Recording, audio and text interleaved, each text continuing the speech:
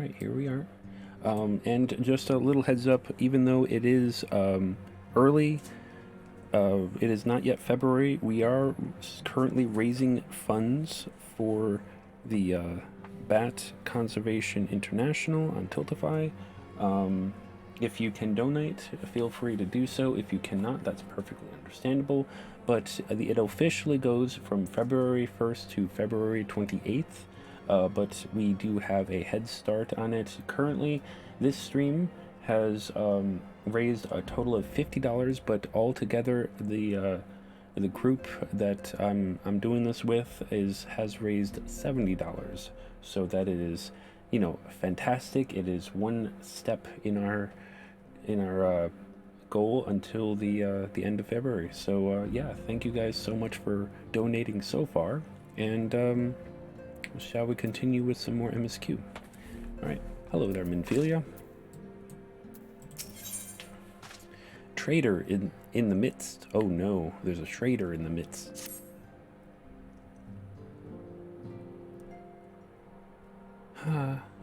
Try as I might, I cannot shake a creeping sense of dark foreboding, but it avails us not to fret about the unknown. We must concentrate instead on the problems of the present. The primals have been relatively quiet of late, and the beast tribes who summon them are under constant surveillance by the grand companies. Should any suspicious activity be afoot, you may be certain that we will hear of it. And until such time as a permanent solution to the primal problem has been found, we can do little but wait and observe. As for the Asians, Urianger is wholly dedicated to finding the means by which we may defeat the dark beings. Let us pray for good tidings on that front. But all of this you knew already. Let us speak then of more current matters, in particular the state of the Crystal Braves. Alphanod did well to found the organization, but ensuring its smooth operation is another matter entirely.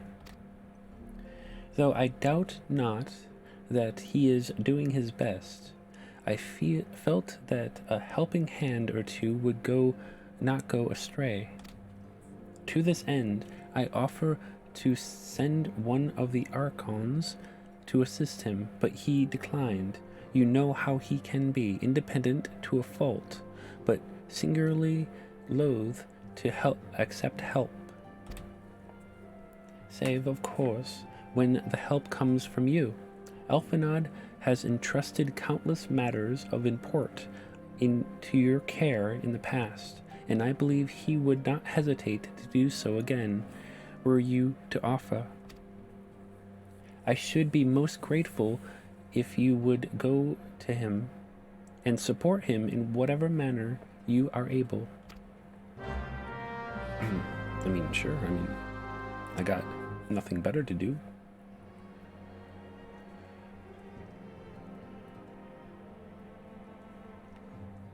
Right, let's go do it.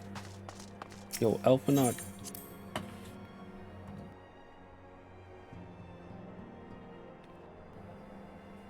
I got a bone to pick with you. Oh crap, there are like crystal braves everywhere.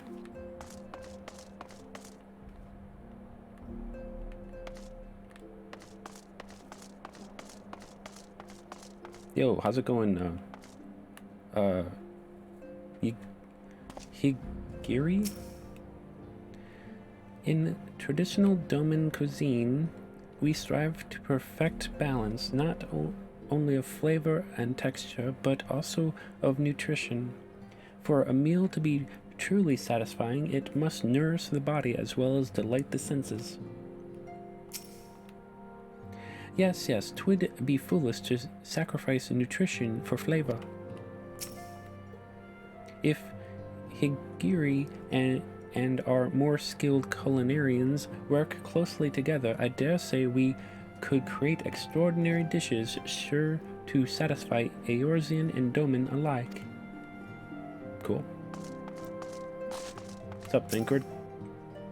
A dazzling floral arrangement. Each blossom a peerless beauty in her own right. Ah, the blessing and the burden of overactive imagination. I have no idea what you're talking about. Yo, Elfnaut, how's it going? What is it, Bat? And do be concise. I am rather busy. You would lend a hand, you say. I see. Well, now that you mention it, there is a matter that wants for attention. Given the sensitive nature, I was hesitant to entrust it to my braves, but the demands upon my time are such that I had little choice. Which is not to say that my men want for labor, though we are but newly formed. There is already a great demand for our services, and we are hard pressed to answer all petitions, but I digress. The fact is, I would sooner attend to this particular matter myself, but my presence is required elsewhere. That being the case, I have entrusted its resolution to the second-in-command, Captain Ilberd.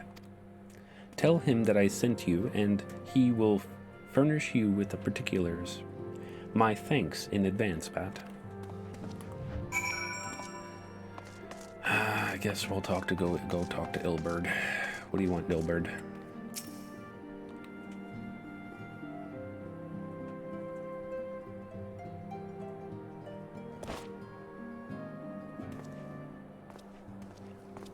Hail to you, Scion.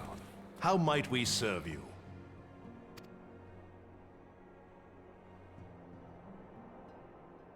Commander Leveilleur bade you serve us? These are welcome tidings indeed. Given the sensitive nature of the task, I could not rely on one of my own.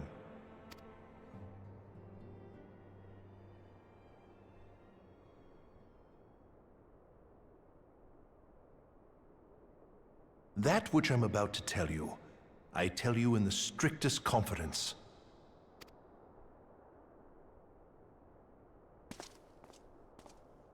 Some days ago, we received certain documents from an anonymous source. They notified us of the presence of a Garlean agent within the ranks of one of the Grand Companies. Following some discreet inquiries, we identified a suspect among the Immortal Flames, whom we detained for questioning. Alas, the man was not our agent. He was but one of many men in the agent's employ. We pressed the traitor for a name, but he had none to give. He claims never to have met his master, whom he knows only as the Ivy. He was, however, certain that this Ivy had coiled itself around every part of the Immortal Flames. It would seem our quarry joined the company some time ago, and gradually recruited others to his cause. These conspirators are the vines by which he learns our secrets, all without exposing himself. It won't be easy to identify the Ivy amidst this tangled mass of subterfuge, but we have a tendril in our hands, and we shall follow it all the way to the gnarled root. Now, much as I would prefer to proceed with due discretion, circumstances demand that this matter be settled post-haste. Garlemald's War of Succession nears its end, and it is feared that the Empire will soon resume its march on Eorzea. When it does, we can ill afford to have traitors in our midst. The Ivy must be rooted out now. We must begin by apprising General Roban of our findings. I would ask that you accompany me to the Hall of Flames, and remain on hand to see that things go smoothly. Assuming the Ivy's tendrils are as widespread as we believe, he will be aware that an investigation is underway, and if that is the case, he may well move against us. We must be prepared for anything, while taking care not to betray our purpose by seeming prepared. A simple enough task for a one-man army like you.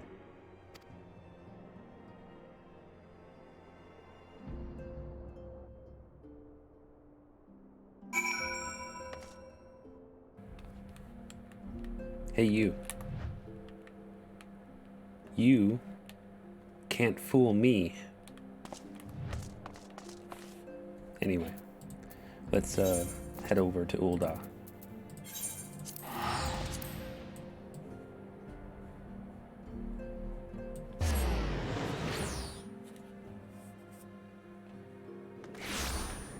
There's so many people here.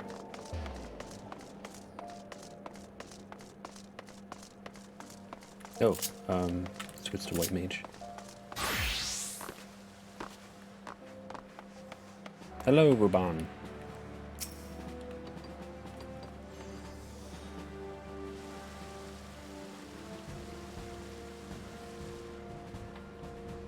Well, well. What brings you here, my friend?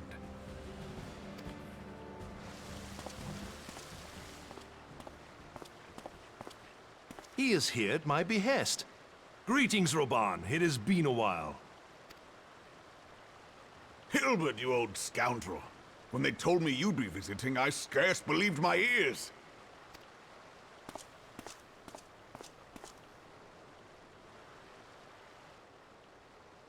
But look at you! The honored captain of the Crystal Bloody Braves. Who'd have imagined, eh? Not many, but fewer still would have imagined your destiny lay in politics, old friend.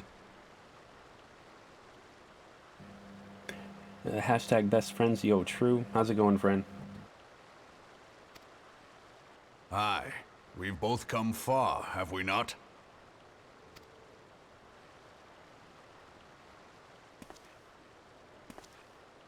Lest you wonder, Hilbert and I go back a long way. We've been friends and rivals since we were lads. The last time we saw each other, Alamigo had just fallen, so you can guess how many summers it's been. And in all that time, not a word from the fool. Ah, well, my dealings tended toward the modest and mundane, unlike some I could mention. As I hear it, no sooner did you reach Thanalan than the brass blades clapped you in irons and dragged you off to die on the blood sands. Being a stubborn sort, you won 1,000 matches and earned yourself a place in the people's hearts while you were about it. Then, with your mountain of prize money, you bought the Colosseum and secured a seat on the Syndicate. Those balls, brother! Rags to riches does not do it justice. You're a hero to the common man. Bah, spare me. I am no hero. If anyone is worthy of that title, it's our friend here. Next to him, I'm little more than a glorified butcher. But you, Hilbert, you sell yourself short. By all accounts, you are an adventurer of some standing. I like to think that I did my part for the greater good.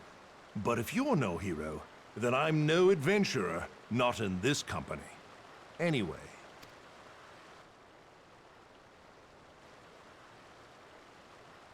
I have tidings.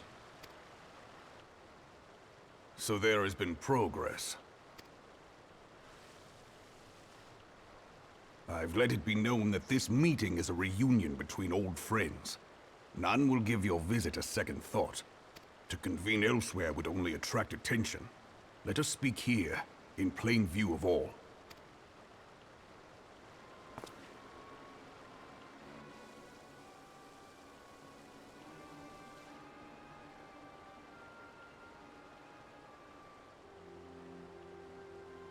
So it is we who have been compromised. Teleji Adeleji's machinations have shaken Ul'dah to her foundations. In such uncertain times, a man's loyalty may be bought for a fistful of gil. But if this snake has truly been in our midst for as long as you say, we must needs consider a far graver possibility. Conspiracy. Could it be that the Monetarists have been in league with the Empire from the first? Very well. I will have my most trusted men investigate the matter. Continue your inquiries in the meantime. It does me well to see you again, old friend. When next we meet, let it be over a flagon of ale.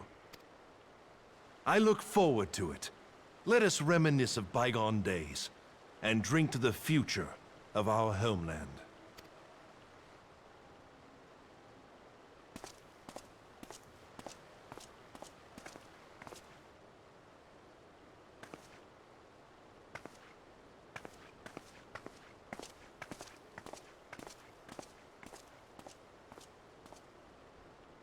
Flame General. You wear the mantle well, old friend. I must work hard if I'm to keep up. Well, it would seem your services were not required after all. I dare say we have Roban's prudence to thank for that. Still, I was glad of your presence. My thanks, Scion.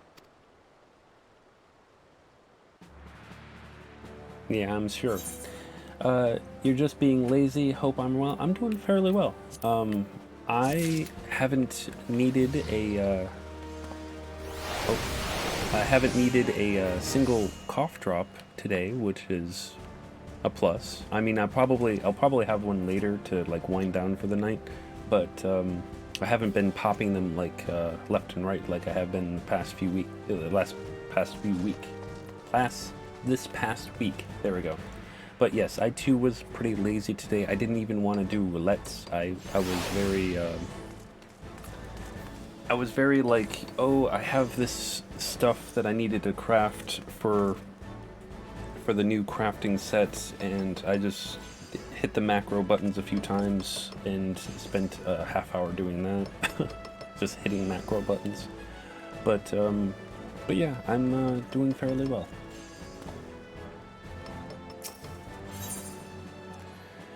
Let's see, back and forth. Our hunt for the ivy begins in earnest, Scion. Suffice it to say, we must tread warily.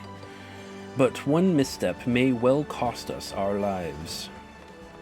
Our business here is concluded for the time being. Let us return to the Rising Stones and report to Commander Levioa. Okay. What is my return, by the way? Hawthorne's Hut. Where the frick is that?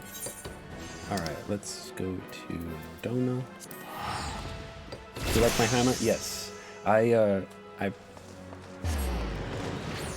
the moment I saw Gaia with her hammer in the Eden raids, I'm like, I hope they put that in the game at some point. Yo, Zippers, how's it going? So I decided to get the whole set. Like, this is the...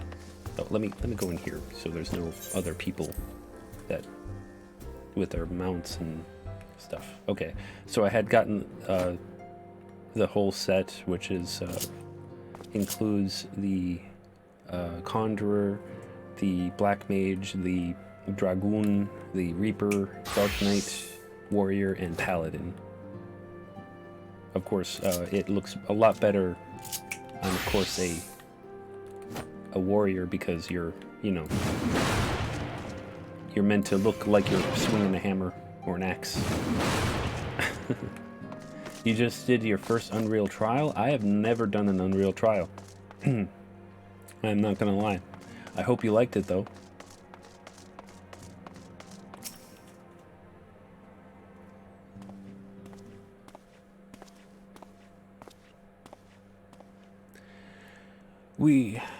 We are returned from Ul'dah, Commander. And not a moment too soon. Something has happened. Trouble? You will recall that the Fourth was tasked with reconnoitering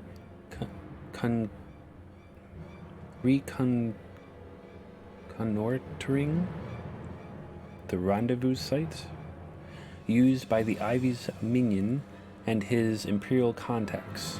As soon after you left, we received word that the unit was ambushed en route to its destination. Gods damn it. According to the report, one of ours has been taken captive. The Garleans are not wont to treat their foemen with dignity, and I have grave fears for her safety.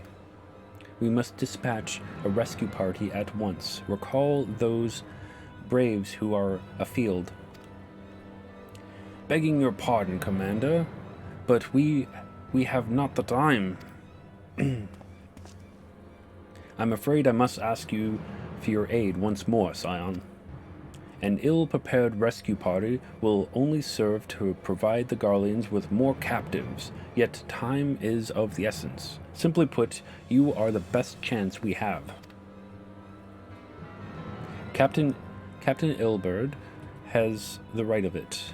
I trust you are willing, but of course you are. Now, Alien of the Fourth lies in wait in the Triangle, near the entrance to Castrum Sentry. Here, seek her out and she will apprise you of the situation. Okay, let's go. Let's do it. Let's see.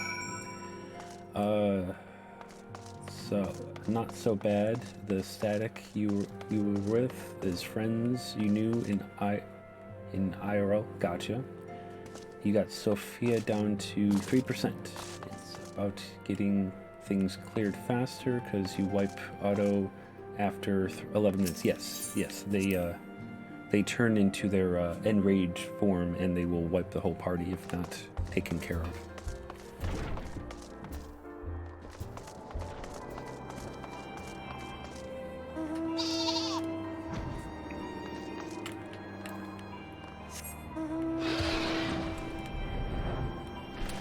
Is Unreal easier or harder than Savage? You've done Savage, but not Unreal. It's hard. Unreals are harder than Savage and Extremes. I mean, it's supposed to be like the hardest content of the game.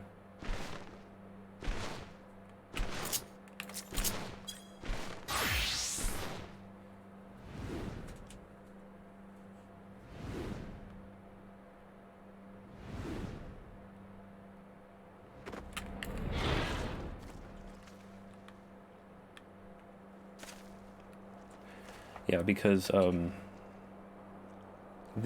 like I guess it goes extremes are harder, obviously harder than the regular trials. Savages are harder than the raid, which are more harder than trials, and like there's more mechanics, I believe, in raiding, so that's why savages are more difficult than extremes. And then of course there are the Unreals, which are the top tier,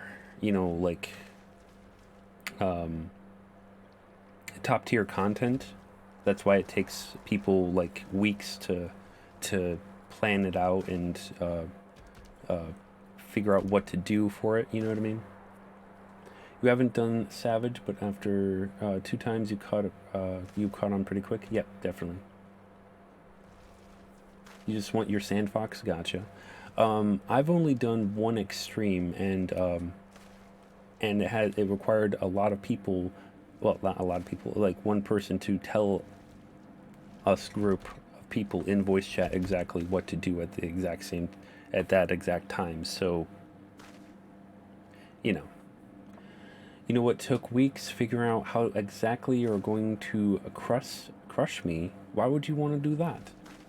Anyway, hello there, Kaisho. I hope you're doing well. Everyone go follow Demon Kaisho. He was streaming earlier. You would aid us in the rescue mission. We are in your debt. Warrior of Light. Now, time is against us, so allow me to brief you on the situation. The Garleans fell upon us without warning, wounding poor Resh and hauling her away to the castrum yonder. Outnumbered as we were, it was all we could do to flee and regroup. Even as we speak, the Garleans may be interrogating Resh, or worse, with her hurts. I fear that she will not long survive their attentions. We must rescue her without delay.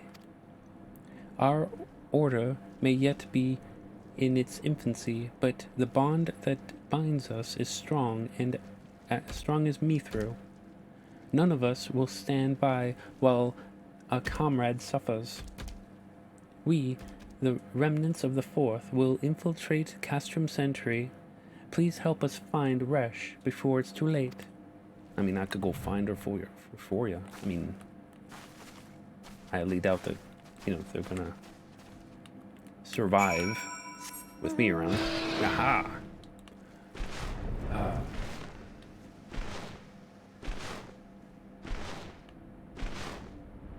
And the callouts were essential. Exactly.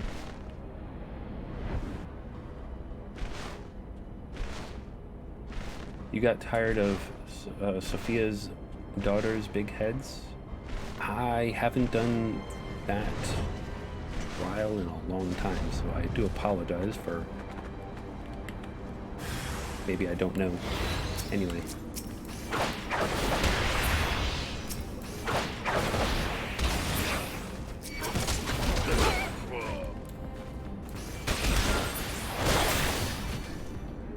Oh, Resh, I'm here to save you. With the pushback. Yes, because I believe that when she teeter-totters you, right? Where am I?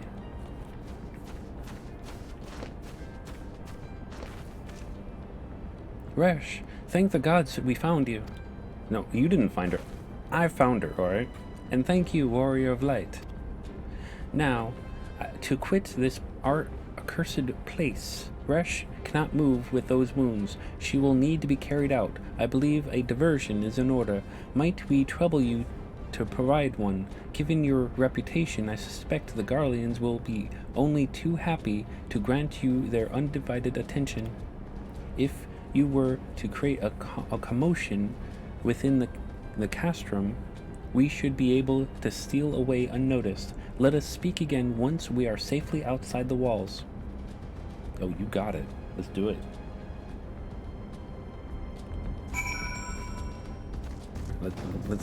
Let's create a diversion.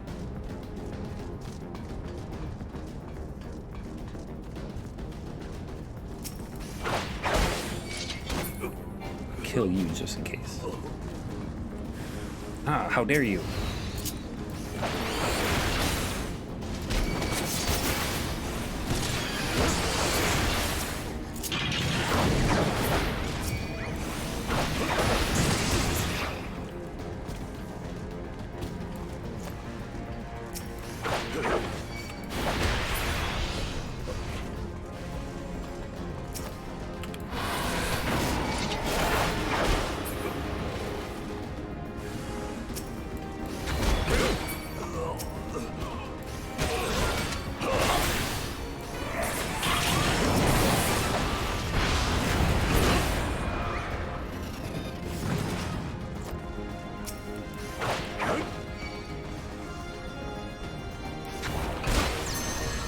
You know who's not out?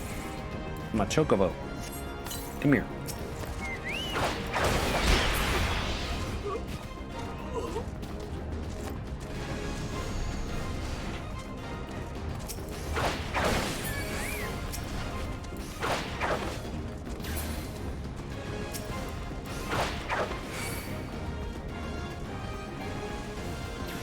Yo, come at me.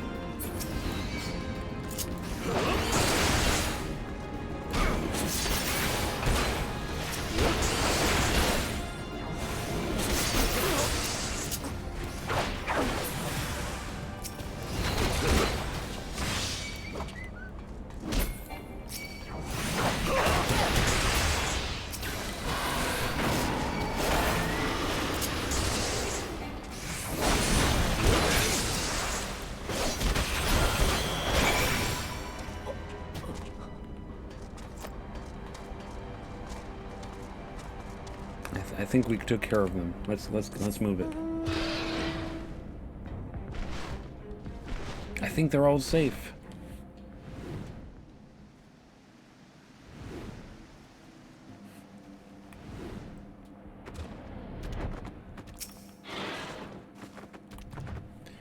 I have awaited your return most anxiously, my friend. You have done us a great service indeed. Thanks to your aid, our comrade Roche is safe. and we suffered no further casualties. Words cannot express my gratitude. And that is left. All that is left is to report the mission success to Commander Levior. I shall go on ahead to the Rising Stones. Yeah, you go on ahead.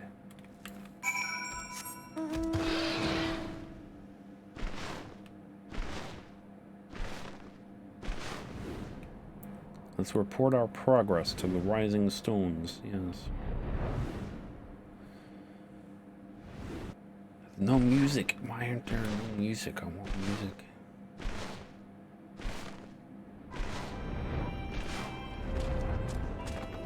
Ah, I'm stuck in the doorway.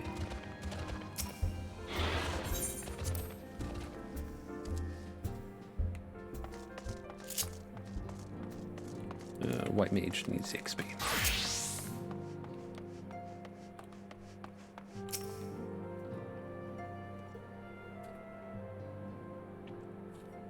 Ah, it does me well to see you thus return. Though I doubt not your prowess, entering the enemy stronghold is generally considered to be a risky venture, and I must confess to having been a trifle anxious. But here you are, hale and whole, having succeeded in your mission as is your wont. Least you wonder, the woman you rescued is being cared for by the Domans. Thanks to their expert ministrations, the danger is past. You have my gratitude, Bat.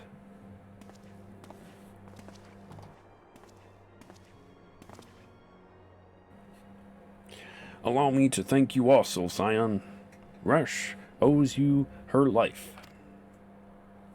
We escaped with minimal casualties this time, but we can ill afford to be caught off guard again. The Empire is not an opponent to be trifled with.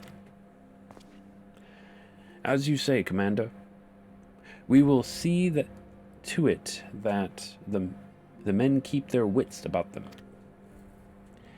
And it may yet take time, but I will not rest until we have identified and apprehended the Ivy. I have every confidence that you will succeed, Captain. As for you, Bat, I realize you have scarce caught your breath, but I'm afraid there is no rest for the weary. I require that you accompany me to Carathas. I have been granted an audience with the Ishgardian dignitary, you see, and the man expressly requests your presence. Oh, do not look so surprised. You should be familiar with the trappings of fame by now. We shall depart as soon as you are ready.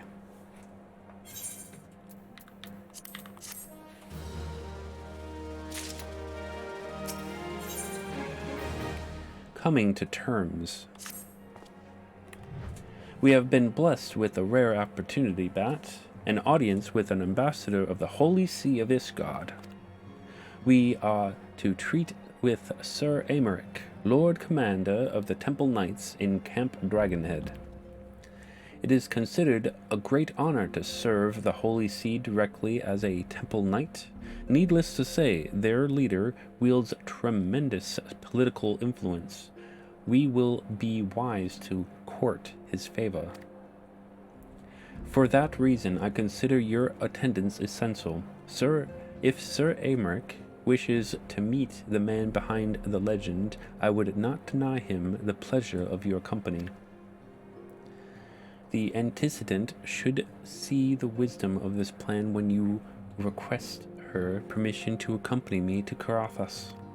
Mayhap you feel this to be a waste of your talents, which could doubtless be put to nobler use. If so, I should remind you that more good can be accomplished with a stroke of a pen than a thrust of a sword. So I guess we're going to talk to Minfilia.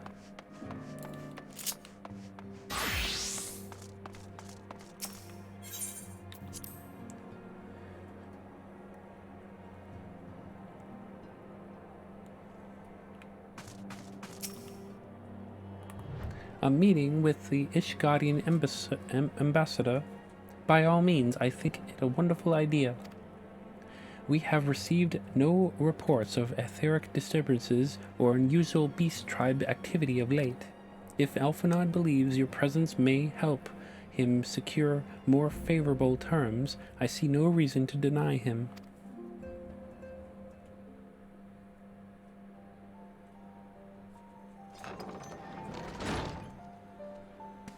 Antecedent. I take it Bat has explained the situation. He has, yet welcome though these overtures are, I cannot help but wonder what prompted them. The Ishgadians have spurned all contact with the other city-states for decades. Why reach out now? Would that I knew. The question of their motives is one to which I have given no small amount of thought. Alas, I know no more than is generally known. The notoriously reclusive nation of Ishgard, situated at the center of Ablathia's spine, ruled by the Ishgadian Orthodox Church, and the head of which presides the Archbishop. Members of the original Eorzean alliance formed in the wake of Alamigo's fall some 2 decades ago, friends of convenience who withdrew from the alliance as soon as the Imperial fleet was routed at the Battle of the Silver Tier Skies.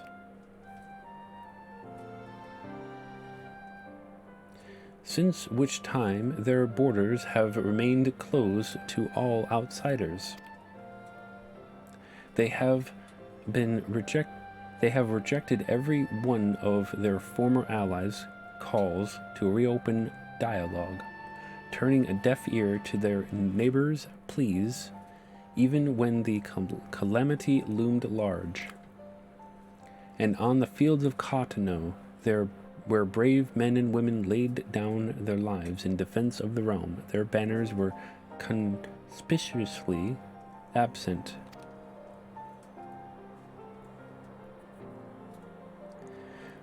I have tried to convince Ishgard to rejoin the alliance at every opportunity.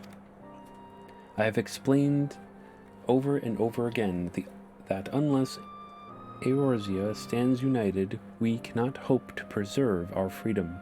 One by one, our nations will fall, as once fell Alamigo.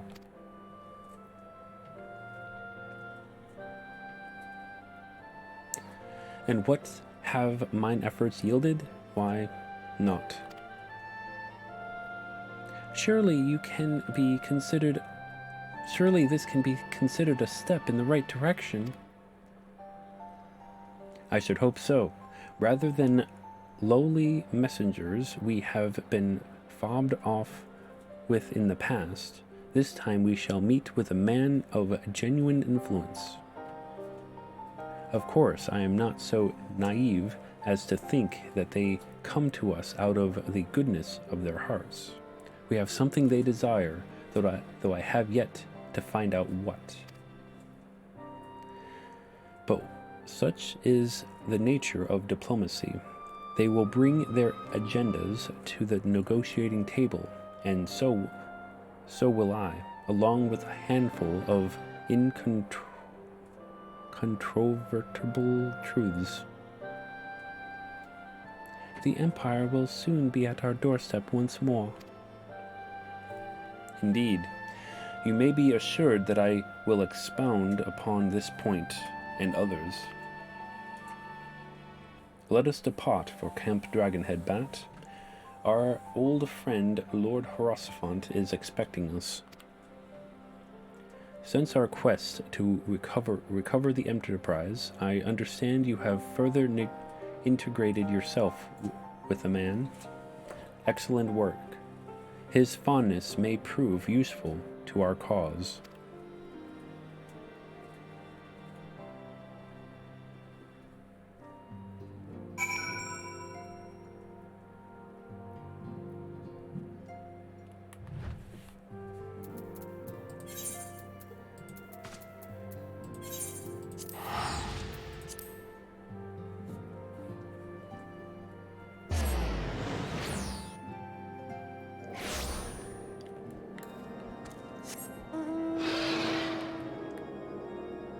Yo, Harassfont, I have a dragon here. You see my dragon?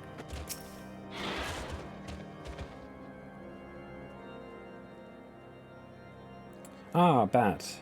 Ever a welcome sight. Our hearths have been stoked to blazing in preparation for your arrival. It would not do for such a distinguished personage to catch cold with us enjoying our hospitality. The gesture is much appreciated. I fear I shall ever struggle in cold times. Well, you really need to dress a little bit more warmly there, Elfinod. Ah, good, Master Elfinod. An honor, as always. Likewise, Lord Harassfont. Forgive us yet another imposition. I fear we have relied overmuch on your aid since you so generously assisted us in locating the Enterprise. Nonsense! Any debt incurred have long since been repaid. Besides, who can say what the future may bring? House Vortemps may even seek the aid of your newly formed Crystal Braves. In any case, I am simply delighted that the Holy See is at last willing to grant you an audience. No doubt your discoveries at Snowcloak helped to justify the decision. This recent resurgence in heretical activity is of grave concern to us. But to the matter at hand, Sir Aymeric arrived in Camp Dragonhead earlier, and I am told he is eager to meet with you at your first convenience. You are doubtless weary from your journey and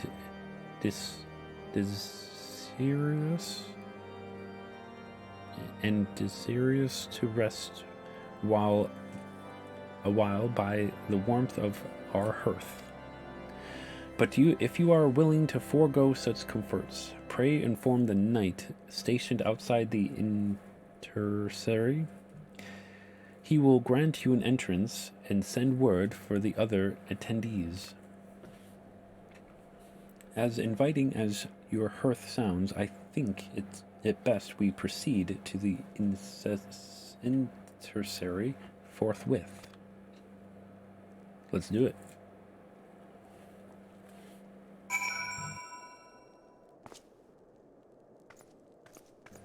Alright. Let's go talk to Sir Aymeric.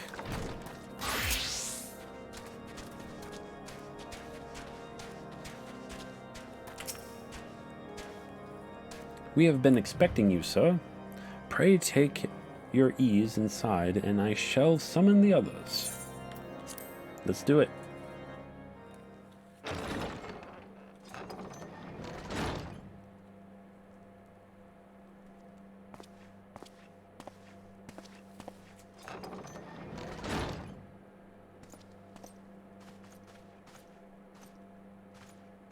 Have faith, my friend. You need only state your case with confidence and clarity.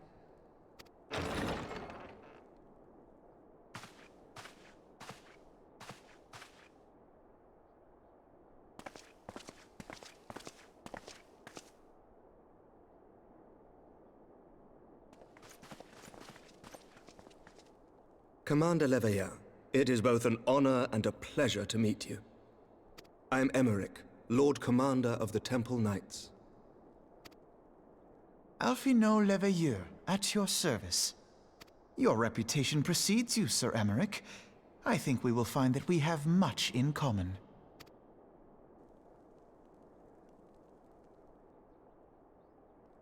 Speaking of reputations, yours towers over us all. Does it not?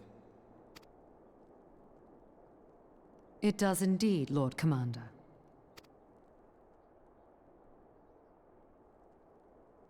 I am not too proud to admit that I have followed your activities with an interest bordering on fascination.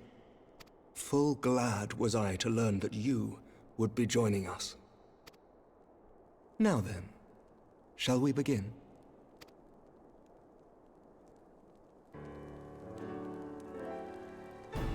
We know full well that the Garleans will return in force ere long. What is more, we have yet to achieve a lasting victory over the primal menace. The beast tribes continue to summon their gods, and each incarnation is stronger than the last.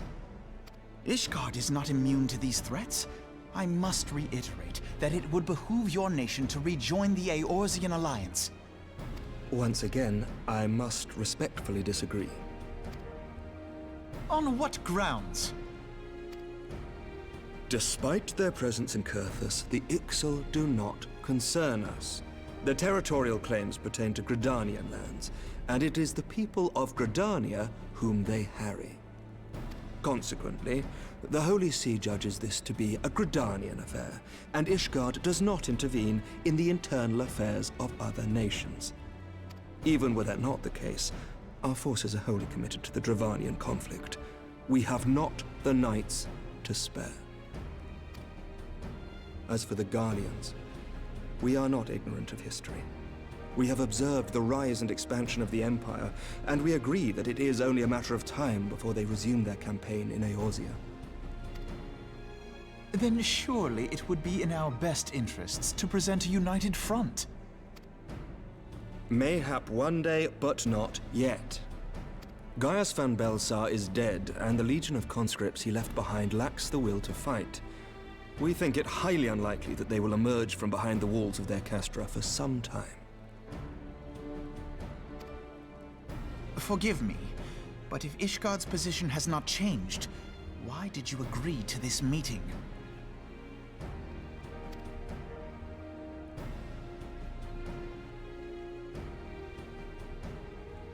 It was not only as a representative of Ishgard that I came here. Pardon?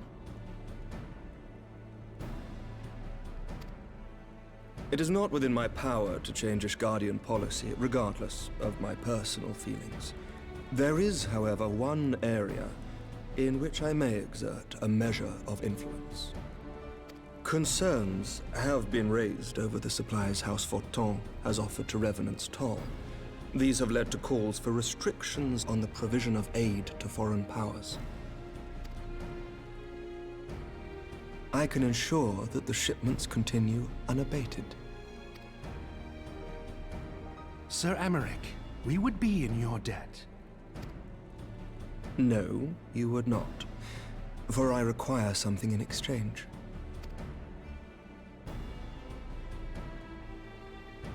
Of late, there has been a flurry of Dravanian activity, the purpose of which was not immediately clear. However, our astrologians have since observed alarming changes in the heavens. The dragon star waxes unnaturally bright, and there are whispers that it portends the resurrection of Midgard-Sorma. The fallen guardian of Silvertear Falls? That's absurd. Full many times have I gazed upon the dragon's corpse still wound around the Agrius, and wondered how different our world might be if it yet lived to plague the skies. I do not know, and I do not wish to know, nor does any son of Ishgard. Yet the mere presence of Dravanian forces is not sufficient grounds to send knights to Mordona, whatever our astrologians say. As I told you before, we have not the forces to spare. But we do. So you will intervene on our behalf if we agree to watch over the Keeper of the Lake. Do you accept these terms? I do. I will see that you are kept abreast of any developments. I regret that we could not come to a similar agreement on other matters, but I understand that you are not at liberty to make such decisions. Nevertheless, I hope that what we have accomplished here today will serve to demonstrate to your countrymen that we can work together towards a common goal. Mayhap one day we shall look back on this moment as the first step towards a united Eorzea. Mayhap we shall, Commander.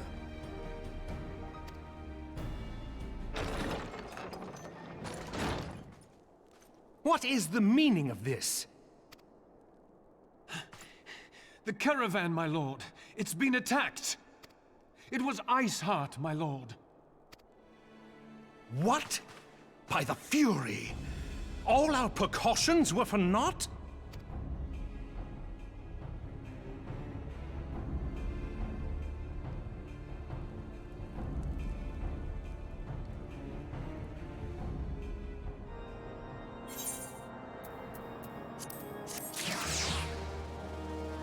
What do you mean, Zippers? They were doing all political talk. Why would you want to kiss someone that's doing political talk? The intersection of saints. Just when we were starting to make progress. And to make matters worse, the caravan they spoke of was bound for Revenant's Toll of all places. Honestly, were I so inclined, I should think the gods were conspiring against us. Happily, however, I am not. I would know more of this attack. Let us speak with Lord Hierosophant and find out what he has learned.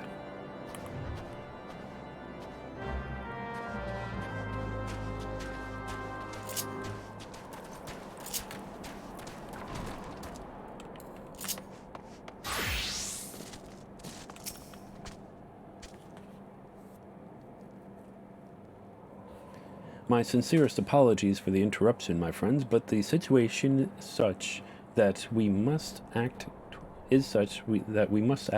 swiftly. If you would be so kind to elaborate. Iceheart's heretics fell upon the caravan bound for Revenant's Toll, and it was passing through the Boulder Downs. 'Twas an ambush, swift and ruthless.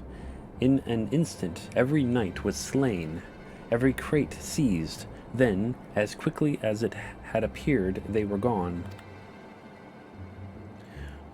'Twould be an impossible feat without knowledge of the route, knowledge to which only select few are privy, I presume.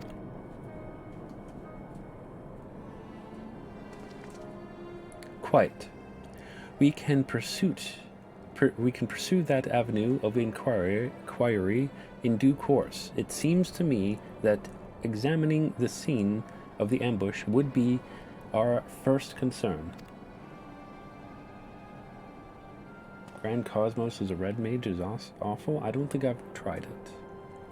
The trail is yet warm. We must act swiftly. As Lord Hierosophant said, lest crucial evidence be lost. You have a knack for discerning hidden truths, Bat. Why don't you go and inspect the ambush site in person? An excellent idea.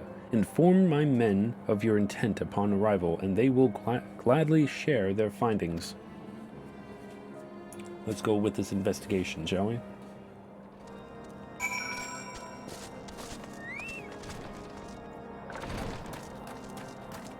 Why we gotta listen to this little boy? Because he is a commander of our army. And he technically does have some good ideas. He's got a lot of bad ideas as well, but he does technically have good ideas.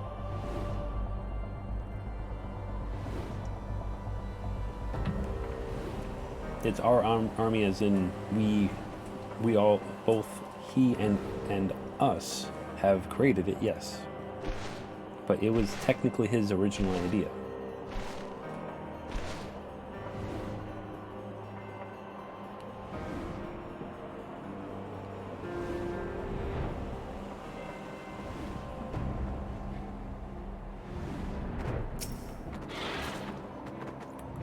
Move along, adventurer. There's nothing for, Lord Hierophant to bid you speak with us. Then you must beg your pardon, Scion. As you can see, they left nary a crate behind, tipped the wagon for a good measure even. The whole thing's a bit odd, if you ask me. Would have been easier just to steal it, though a damn sight harder to conceal it, I'll allow. Reckon they came prepared, probably with wagons of their own hidden away off. Ah, but pay no heed to my ramblings. Absent of proof, 'tis naught but speculation. Maybe might be as the squire received care at the observatorium could tell you something more factual. That is, if he's awake. Unlike myself, he was there during the attack. Not that his presence amounted to much. Let's go talk to him.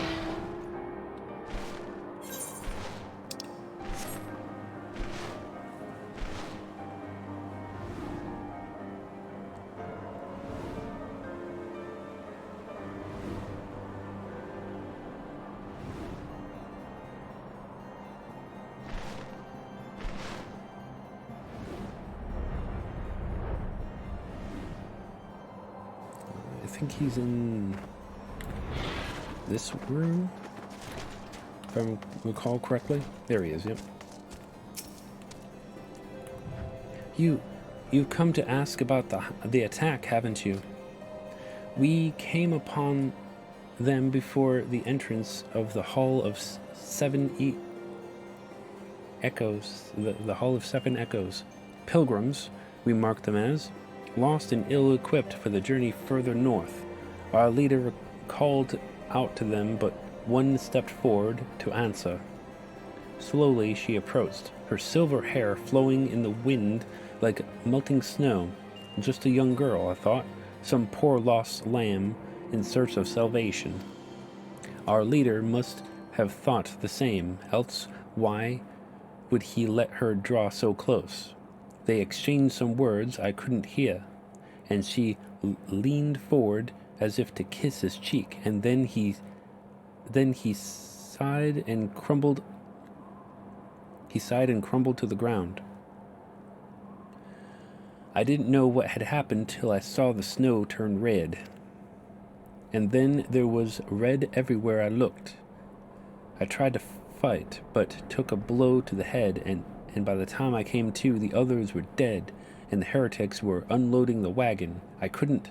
I mean, they'd have killed me, so I just lay still and listened. He peed? Of course he peed. Why wouldn't you pee if you were struck in the head and in the cold and stuff?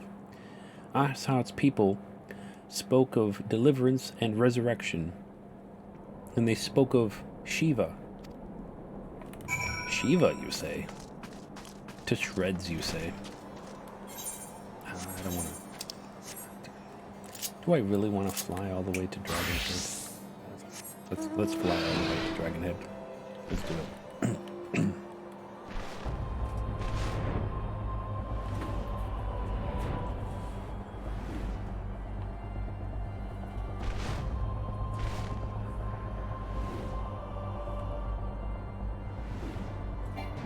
Damn right, shreds, exactly.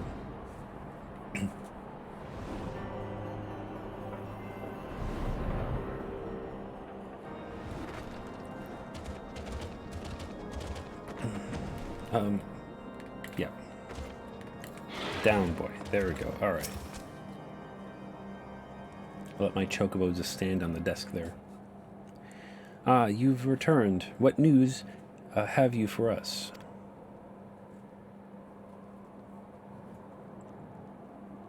Seems likely. It seems that Lady Iceheart does not scruple with scully her hands with blood.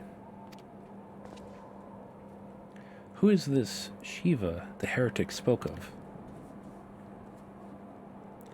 You have not read a single line of the Entridion,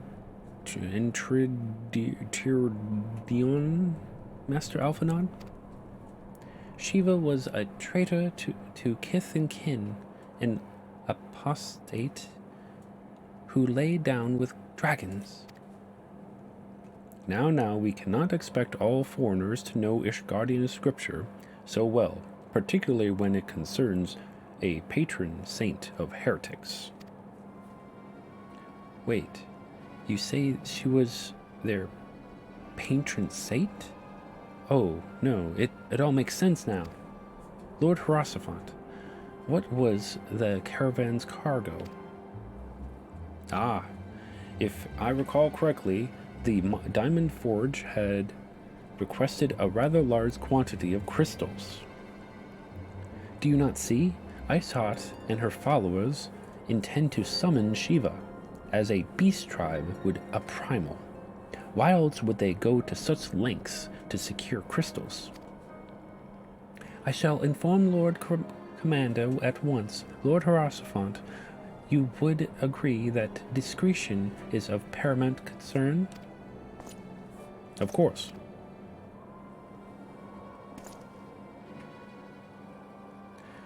I trust we can count on your continued support, Master Elfinard. The scions of... Singing in the rain, now I'm feeling no pain. It's a real time for celebrating, 'cause you're amazing. Thanks to Kendra for my sub-gift. Hi, Dan. Hello, Tabitha, and thank you for redeeming that sub-gift from Tekendra. I hope you're doing well tonight. So, personally, you hope it all works out, but professionally, you are rooting for chaos. Why would you root for chaos?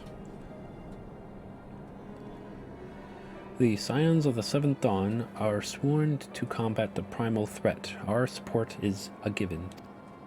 I will need to send word to my brethren in Ravenous Toll. Our entire order must turn its efforts to the prevention of this summoning. Naturally, that includes you, though I am sure you will not miss this for the world. Yo, thanks, Elfino. Let's take that money. You are asking me why? Me? Yes, of course I'm asking you why.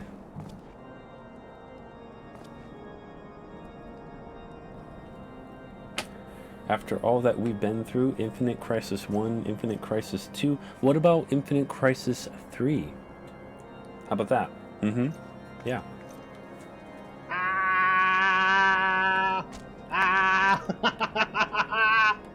Wait! No! Not like this! Wait, stop! No! Fuck! Exactly, Basil. I hope you're doing well too.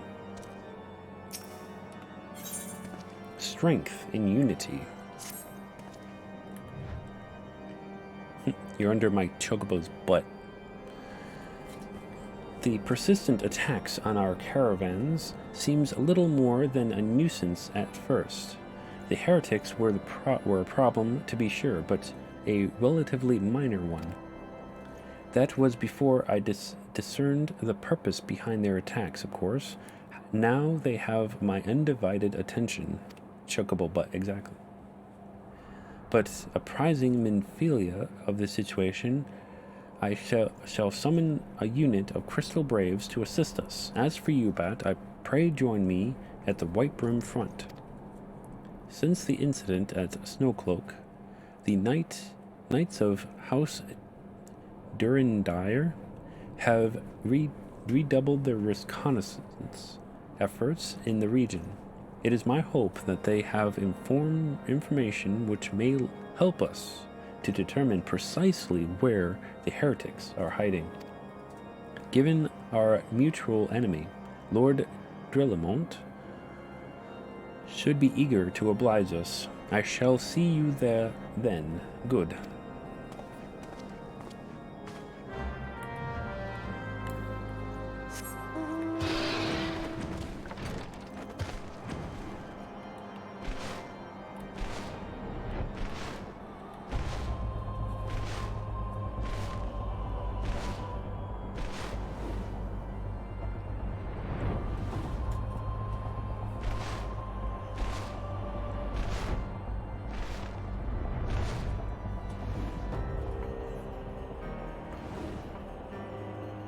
Head towards the light.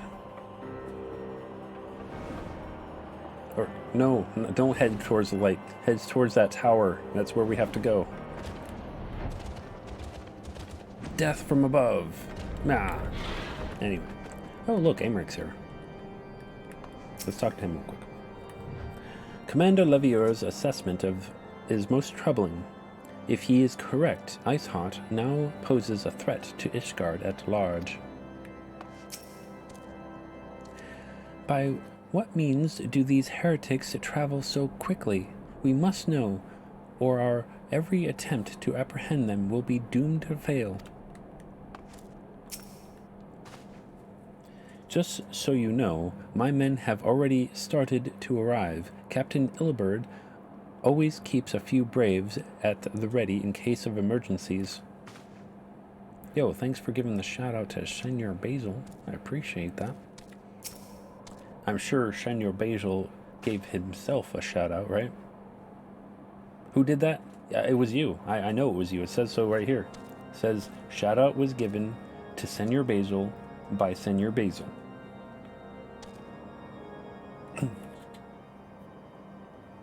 The Scions of the Seventh Dawn wish to join in the hunt for Iceheart.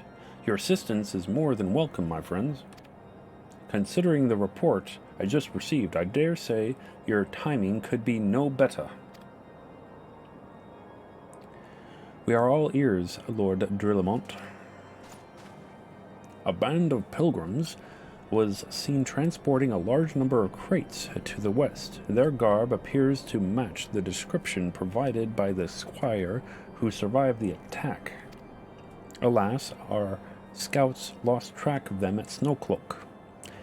That self-same frozen wall which we speculated might conceal the heretics' hideaway.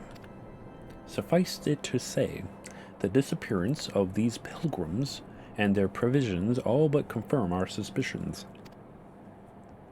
I have heard enough. My knights will join the hunt. I took the liberty of summoning a unit of the Crystal Braves to Right Brim Front. Given the gravity of the situation, I trust you will agree that we must use every resource available to us. These are extraordinary circumstances, Commander. It would be in our best interest to coordinate our efforts. Such as my intent from the start, Sir Aymeric.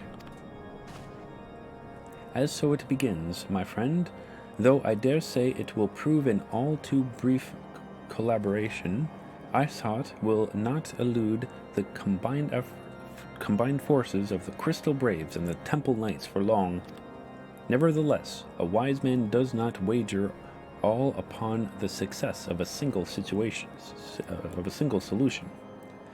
We may yet be subtler means by which we can locate the heretic's lair.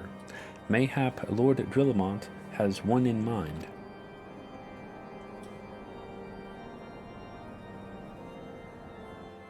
I mean, he was standing right there. What's going on here? Who are you? Who are these people? They look like knights. Our knights. The Temple Knights. Yes, excellent.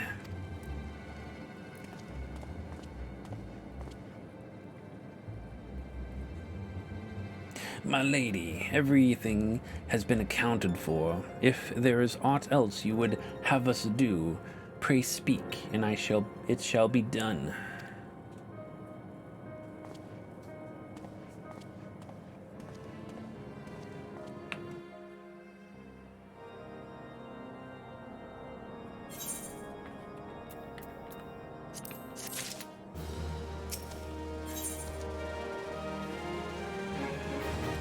Dark words, dark deeds.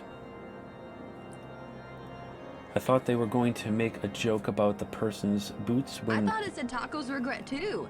Do you know that it doesn't say tacos regret? It says tacos are great. Oh, it does. Why would you make me say that? I didn't make you say that. Someone else did. You thought they were going to make a joke about the person's boots when they went to kneel? That would have been hilarious, but I don't think that the enemies in this game have a sense of humor. Excuse me one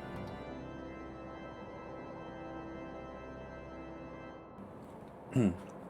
See, dark words, dark deeds. It seems that as though we are always one step behind. By the way, hello there, Kendra. Our quarry ever just beyond our reach. Though I would like to believe that the tables are about to be turned, I must confess to having certain doubts. A joint effort may succeed where others have failed, but it could yet yield the self-same result. Fortunately, we are not without other options. I trust you haven't forgotten Inquisitor Guillemine, that person. We have not. The mystery of how the heretics remained undiscovered for so long has been much in our thoughts, and has the question of what steps might be taken to prevent a similar breach of security in future. Accordingly, we conducted an exhaustive and covert evaluation of everyone in Whitebrim Front. Though some were found to have committed certain minor transgressions, we identified only one possible heretic. If this man has pledged himself to Iceheart's cause, we will have taken note of the movements of the Temple Knights and the Crystal Braves, and upon recognizing their intent, he may attempt to warn the heretics. The man's watch is to end soon, and at which point he must report to Sir Jean Tremont in the yard. I would have you keep an eye on him. If he ventures beyond the walls, follow him discreetly. Should he meet with a heretic, do not interfere, simply watch and listen. I have seen to it that the suspect knows nothing which could endanger our plans. That odds cause traditionally a lot of them do our crazy town banana pants. Yo, true? Yo, I didn't do that. Yo, Kaisho, I didn't do that. Why are you accusing me?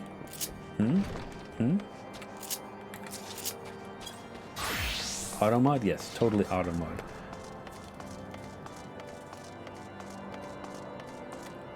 Voltry is awful? No, he's a good bean. He turns hot and stuff, so you'll be fine. We're waiting. Gotta get that thing recalibrated. Yo, true? You blame Keishi? I would say follow Keishi instead of blame him.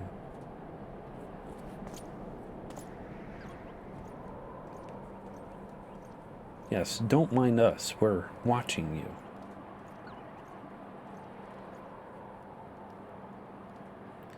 The suspected heretic leaves through the southwest gate. I guess we too will leave through the southwest gate. You're not accusing me, you're just telling me that we've got something planned. Ah, I see.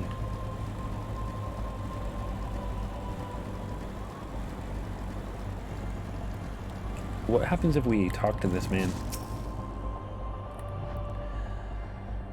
Best take care when traveling these roads. Wild beasts and worse are wont to lurk by the wayside.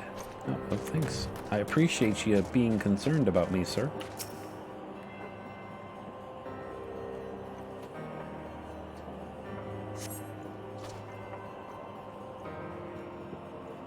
The suspected heretic follows the road east.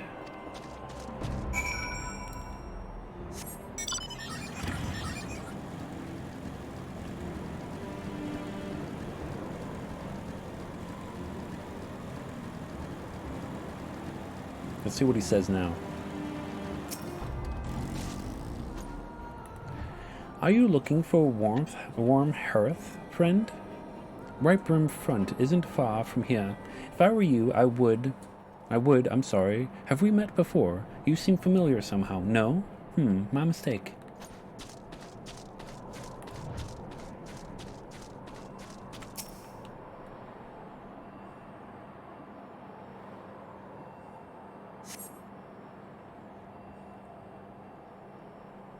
The suspected heretic heads south.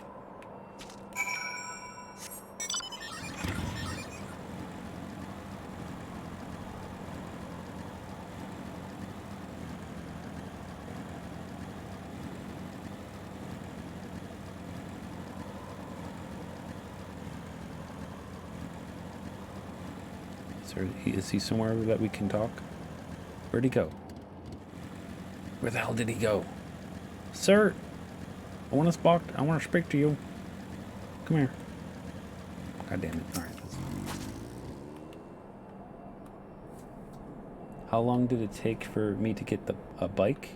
The bike is real people money. You can get it right away. But you have to spend real people money on it. But it is account-wide, so no matter what character you use or what character you create, every one of your characters on your account will have that bike if you purchase it. Hey! Where in seven hells are you? I'm freezing my bollocks off here.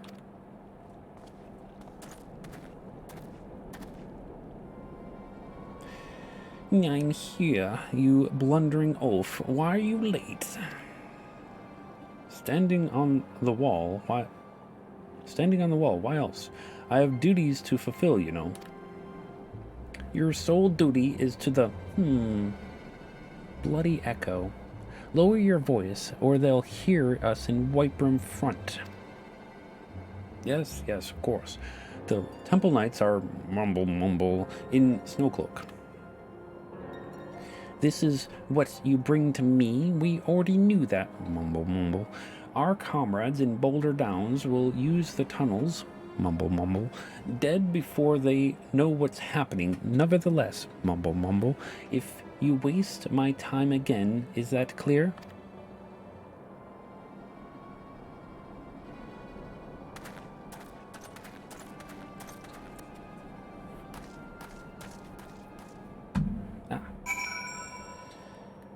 Okay. Basil, can we be friends? Oh yeah, Basil, can we be friends too?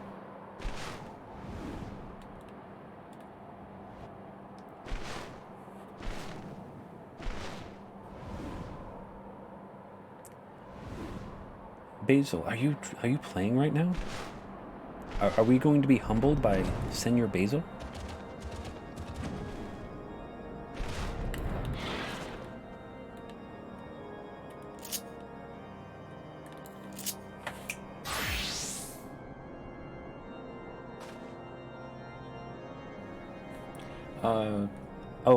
Basil cannot currently join FCs because Basil is still on the free trial, which is perfectly fine. Just standing around the plaza while watching me? Ah, nice. Well, did your investigation bear fruit?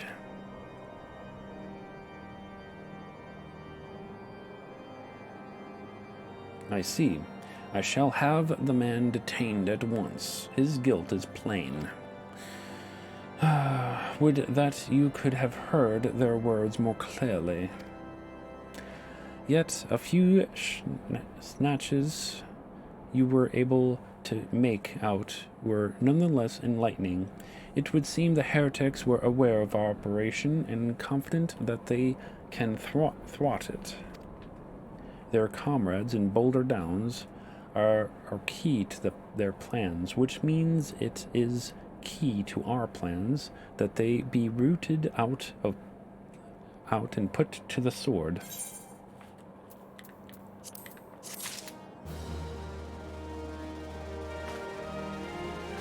It took my alt 15 minutes to travel from Seraph to Crystal Goblin.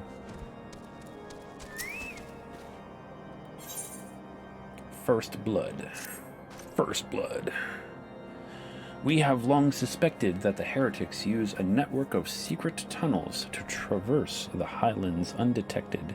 Given what you overheard, I fear that Snowcloak may be riddled with such passageways, and that the heretics in Boulder Downs are planning to use them to take our forces unawares. Needless to say, we cannot allow this to happen. A contingent of House Durnendire knights are on patrol in the area, and I shall order them to begin searching for the heretics at once. But knowing nothing of our enemies' numbers or readiness, I cannot say for sure that they will be sufficient. It would put my mind at ease if you would consent to assist my knights in their search. I know they will take courage from the presence of this so storied a warrior. Pray rendezvous with them at Boulder Downs. If Halone is kind, we may catch these heretics before the plans come to fruition. Show them no mercy, Bat. The lives of our allies are at stake.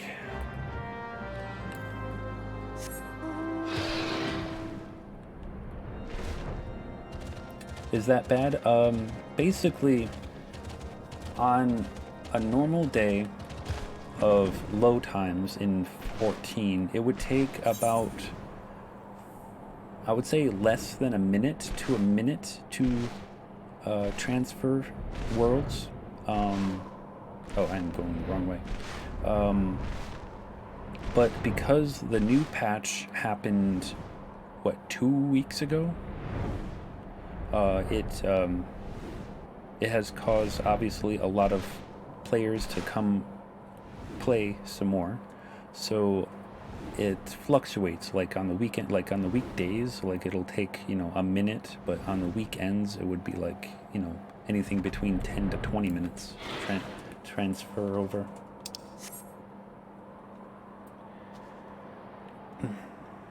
The express line isn't running right now. Exactly.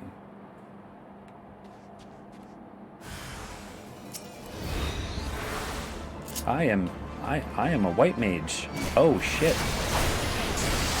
This is actually going to take some time.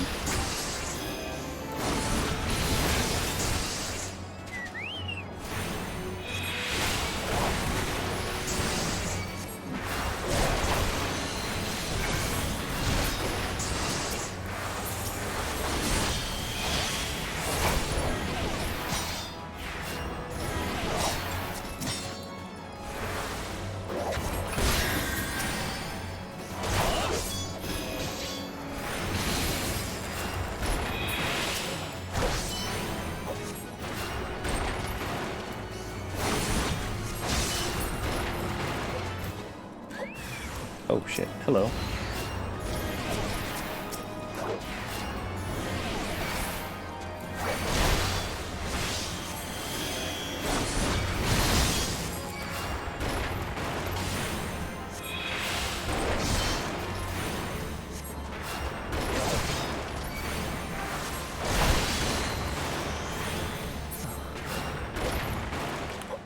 Any more?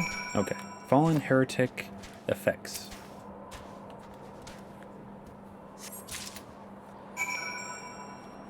It took around 20 as well, yeah.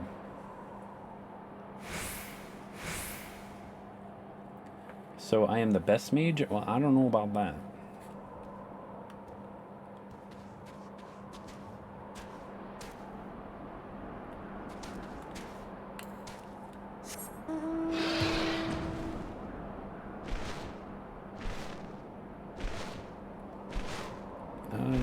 Actually, it'd probably be better just to go through the actual designated trail instead of trying to conquer the mountain again and get lost.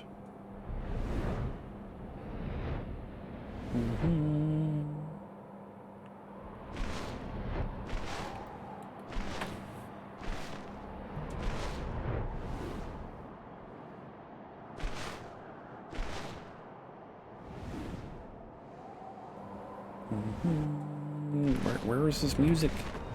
There it is. I'm stuck. They put me in the corner.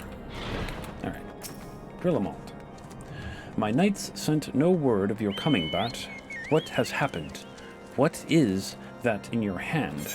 You'll take this brittle parchment.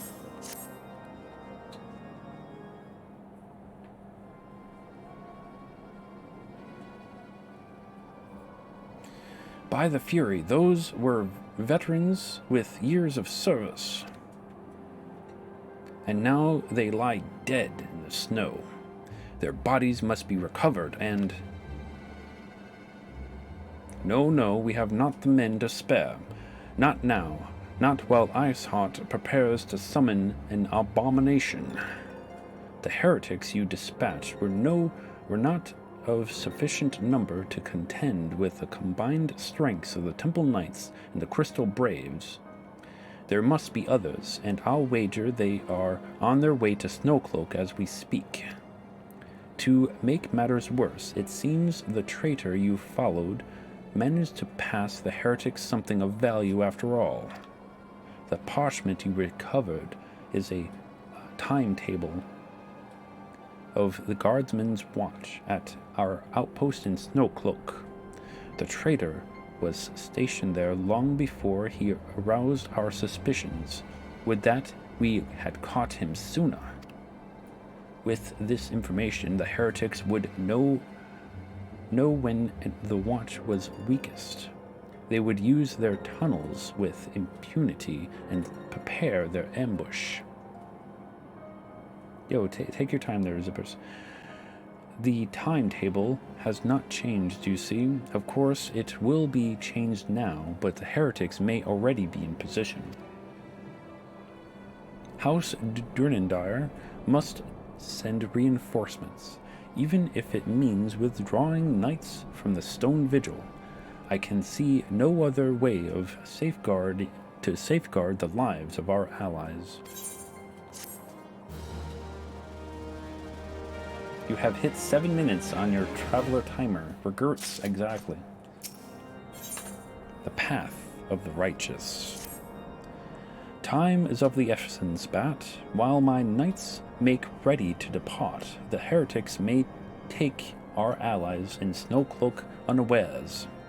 Superior training and equipment will avail them not if they are cut down with swords their swords are drawn. But all is not yet lost. If you leave now, there may still be time to warn them. Make haste, I beseech you. Fly to Snowcloak and tell Sir Aymeric everything we have discovered. Yo, I will do so, sir.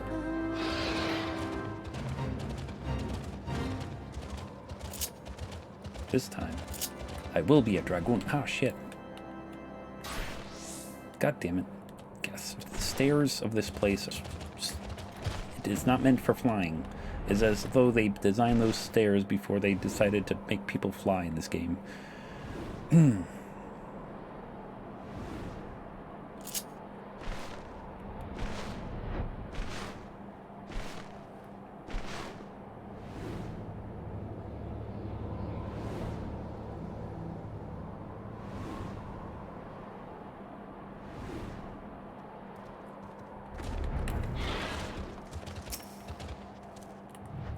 Bat, this would be a welcome surprise, perhaps the only one thus far.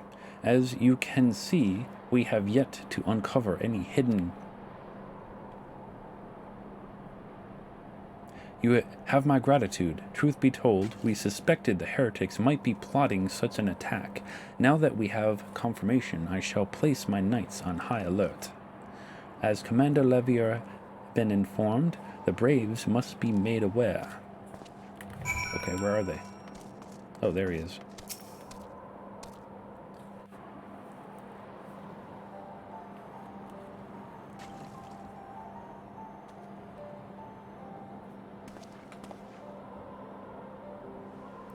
It must be here. I'm certain of it. Why else would they go to such lengths to defend Snowcloak?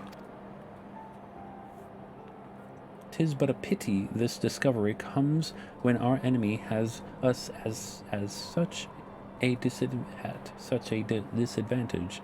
Forewarned though we be, the heretics now know the terrain far better than we. I dare not think how many were watching us this very moment. Yo, bring them on. Confound it, this is all wrong. Iceheart has us scrambling to save our own skins when we should rightly be straining every sinew to find her and stop this damnable summoning. There she is.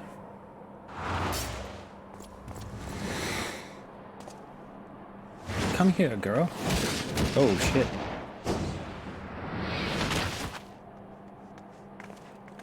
Hello, Ida. That was close. They didn't hurt you, did they? Only my pride, Ida. There will be others nearby. We must see that they are given a similarly warm welcome. Commander Levier.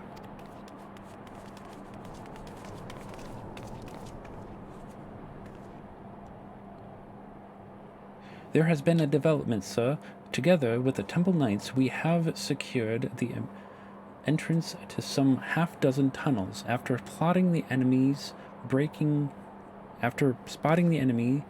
the surface. But that is not all, sir. We think that one of them may be important. Certainly, the heretics near flung themselves upon our swords to defend it.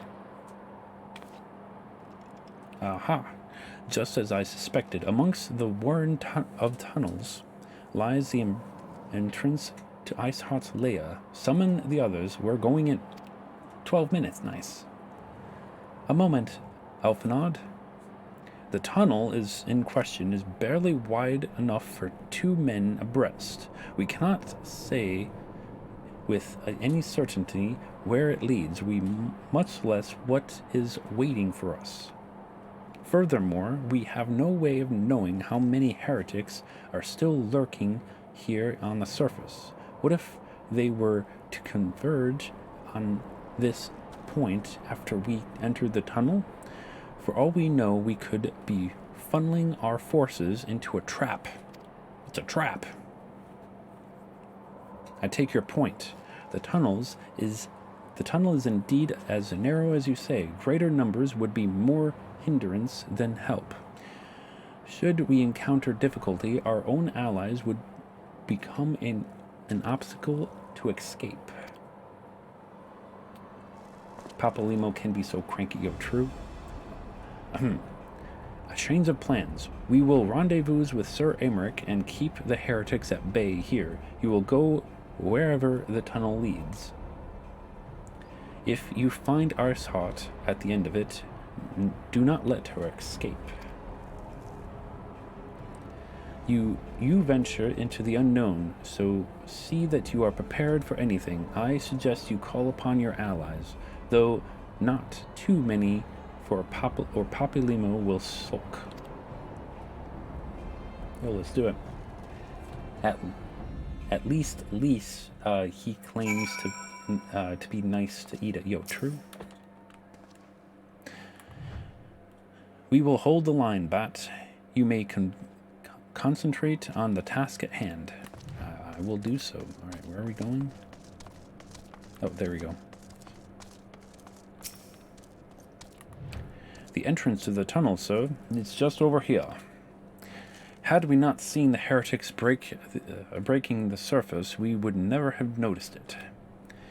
Per Sir Emmerich's orders, we will stand guard outside. Please be aware that even should you encounter significant resistance, we cannot leave our post. Snow cloak, now accessible. You made it, nice. Awesome sauce. But before we do, I'm gonna go to down.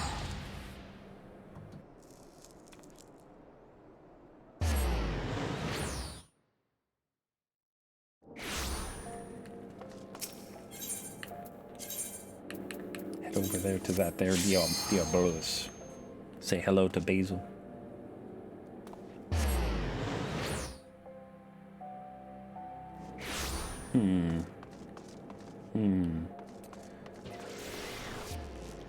Now, Basil said that he was just standing around.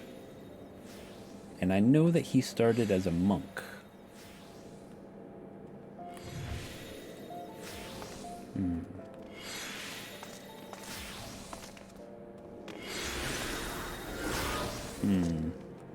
Well, there's Kendra right there. Why are you smacking me? Oh, they're the fat cats. They're together. Okay, so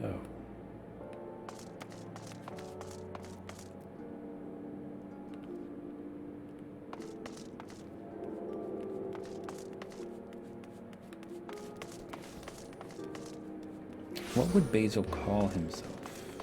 That is the question.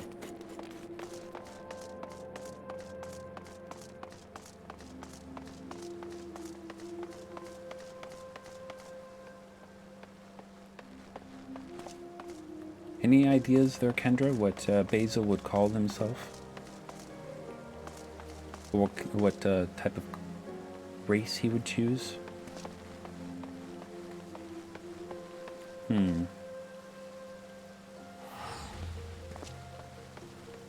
It's a tough call.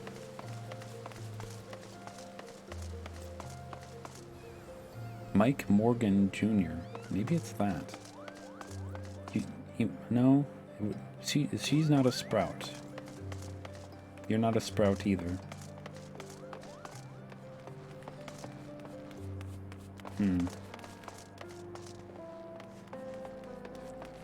Although that person was a returner. I don't know. Basil, you got me. I have no idea.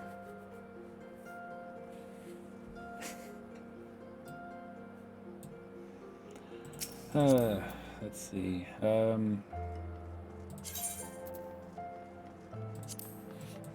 we go.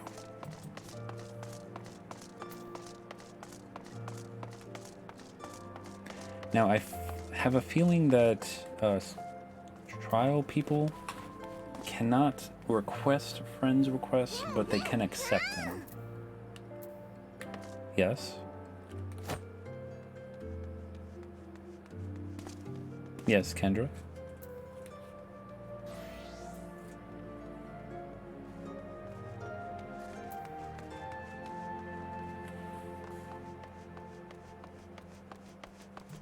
They can also join cross-world link shells. Gotcha. But the thing is that my character is not from this data center. So I don't think I can be in charge of cross-world link shells. We would have to hire Keishi. Or wait for me to get on my main. Anyway, you have the power. Wait, you have the power even over here on Crystal? Or are you talking about your alt? Anyway, okay. So, what do I want to be taking on Snow Cloak? I'm going to try doing it with the party, the duty support.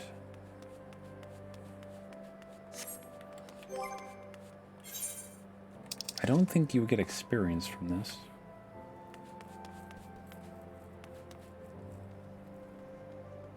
You know what? Let's just be Black Mage, shall we? Haven't been Black Mage in a while. Yeah.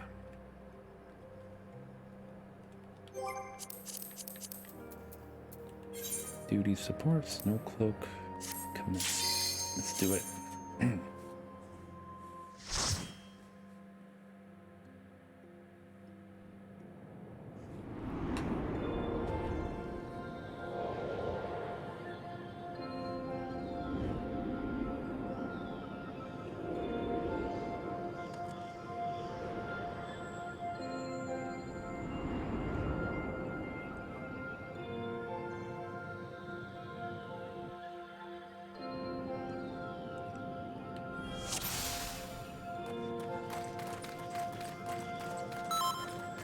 Oh, oops. I'm gonna have to mute that.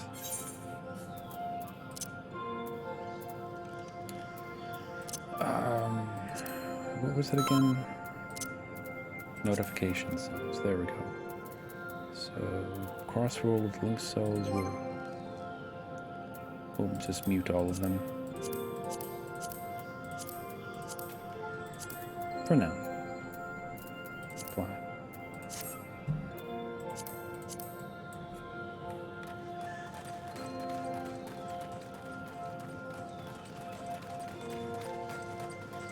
Alright, go get him, dude. Yeah, that's right.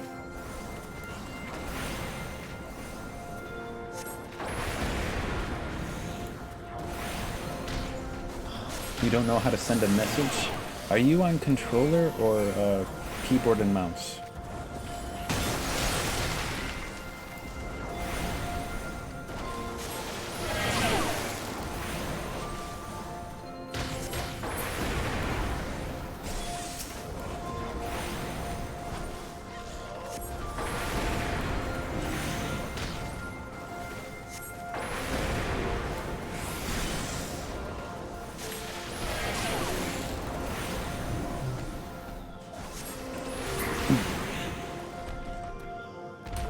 Just got it. Keyboard and mouse. Gotcha. Basically, what you do is you would hit this little bubble thing on the corner and select which type of chat you want to be in. Usually, I think the default is the Say chat, and the one to talk. Of course, you already found it. Is in the Crossworld Link Show number 4 for me. It's probably number 1 for you, Banana Buds.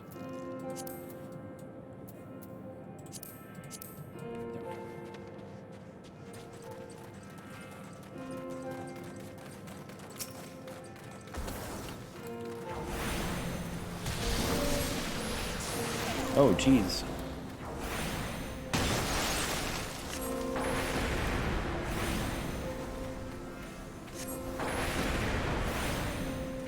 It's 3 for you? Gotcha.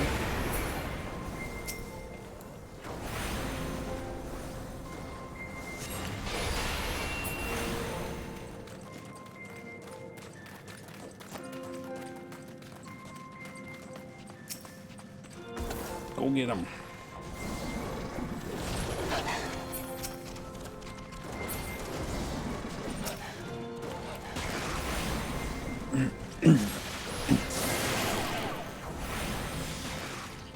Oh, Cass is one of Keishi's many alts. Hello, I'm a nocturnal placental flying mammal, member of the family of Pterodiddae, or Pterodidnae. You can't tell, I'm a bat! Yes, I am, and they used to call me Batty. Batty Kodo. Give me one moment. And I got you.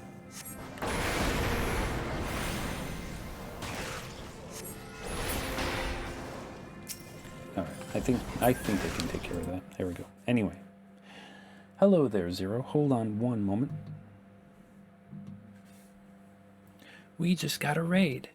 We just got a raid. We just got a raid. We just got a raid. Wonder who it's from. Look, it's a raid from our friends. But seriously, for those of you who are already watching, please go follow the person who just raided at your earliest convenience. Either a mod or myself have already posted a link in their chat. For those of you who are coming in, you are probably stuck in an advertisement at the moment. So we're just going to give them a couple of seconds. Hello everyone, my name is BatDan, or Sir BatDan. I'm a variety caster who streams casual games and a little bit of creative art as well. Games such as Resident Evil, Final Fantasy, Tomb Raider, and of course, Batman, and many more. Sometimes you may also catch me doing creative streams, such as paintings. If you would like to subscribe, you will receive a variety of pleasant emotes, and even more if you would like to cheer bits. You can also check out my non-profit merch store by typing !merch in chat. And finally, I am a member of the fantastic Twitch team called The Stew, where you can find a wide variety of great casters. Together, we fundraise charities throughout the year. Thank you and enjoy the stream. Zero, thank you again for that raid. I appreciate you. If you guys aren't following Metal Goose Zero, please do so at your earliest convenience. We are currently playing Final Fantasy XIV post A Realm Reborn patches. Doing a dungeon here called Snowcloak. And just a little heads up for those of you coming in, we are doing a charity stream for from now until the end of February. So if you want to help out, it's !donate. Help us raise funds for Bat Conservation International. If you cannot donate, that's perfectly fine, I understand, but if you can, I do have a few incentives about playing Final Fantasy XIV, A Realm Reborn expansion. It's basically after the main game.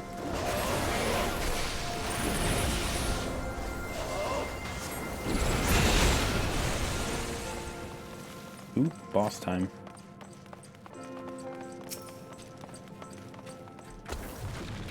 Yo, go get him, Captain.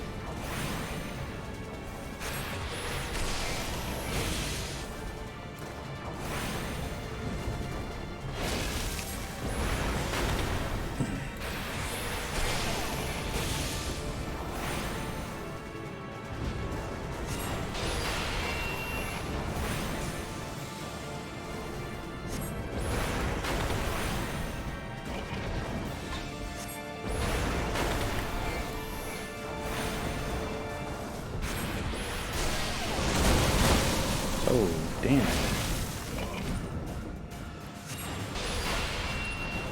Oh.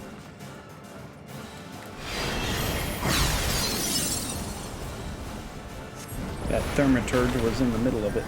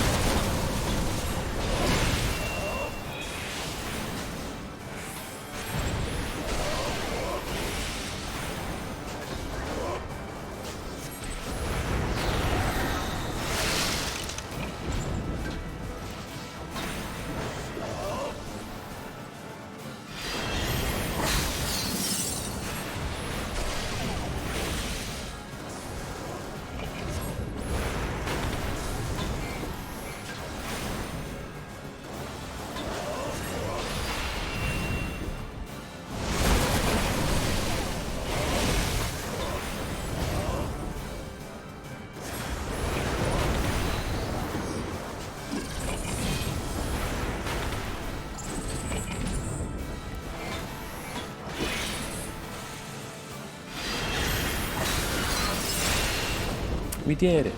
Now, did we get any, we did get experience for that. Okay, okay, I see how it is. I should have probably ate something, but that's fine. Eat something now, but I did not know we were going to get experience for that.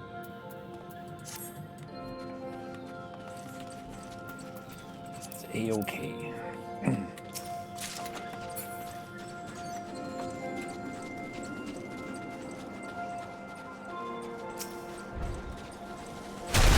Ah, shit.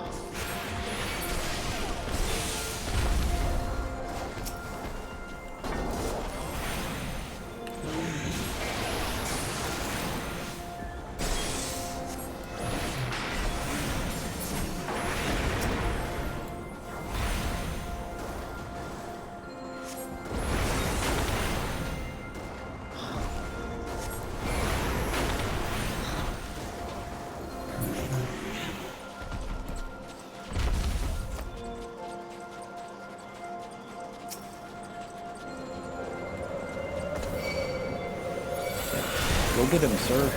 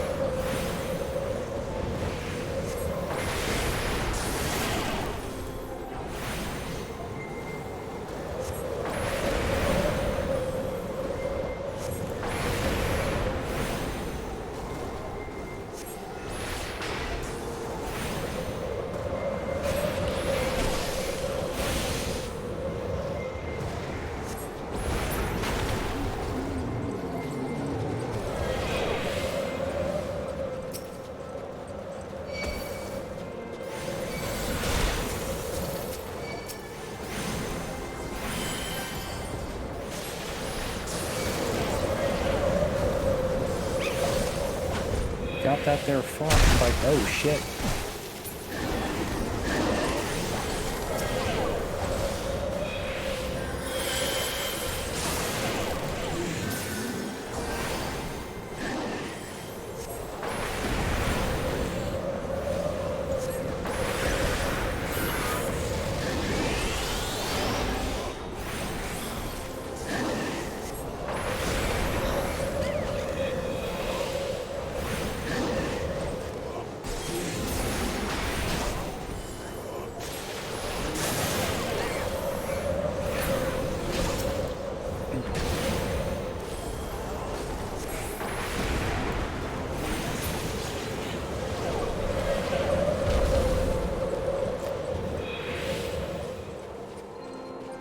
Now I think this guy is the one with the snowballs, right?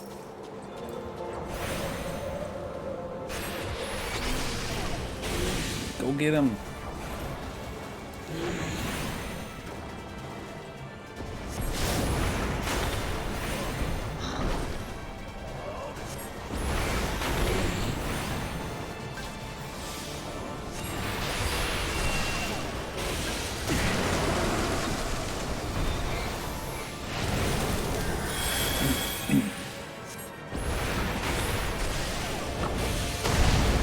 Oh, damn.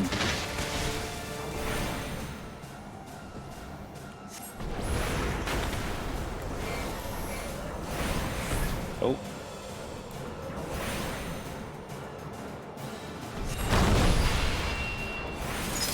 Where are the heals? Exactly. Where are those heals?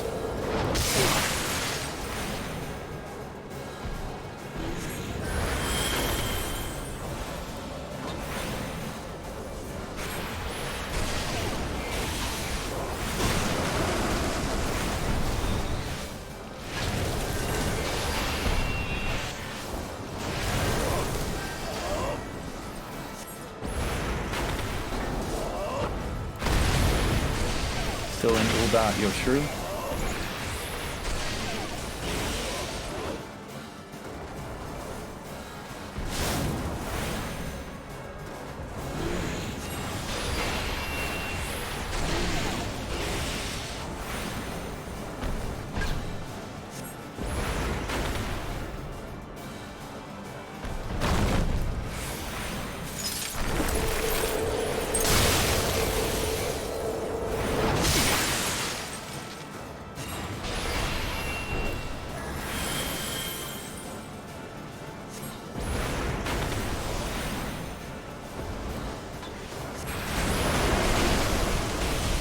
Alright, which one is he gonna make expand? Is that one, that one? Okay.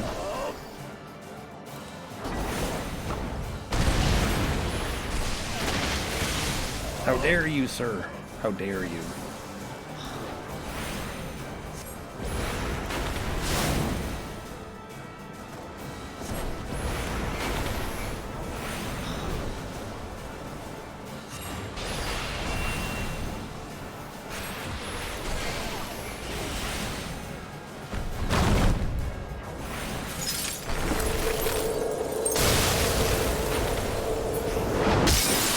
Did it.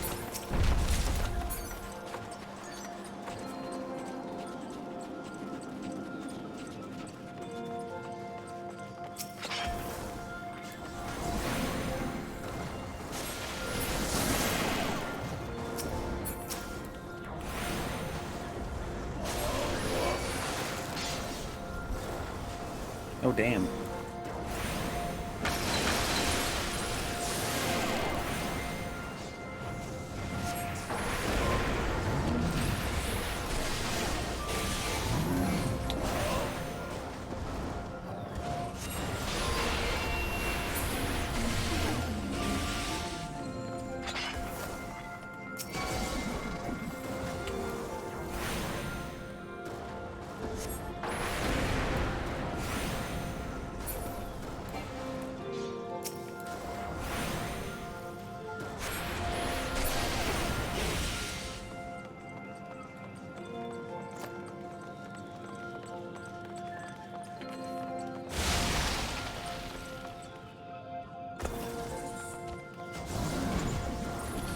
There's just so many of them.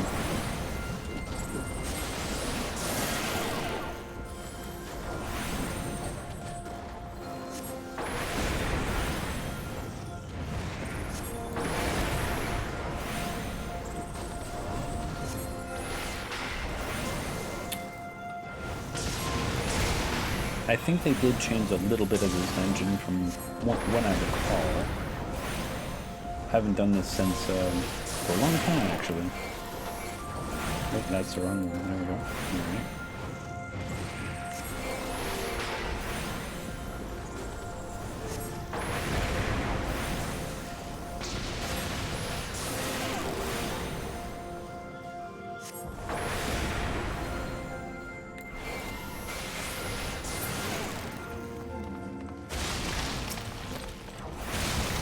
Who the heck do you think you are? You would say that since you did it, but I think you were brave and did it with randos? Could be. I mean, I do remember doing this with Beetlejuice and you at some point. I don't know if it was your first time, though.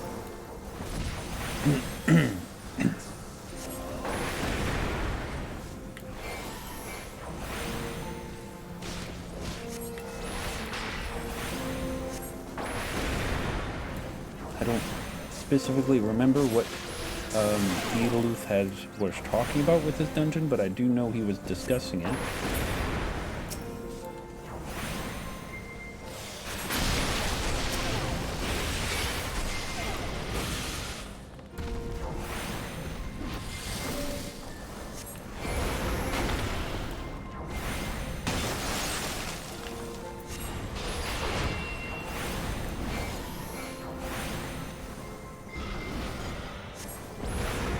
It was around this time you started getting brave enough to do dungeons alone, and then the Stone Vigil in a roulette and said LOL no to randos. They're not that bad, are they?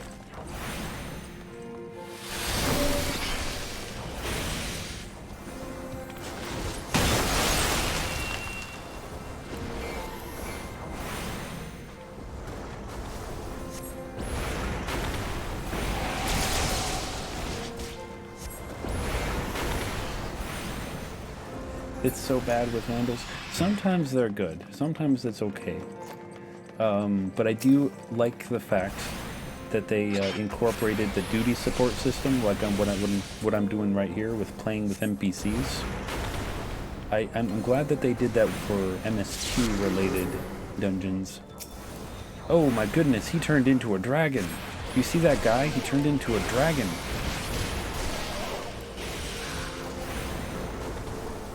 Your last run of the Stone Vigil reminded you why you hate it so much. Rando tanks like to run out of heals. That is true. And then die. That is also true.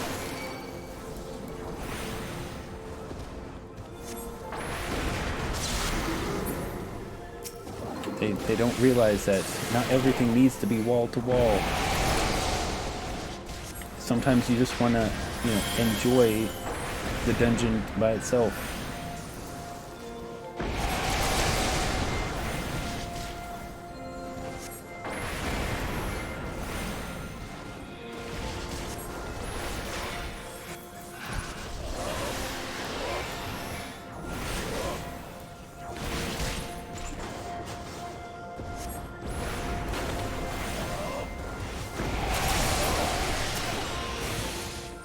Finger of some person.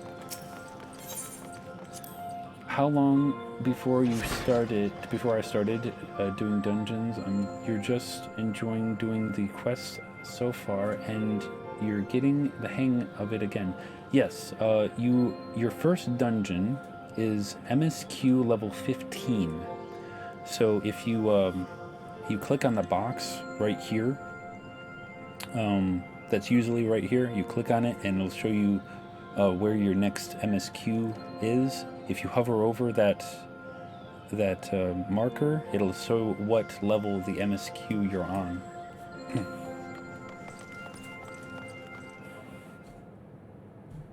Sorry, I don't remember if you have this box over here. You might even have it over here. I forgot where the default of that box is, but it's like a little tan box, upper left maybe. I'm sorry, I forgot that I moved it over there. Excuse me. Mapping the realm.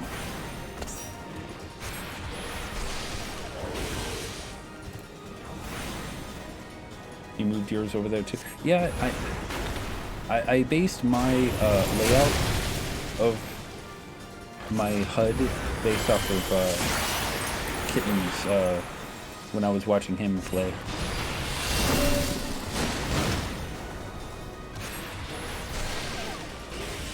I'm gonna follow you guys.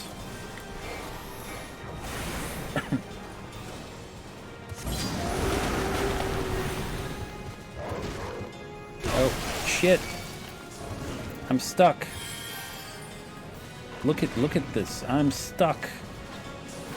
Woe is me.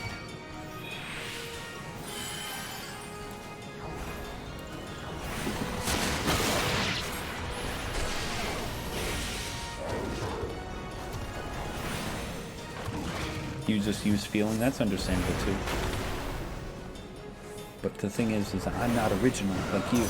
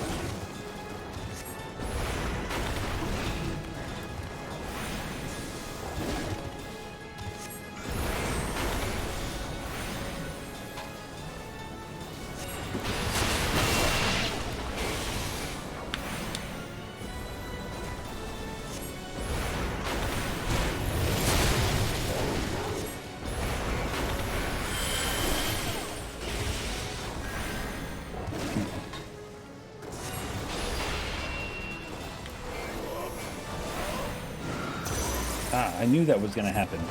You can't fool me, sir.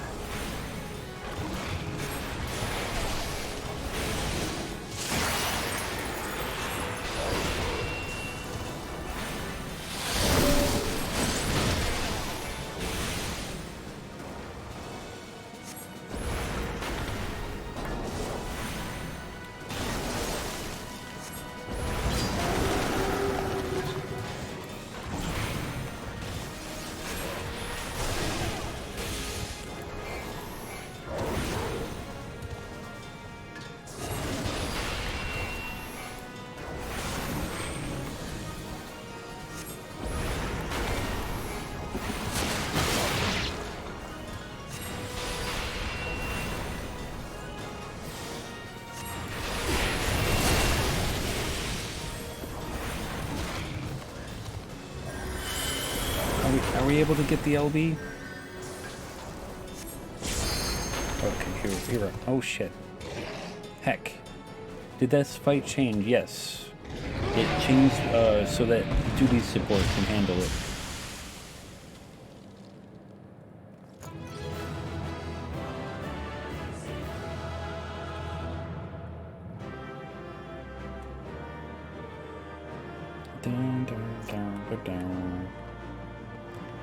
Thank you for your assistance.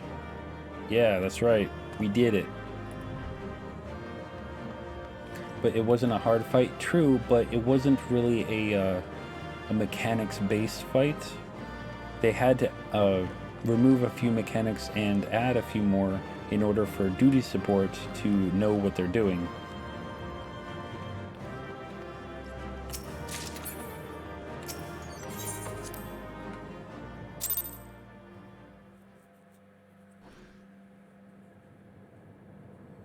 The tales do not do you justice, warrior of light.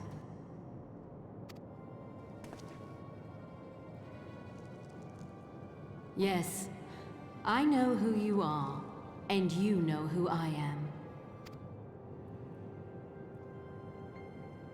I was given the name Izel, but I earned the name Iceheart.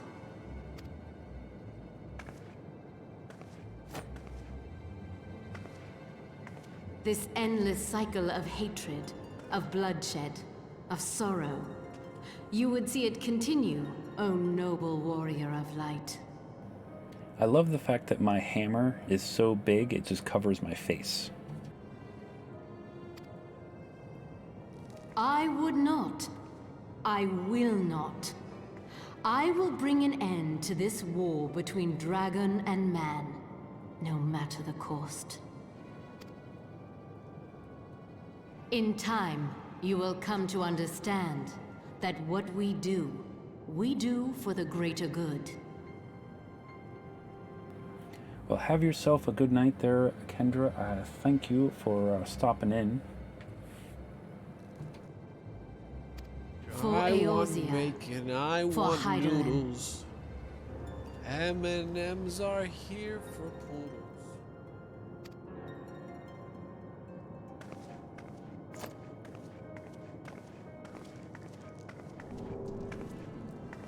I thought it said tacos regret too.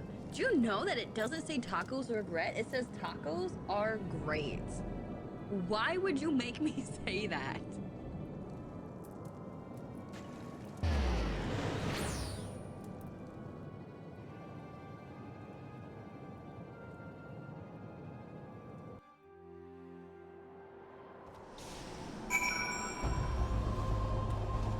Okay. You gonna punch Beetlejuice? Nah. Beetlejuice did nothing wrong.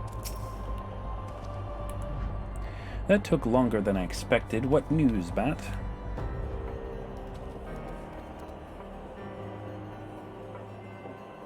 So, Iceheart is but a pseudonym, not that it matters. That she managed to escape is regrettable, but from your description of that beast, you did well to come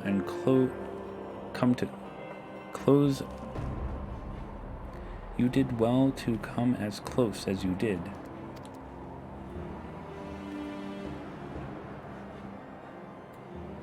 Let's see. He's the one that made you say that? No, he didn't. I saw it. You said it yourself. Good night there, Kendra. In any case, now that you have cleared the path, the Temple Knights can begin to survey the tunnels in earnest. Mayhap they will even find a route past the ice wall. Wouldn't that do wonders for their fight against the heretics? The Crystal Braves would certainly share the credit for it too. 12 be praised, Bat. We may yet turn this situation to our advantage. Assuming we stop Ice Hot before she summons Shiva, of course. By the way, hello there, Zen. I hope you're doing well. Needless to say, our fellow Scions have not been idle. Minfilia and Urianger have been busy pursuing the archives of House Fortemps, gathering what information they can on Shiva. So they were given passage to Ishgard in House Fortemps? What? Which reminds me, if you were intending to trudge back to Camp Dragonhead to report on the day's events, don't. The anticitant should be there any minute. I can only assume some people enjoy subjecting themselves to this cold. Okay. So, with that, I'm gonna take a break. Go up here, out of everyone's way. There we go. Okay, I'm gonna take a 5 to 10 minute break.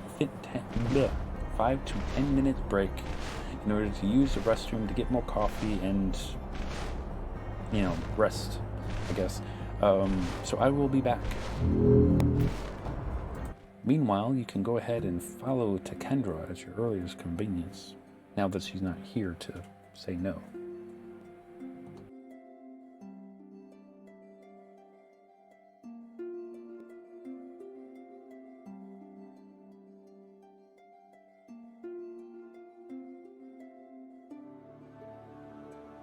Caffeine will kill you!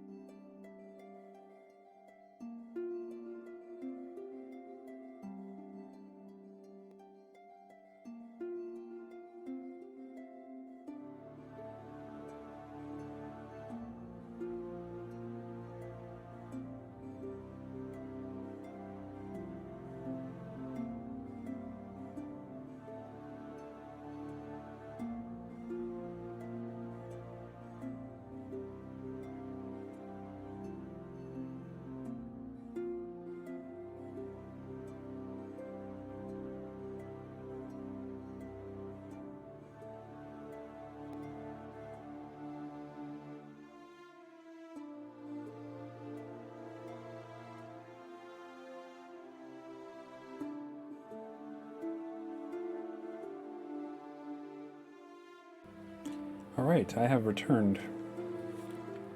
That is exactly my same expression there, Basil. That's a lovely emote.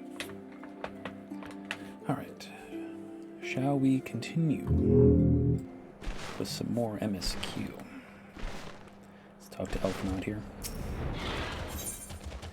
For the greater good.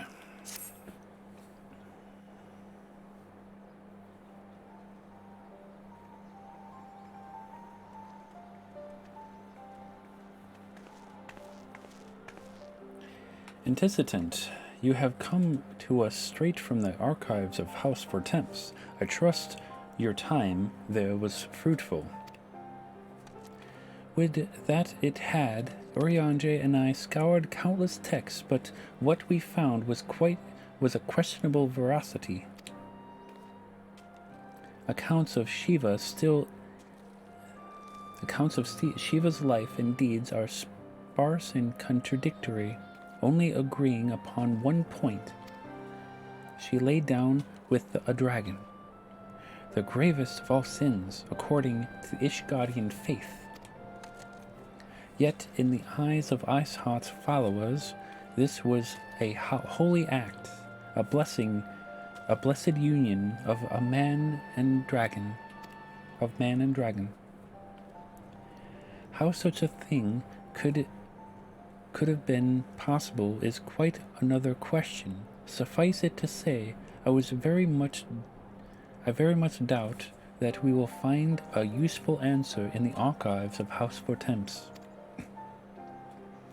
Much knowledge has been lost over the centuries, though in this case one wonders if it is by circumstance or design.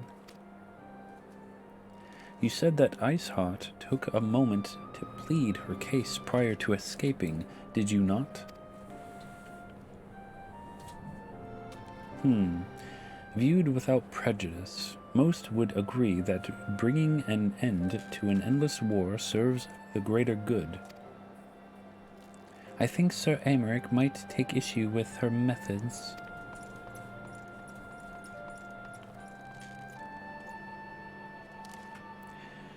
I do not care if a few stragglers manage to escape, until the escapers confirm that the tunnel is safe. The men are not to search it. Yes, Lord Commander.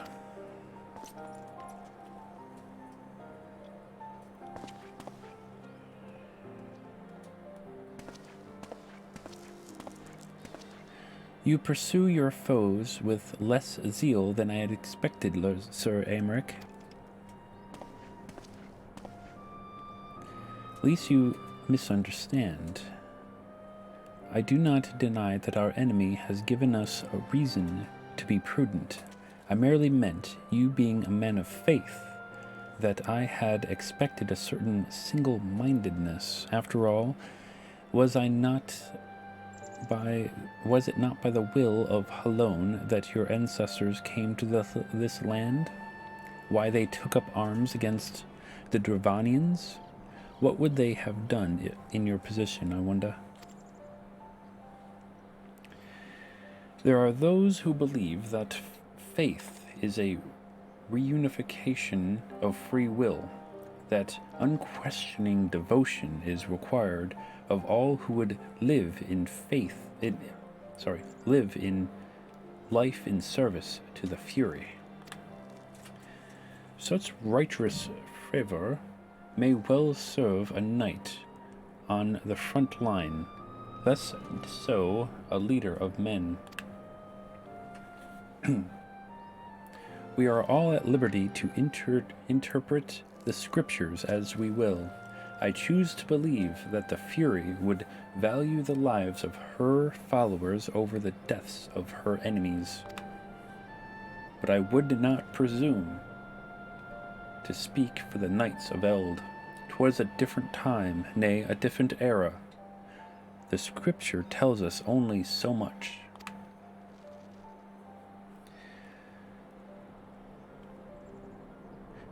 Would that it told us more.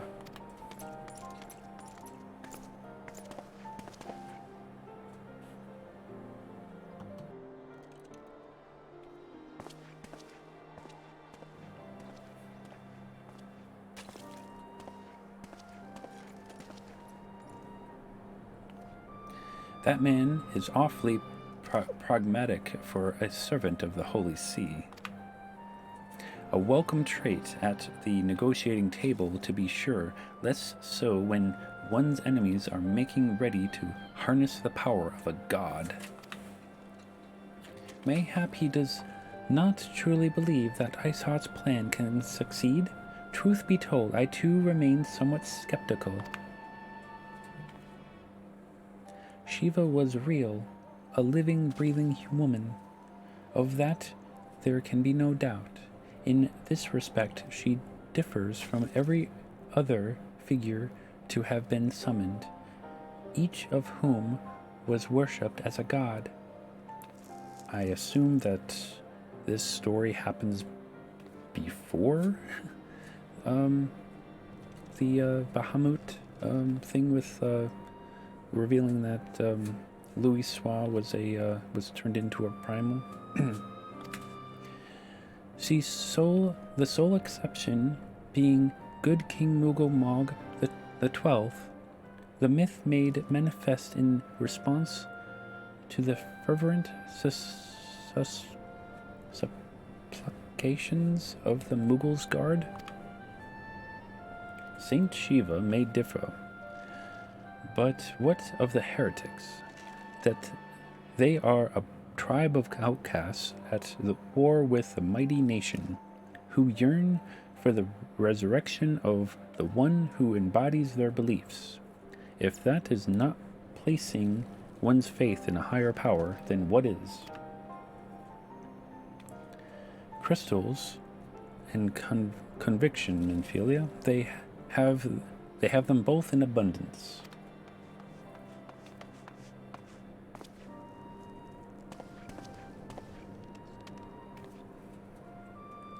Can that truly be all that is required?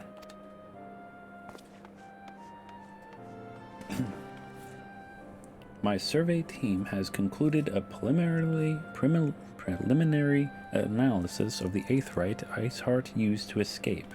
They believe that she teleported to another Aetheryte somewhere not far to the west. Despite the apparent proximity of the second Aetheryte, however, they have been wholly unable to detect the presence directly. Unless Iceheart has some means to mask its signal, I can only presume that she had destroyed it to prevent us from following her. Without the means to teleport as she did, we have no choice but to search for an alternate route, most likely a tunnel, assuming one exists. Let us not give up on the teleportation just yet. One of our colleagues in Charlian may be able to assist us. I pray that you are right. I dare not think how long it would take us to survey the entire tunnel system.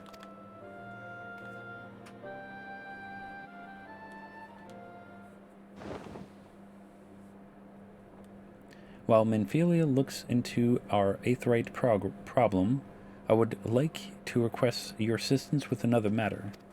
The third unit is currently tracking the remnants of the heretics' force which attacked us. However, the search goes poorly, despite our numbers. Karathos is vast, and Iceheart's followers know the terrain far better than we. Your knowledge of this region may serve to hasten the process. The sooner we capture Iceheart's followers, the sooner we can press them for their leader's whereabouts. Also, though it is admittedly selfish request, I feel that my braves would benefit immensely from working alongside you. While we have our share of veterans, we also have more than a few less experienced recruits, many of whom look up to you, in case you were not aware.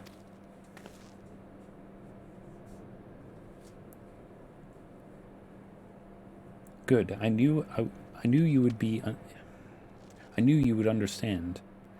That person can assist you that person can apprise you of the details. Blah. When the task is complete, come and find me at the observatorium. Captain Ilberd and I are meeting there to discuss the latest developments in his investigation. The Temple Knights shall hold Snowcloak in our absence. Let us leave them to their work. Ours is more pressing.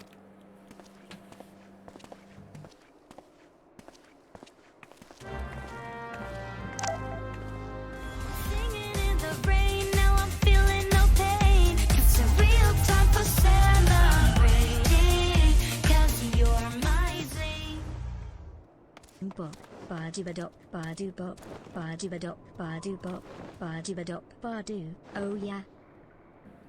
How's it going, Keishi? I hope you're doing well tonight. Yeah, I don't know. I'm going up there and I'm gonna slap you with my face. Exactly. If you weren't aware, Senor Basil has reinstalled the game and is now playing. And obviously you know this because I'm pretty sure you invited him to the Crossworld Link Show. That stupid thing made you chuckle? Nice. Who did you raid me with? That would be Metal Ghost Zero. Our good friend Metal Ghost Zero.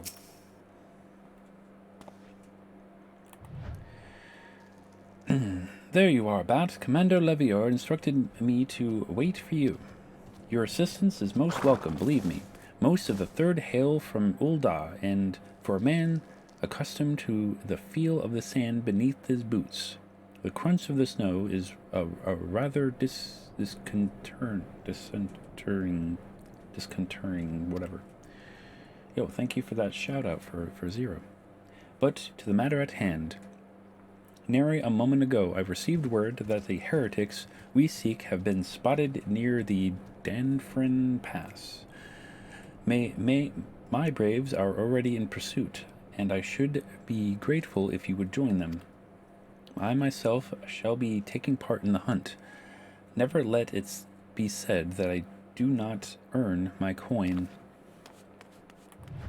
Yo, that one does not earn his coin. There, I said it. What are you gonna do about it? Nothing. That's what.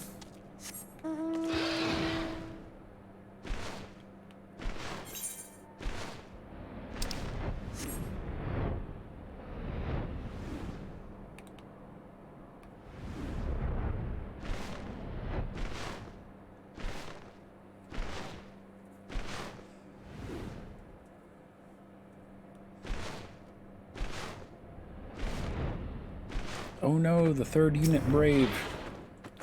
Thal's balls. My ankle is on fire. Caught my boot on a rock or something and twisted it as I fell.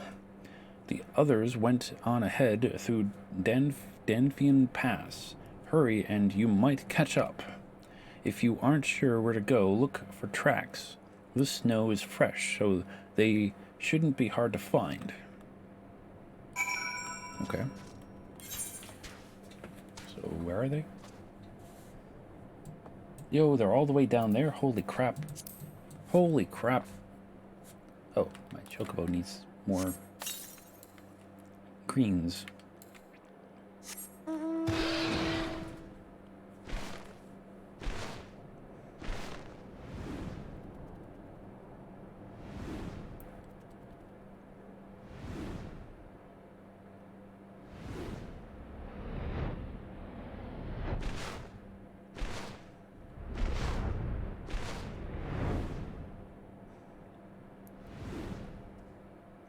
It is interesting that they made that path in the mountain like the shortest way, no matter if you're on the ground or flying.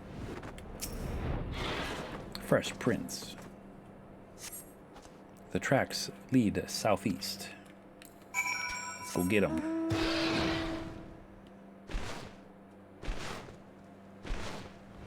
Third unit brave. Scion. What are you doing here? Heretics. I'm not sure. There was a great scaled beast, and I think he went east on his own. The heretics split up, so we did too. They split up, did they? Probably sending me on a wild goose chase. Alright, where are they? How dare you?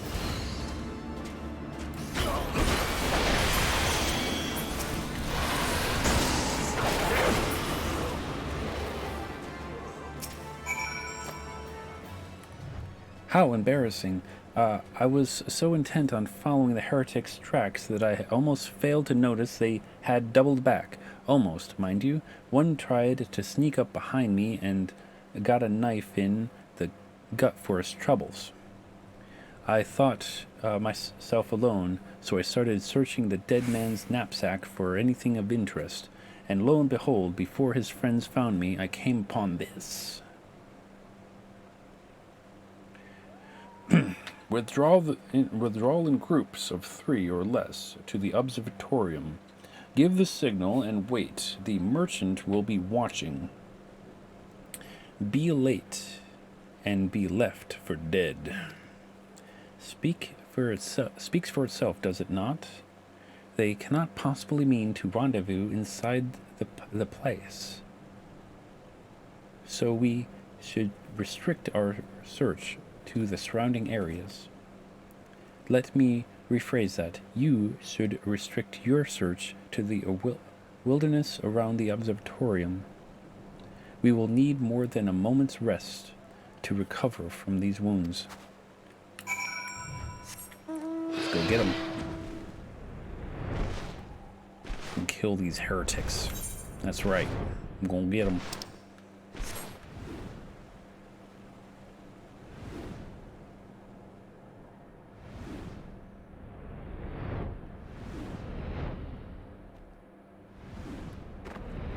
Suspicious Crothan.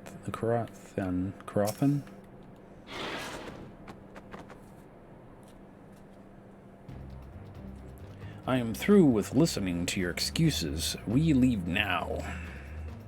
How? The woods are crawling with those blue coats, and the knights are searching every wagon that passes through the gates. Gasp. Well, stay with him, then, if you think you'll fare any better. Now, there's no need for that. Gasp. There are places like this in my homeland, sacred snow-capped peaks where blood must not be shed. Yet your lands ever thirst for blood of the fallen, and by your deeds it has drunk deep. How do woods crawl? I have no idea. No, I've done nothing. I've done no wrong. None but meet in secret with heretics. Deny it all you will. We shall have the truth from you yet. Inquisitors are not the only ones skilled in the art of interrogation. Darn it all. Oh no.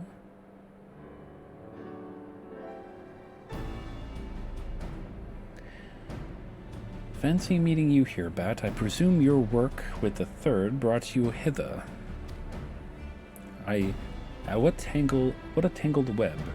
Least you wonder we came not for the heretics, but for the merchant who has been conspiring with them. He came to our attention during the course of our investigation into the Ivy.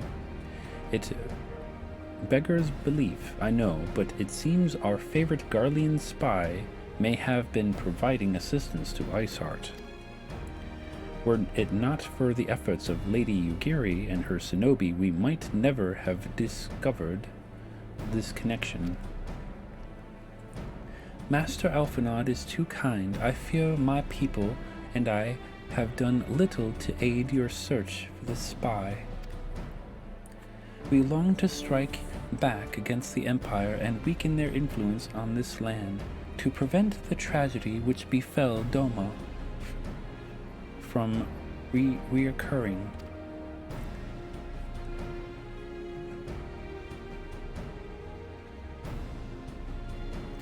The days ahead and the work they promise will require a very particular set of skills. Skills which I am fortunate enough to possess.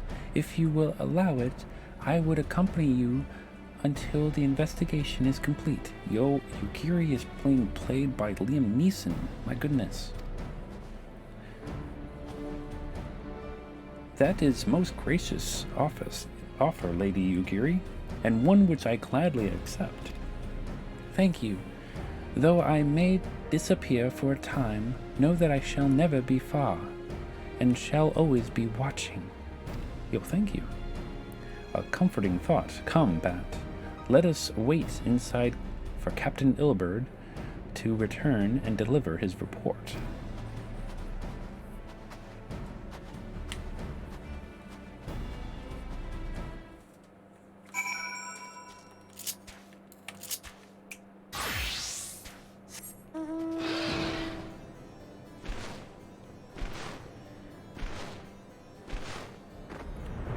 Wait, she said she's going to be like around here? Can we find her NPC?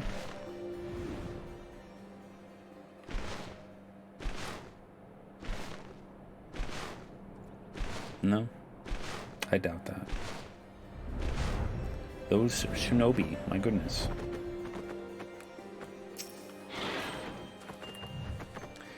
Captain Ilberd seemed confident that the merchant's resolve would swiftly crumble when pressed. If so, we should have new information ere long.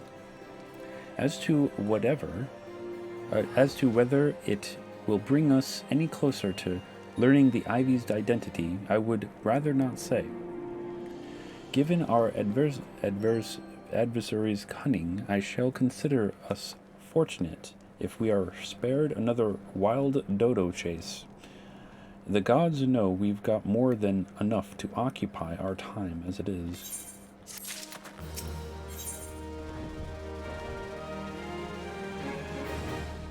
Tendrils of intrigue? Tendrils of intrigue.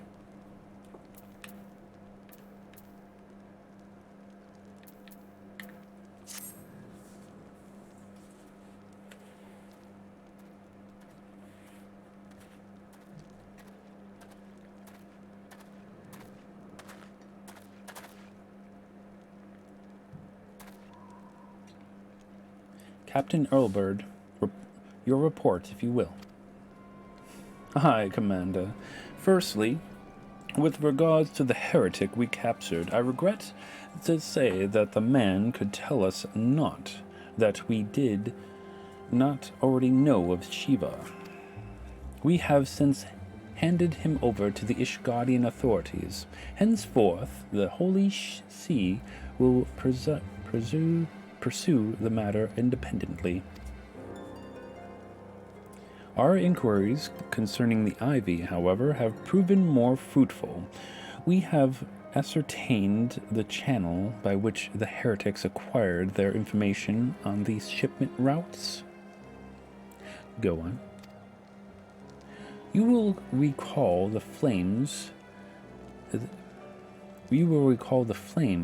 we first identified as being the Ivy's employ. From him we were able to trace a trail of conspirators, each taking us closer to his master.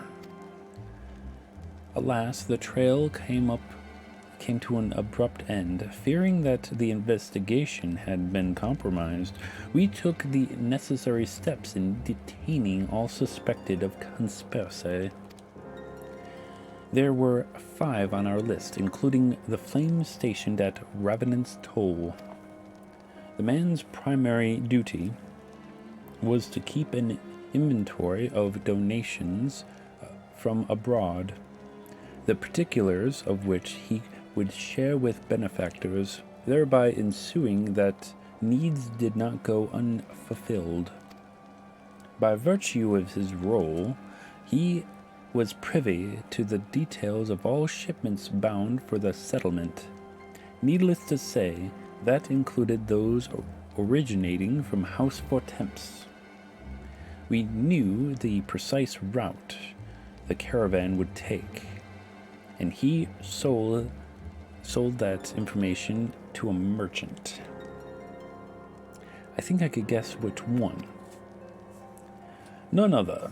With a little encouragement, he soon confessed to knowingly aiding and abetting the heretics.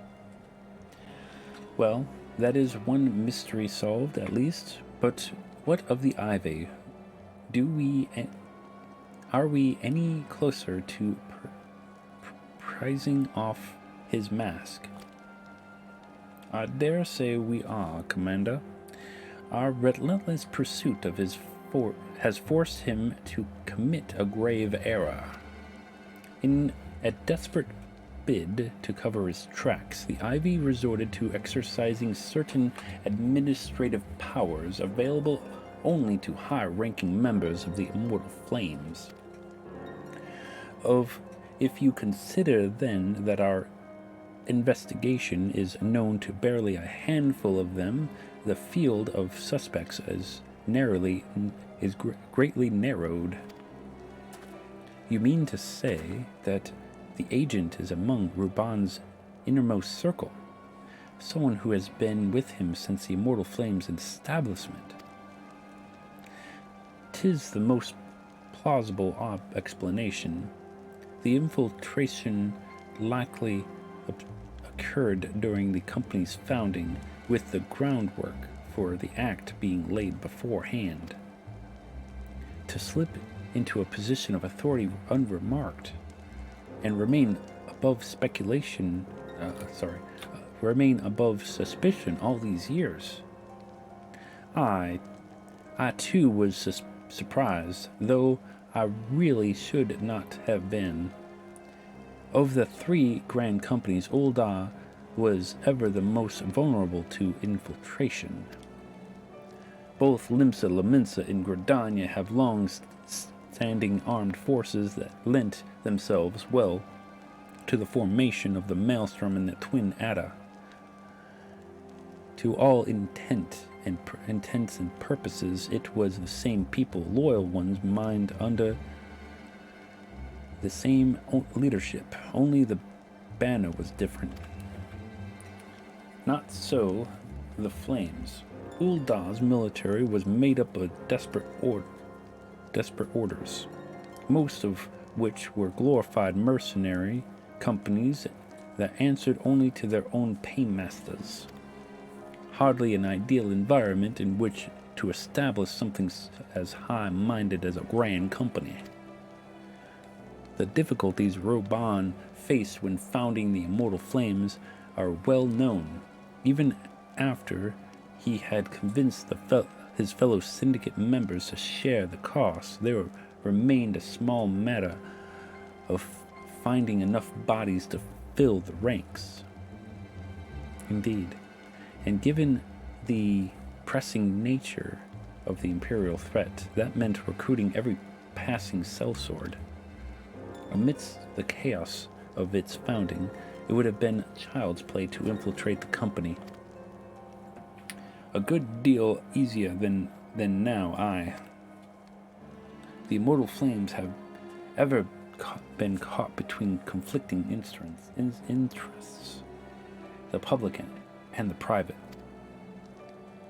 Though the monitorists ultimately agreed to support the organization's founding, 'twas not out of charity that they did so, but simple self-preservation. Had Naelv and Darnus' ambitions been any less apocalyptic, you may be sure that they would never have risked supplying Ruban with an army. 'Tis but a wonder why they did not extinguish the flames the moment the danger had passed. Returning to the present. Even as we speak, our Doman allies are shadowing several high-ranking flames. Only one of them could be the Ivy. Desiring to deal a blow against the Empire, the refugees were eager to lend us lend us their aid. I expect to hear from them ere long. Very good. Pray continue your investigation with the first. Meanwhile, have the second attend to the unrest. The third can join the fourth in inspecting crystal shipments. If they notice anything unusual, I want to know about it. If Shiva is summoned in like manner to the other primals, the heretics will be looking for further supplies. Understood, Commander. I shall send word to Sir Aymeric, informing him of our success in identifying the heretics, our arbiters. Hopefully the information will be of some use to the Ishgardians. It is time, Commander. Yes, I am aware. An emergency council of the Alliance leadership has been called. There have been developments in Garlemald, it would seem. As commander of the Crystal Braves, my presence has been requested. I would have you accompany me, Bat, as the realm's stoutest champion. 'Tis only meet that you would be present for the discussion. Oh, and the anticitant has already given her consent. Least you worry.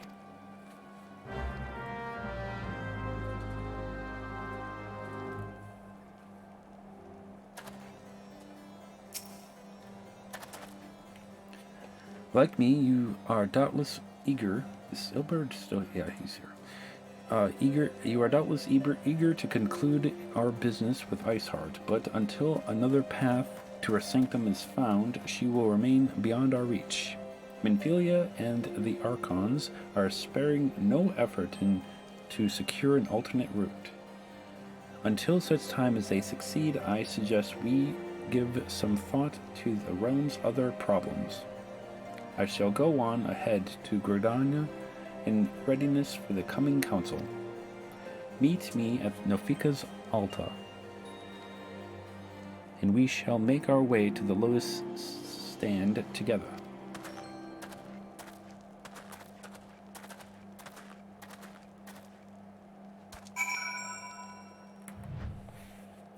All right, let's go to good old Gridania, New Gridania to be specific.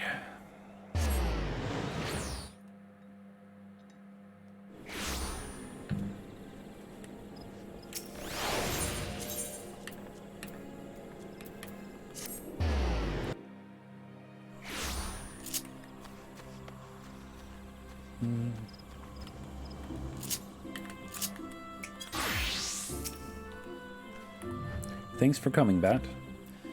When you are ready, speak to the conjurer yonder. She will show us to the Lotus stand. Yep, that's what I figured. The Alliance leaders await you at the Lotus stand. Will you be joining them now? Yes, let's do it.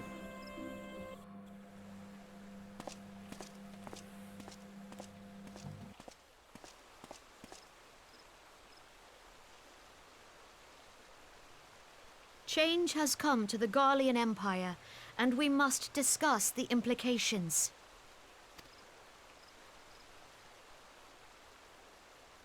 The rumors are true, then? The War of Succession is ended? It is. A new emperor reigns in Garlemald. Who?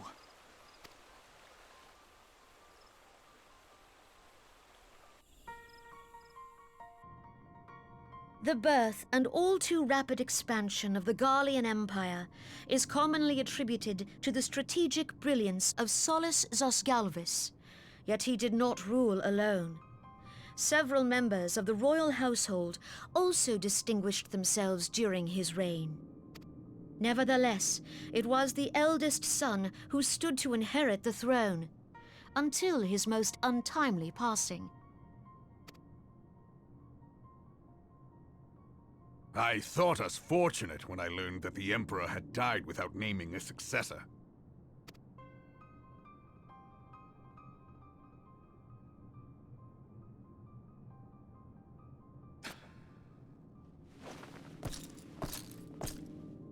Would that the Garlean Empire had died with him.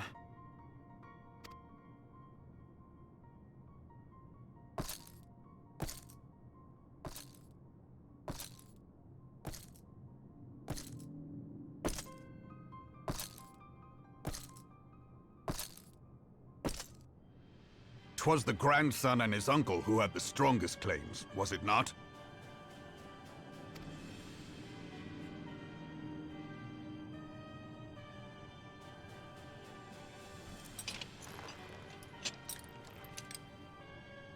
Indeed, yet claims count for little without the power to assert them.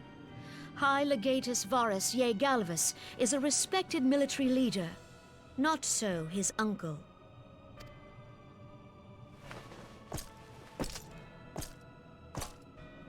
So young Varus has torn the crown from his uncle's grasp and taken his place at the head of the Empire.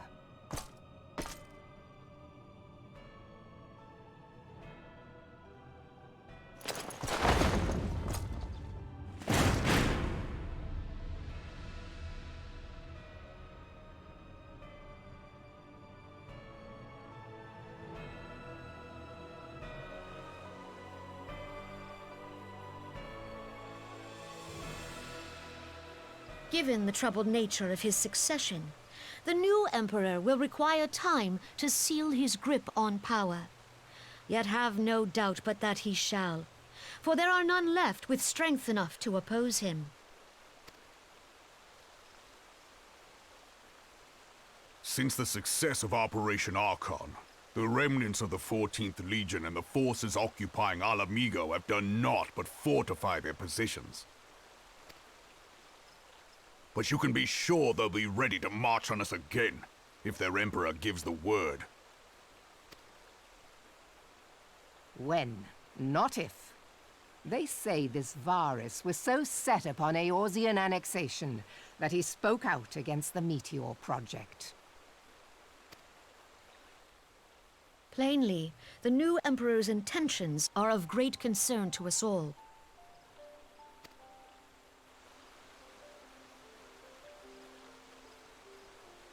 I propose that we set aside the Cartano dispute for the present, and discuss what measures the Alliance might take to prepare for a resumption of hostilities with Garlemald. Moreover, I move that we re-examine the question of how our former allies in Ishgard might be persuaded to retake their place at our side. Could Eorzea but stand as one, 'twould deal a grave blow to our enemies' ambitions.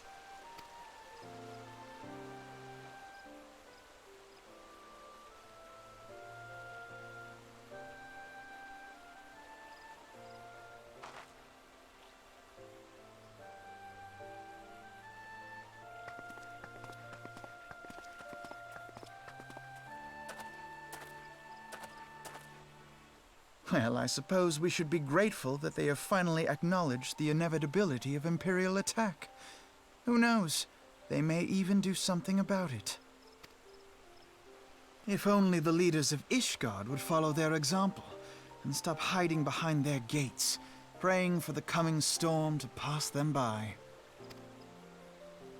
But that is a discussion for another time. At present, I am more concerned by the fact that the Alliance's mooted preparations will be made known to the Garleans many moons before their coming. So long as the Ivy eludes our grasp, no secret is safe.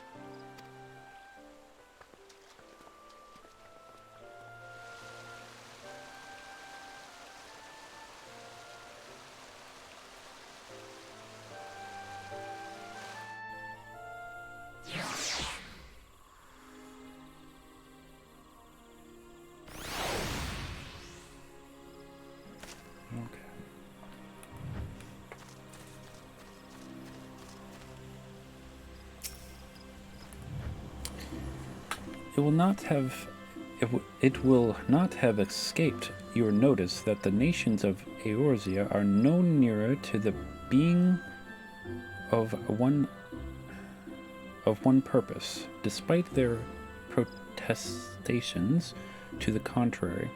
Plainly, the threat of the resurgent Garlemald is not enough to stir them. And the reason is for this deep-rooted mistrust among the citizenry. The nation's leaders can come to all the understandings they like, but their unity means little and less to the common folk. Like the Lominsons, for instance, though Admiral Merwib outlawed piracy over a decade ago, foreigners still picture the nation as a haven for grog-swelling, wooden-legged cutthroats. And in likewise, the Gridanians are mocked as hermits who talk to trees, and the Oldons scorn as swindlers who worship coin. Not that such sentiments are entirely without grounds, of course. Take that pillar of Oldon society, Teleji al Teleji, for example. But that is besides the point. The fact is that people are wary of outsiders whether they have cause to be or not. On that basis, one could argue that the conflict at Katano is a necessary evil. Each nation has its own warmongering faction that advocates the acquisition of Omega. In order to palisade them, we present them something resembling warfare, and thereby curb their appetite for full-scale conflict. But enough idle musing, let us speak more of a pressing matter, the Ivy.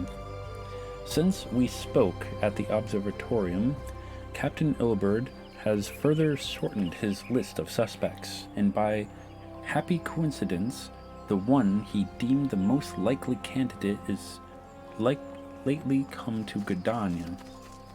The hunt nears its end, Bat. All that remains is to corner the quarry.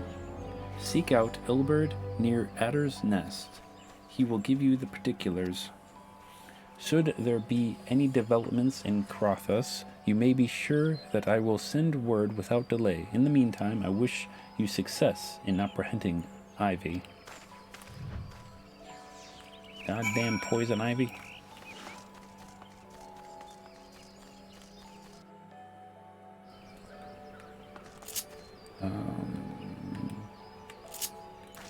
This way.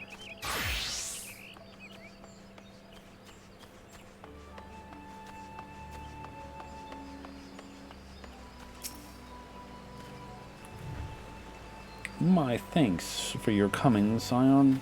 Doubtless the commander has informed you, but we have unmasked the Ivy. From this point on, we must proceed with extreme caution.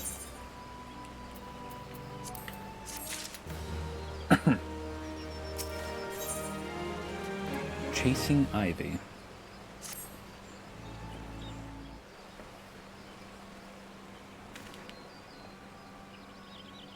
Listen well. The spy we have been seeing all this time is none other than Flame Marshal Elaine Roban's second in command.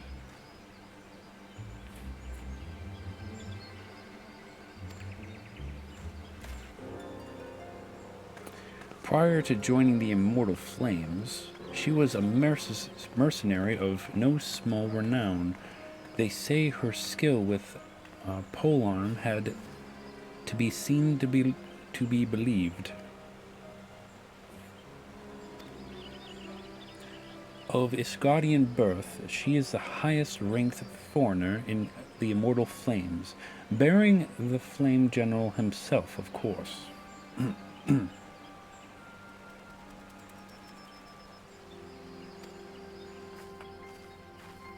When he formed the Grand Company, Ruban chose people based on their worth.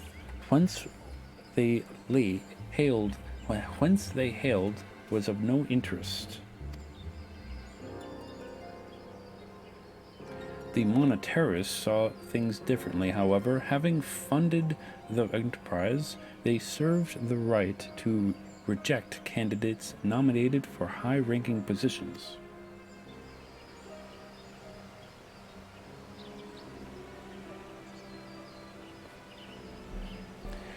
And 'twas no secret that they did not favor foreigners, Ishgarians especially, after the way the Holy See forsook the alliance. Yet the monetarists did not raise so much as a murmur of protest when Rowley was appointed to her post. Passing strange, is it not? Could it be that the Ivy has some hold on the monetarists?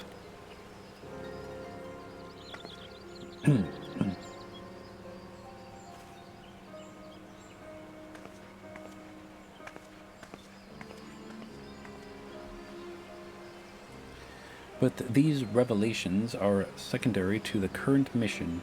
Of foremost interest to us is Rowley's presence here now. As you may be aware, it is the duty of the Flame Marshal to command the immortal flames in the absence of the Flame General. While Raban attended the Council of Alliance Leaders, she should have remained at the Hall of Flames. The woman has no business being in Gridania. Yet here she is, nonetheless, on some pretense. She is up to something, mark my words. Even as we speak, I have a dozen men thwarting the Flames' records for evidence of Roland's guilt. But if we can catch her red-handed, we shall have all proof we need. Which brings me to the plan. I have people watching the city gates, the airship landing, and the docks, every point of egress. She cannot leave without our knowledge. All that remains is to shadow her until she betrays her true purpose. Can I rely on your eyes, Scion?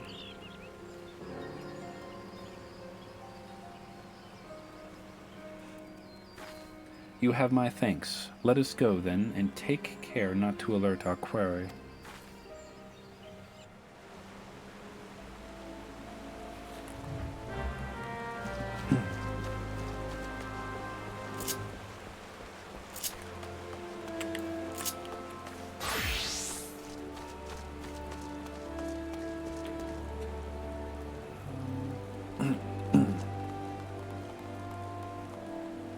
I think this will be the final quest for tonight.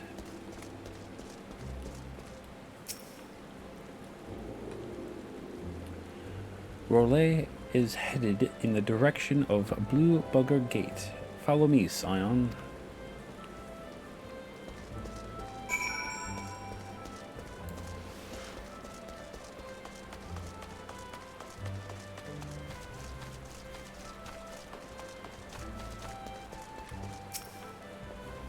So, Rowley has entered the Charlene Canopy. Meeting someone perchance, or could it be that she means to board an airship? Pray look for her within. If she is not on the upper floor, try the landing area below. One of mine is stationed there, and she may have seen something. Ephemini is her name. I shall remain here in case Rowley reappears.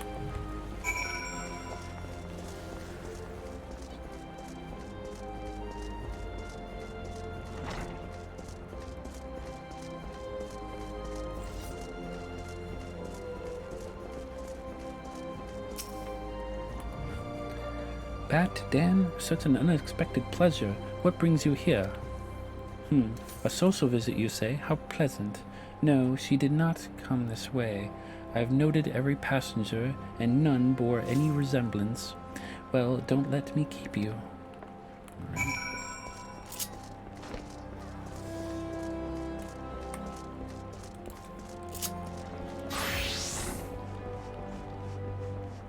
Actually, I might do another quest. I'm not sure.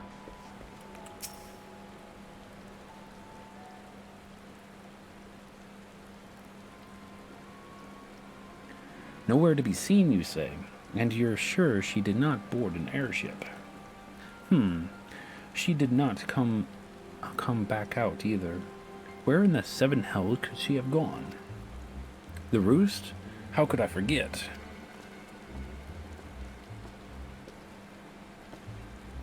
Greetings, good sir. Might I interest you in some moon tonic? A cup a day imbues a man with great vigor, if you get my meanings.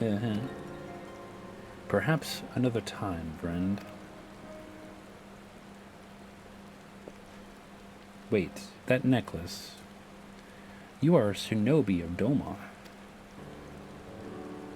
The woman you seek has left Gridania the way of Wet Shore Pier.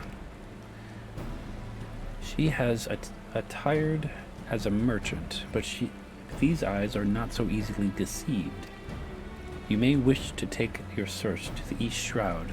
Rest assured that we shall continue to support you from the shadows. Yo, thanks, dude.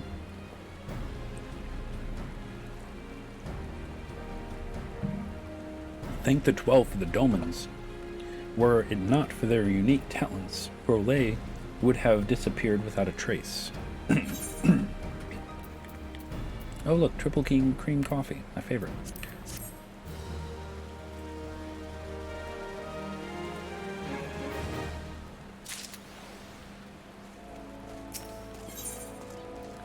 In flagrant delicto. Our hunt leads to the East Shroud, Scion. I suggest we follow Rollet's example and take the ferry from Wet Shore Pier. You'll doubtless wish to make a certain preparations. We see to them while I go on ahead. I shall wait for you at Sweet Bloom Pier.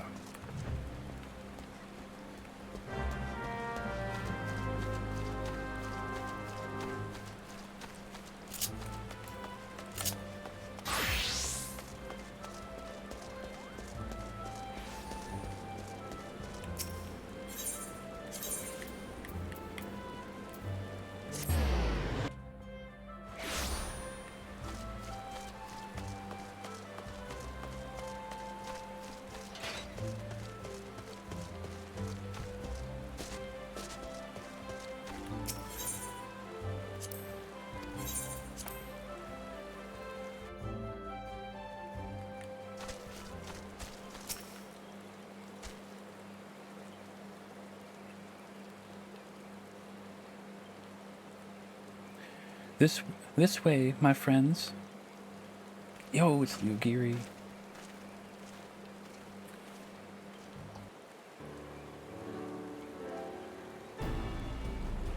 Your query makes for the Hawthorne Hut. If Rollet is truly the one you seek, we can expect that she means to make contact with her guardian masters there. An explanation is in order. You are no doubt aware that the Guardians have their own method of communicating over great distances.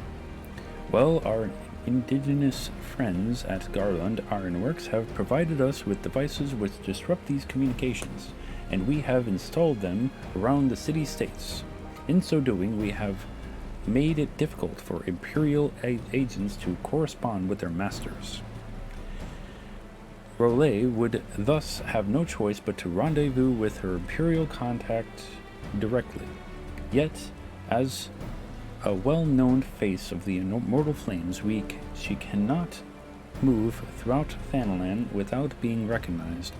It would only be a matter of time before someone saw her in disguise. 'Tis for this reason, I believe, that she has chosen the Black Shroud for her Clanderment meeting. The Elysian are a common sight around here, and her comings and goings are not like to turn any heads. As my scouts tell it, the Garleans have sent agents with a mind to destroy the device and surrender such direct contact unnecessary. Fortunately, our shinobi have thus far been successful in rebuffing their efforts. This is it. We need only make for Hawthorne Hut and catch R'lyeh in the act. Let's do it.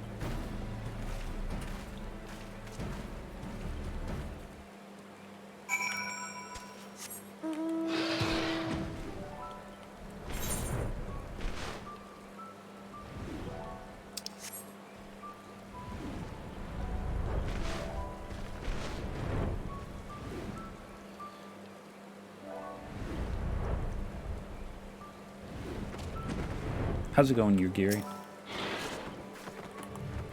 My people report that our quarry has departed for the Bramble Patch.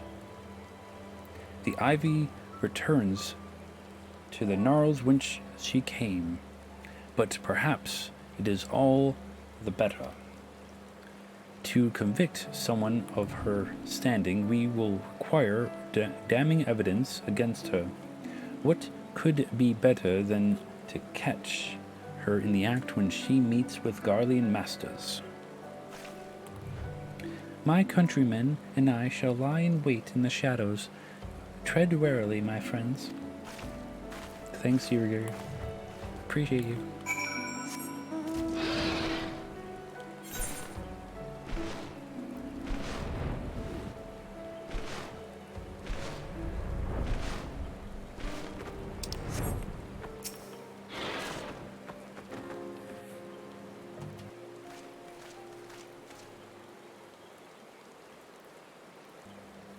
Just beyond, R'lyeh is in conversation with an individual clad in the manner of an adventurer, an imperial intermediary, no doubt. This is it, with me. Let's do it.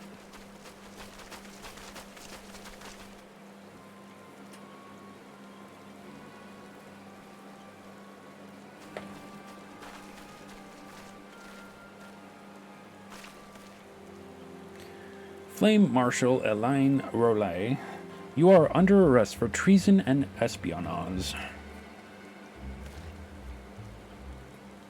You were followed, you bloody fool.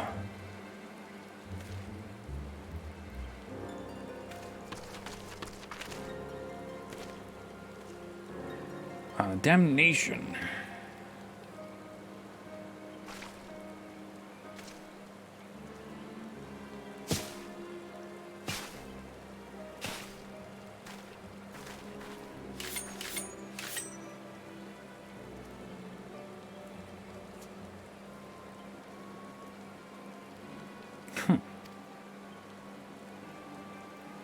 You are unarmed, my lady, and scarcely garbed for battle, but if you wish to fight, you are welcome to try.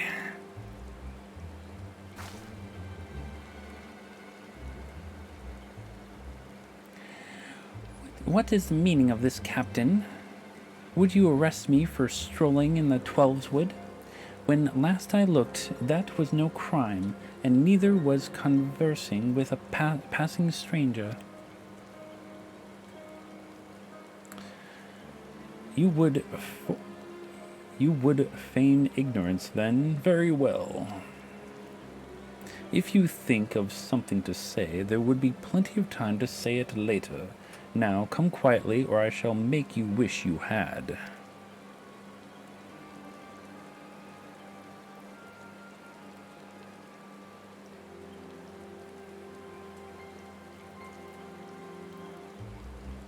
I will offer no struggle.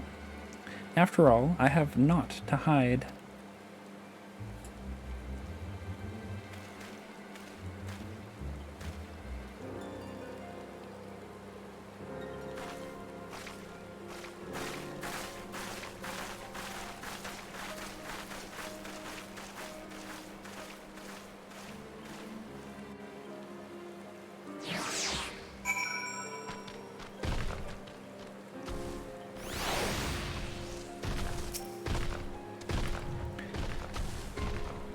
Even a warrior of Role's renown could not have hoped to escape by force. Despite her claims, her surrender does not bespeak innocence, but an awareness of her position as untenable.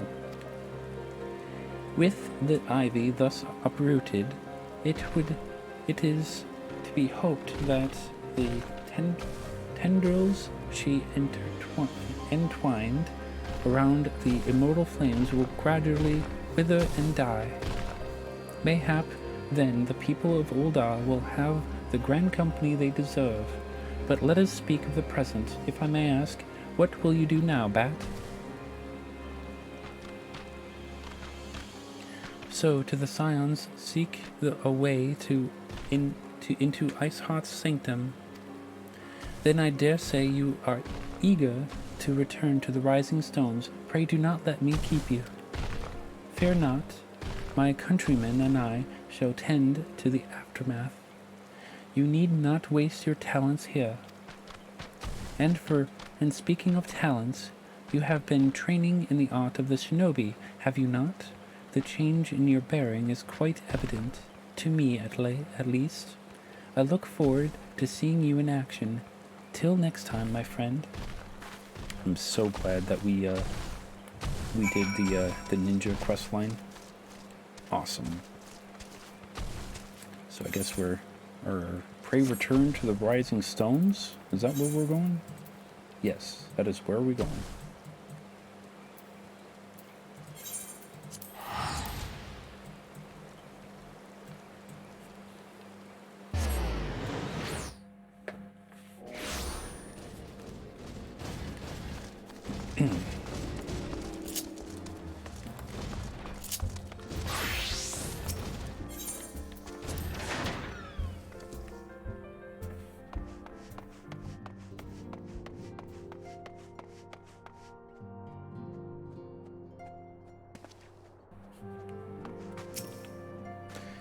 Yes, but Higri, you're missing the point. The individual does not matter. It was a team effort, and I was the one who. A rousing tale of a comrade's valor. Truly, we are fortunate to count Lady Yugiri as a friend. Thancred's tales of Lady Yugiri almost beg belief. My heart is fair fit to burst from admiration. Nice. Tataru has grown beyond childish fantasies and becoming a songstress. Looks like she's a juggler, actually. Now she aspires to be a legendary street performer. Right. Steady, steady, not bad, eh? With a little more practice, I could earn a fortune at the Ruby Road Exchange. Right. That's okay, cool.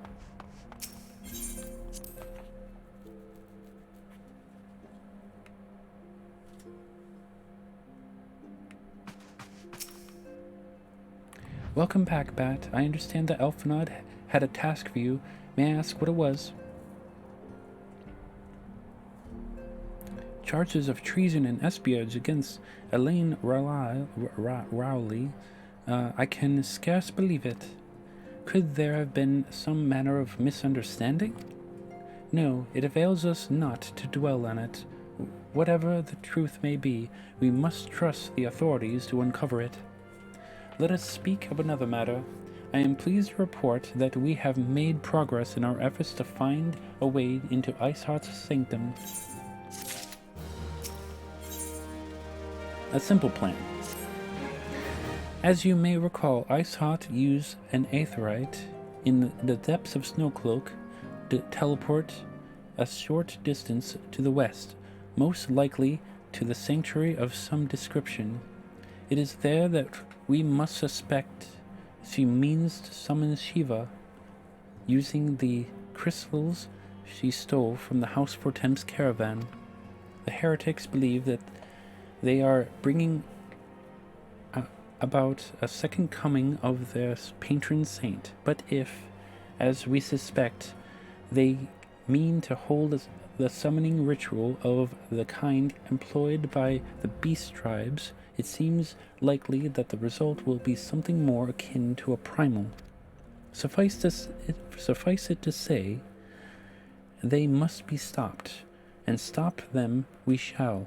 But first we must surmount the obstacle that Arsat has placed in our path. Ordinarily, it would be a simple matter to tap into the established Aethernet and thereby following our query. However, despite our best efforts, we have been unable to ascertain the position of the Aetherite which she teleported. Our prevailing theory is that she destroyed the second Aetherite upon arrival, a reckless, desperate measure, but also an effective one. After discussing the matter at length with Urianger, we have concluded that we lack the expertise to develop a solution, which is why we have called upon the aid of one who does possess such expertise, a colleague of ours who is currently en route to Avenant's Toll from Charlian. She would be arriving within an hour, in fact. Since you are here, mayhap we could welcome her together. I am certain she would appreciate the gesture. Let us make our way to the northern gates await her coming. Okay.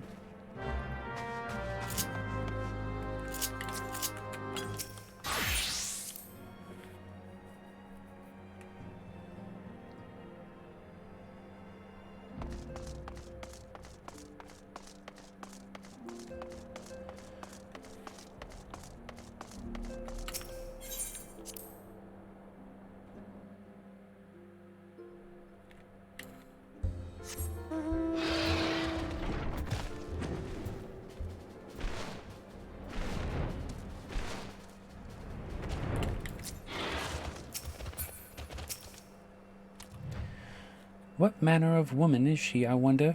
We have spoken before via link pearl, of course, but it is not the same.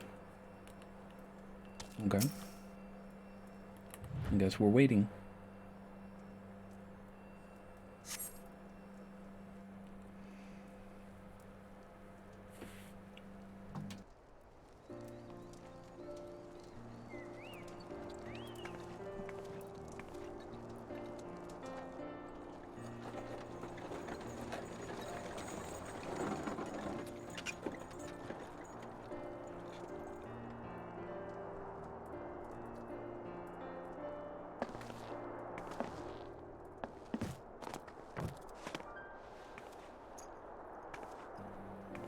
There she is.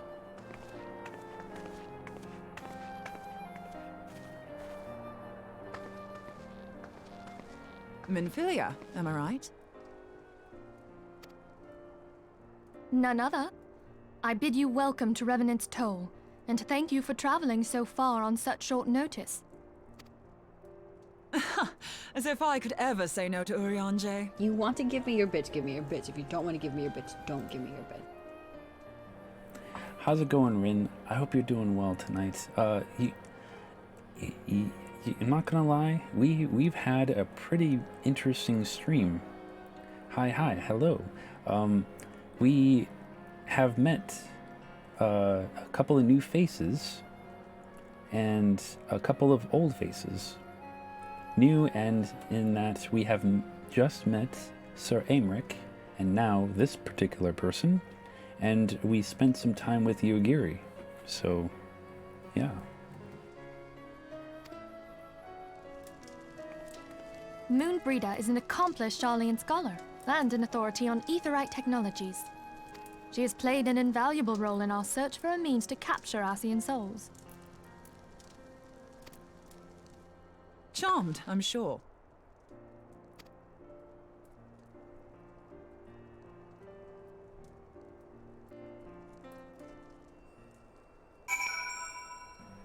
How am I? I'm doing fairly well. I have, even though I still have a residual, like, cough, that's more of a, my system, just used to the fact that it has been coughing for a while. I have not taken a single cough drop today, so I'm pretty proud of that. But I do plan on taking one before bed, so that I can at least have, you know, some of its medicating powers, I should say. But, yeah, I'm feeling fairly well. How are you this evening? For an outpost such as an aether-rich wasteland, this place is a good deal livelier than I expected. Just goes to show you that you never know until you know. True, true. My voice sounds back to normal? I hope so. I mean, I still sound weird in my own head, if that makes any sense. Good, finally relaxing? Good, good. Let us return to the Rising Stones at once, then. We have much to discuss. She just walked right through me. How dare her?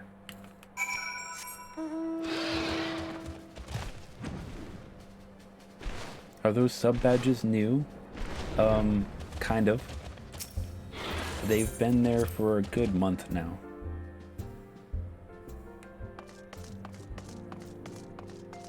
You love them? Well, you can blame Kendra for that. I was in her stream and I said something snarky.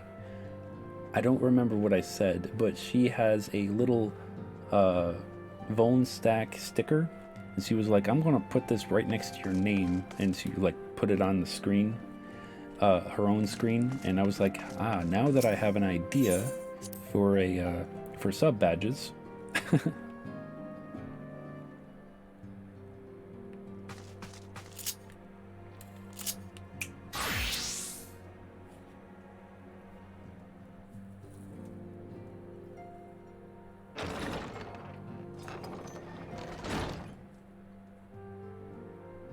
Moon! Gods, it's been ages! Oh, longer, sister. A joyous reunion indeed. Well, of course it is. Moon and I are like twin sisters. Save in appearance and aptitude.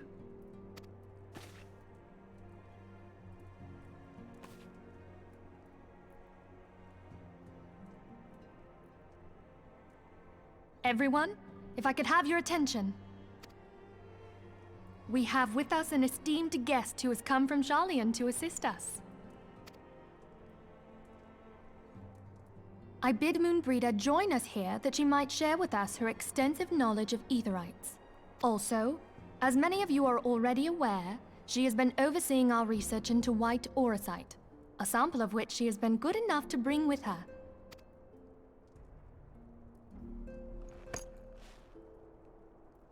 Well, I had to come, didn't I? You'd have to be bloody daft to turn your nose up at a chance like this. Where better to conduct my final tests than a land so steeped in ether you can taste it? 'Tis plain the passage of the years hath done little to dampen thy youthful spirits. Not gonna lie, this is making me cry.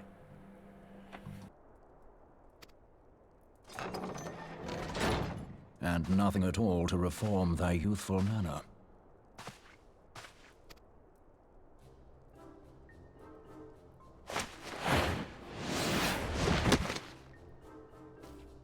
Oriange, where in the hells have you been hiding? Unhand me.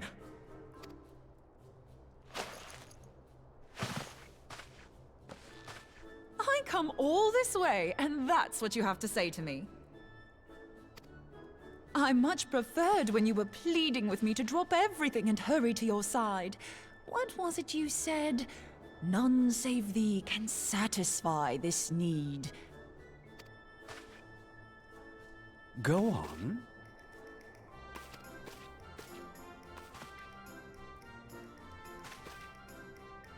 Thine artless attempts to misrepresent mine all too innocent motives do thee little credit. Mine intent, as well thou knowest, was but to impress upon thee the gravity of the circumstance. Lest thou doubt, a deiform entity shall shortly be summoned, save if thou and no other grantest my compeers thine aid. You still haven't found it, then, your missing aetherite? We have not. No. We know that Iceheart teleported to an aetherite not far from the first. Yet even after careful analysis, we could not locate the second beacon. We now suspect that the heretics destroyed the second aetherite to impede our pursuit. Our allies continue to scour Snowcloak for Iceheart's sanctuary, but we have no guarantee that they will find it. Yet it must be found, for even now Iceheart prepares to call upon Saint Shiva. I'm sorry, but if the aetherite's been destroyed, then that's that. Although, you're absolutely sure she used the first aetherite, are you? She didn't just use teleportation magics? One of our own bore witness to her escape. I can say with absolute certainty that Iceheart used the aetherite.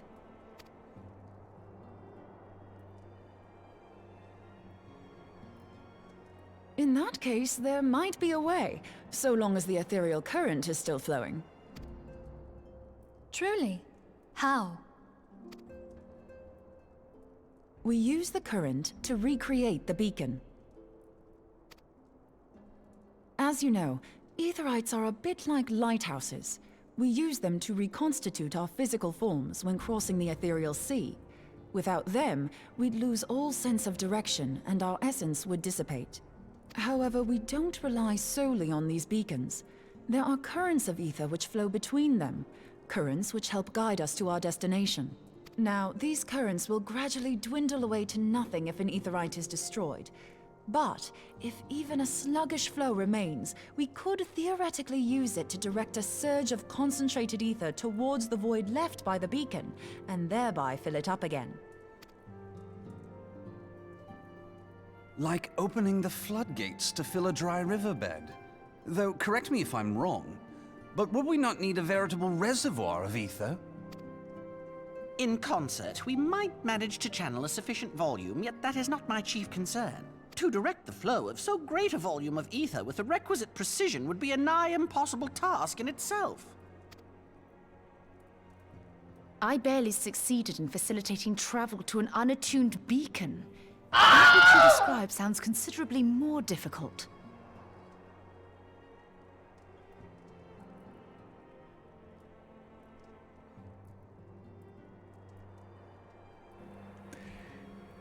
Thank you, Rin, for that donation to Bat Conservation International. Thank you.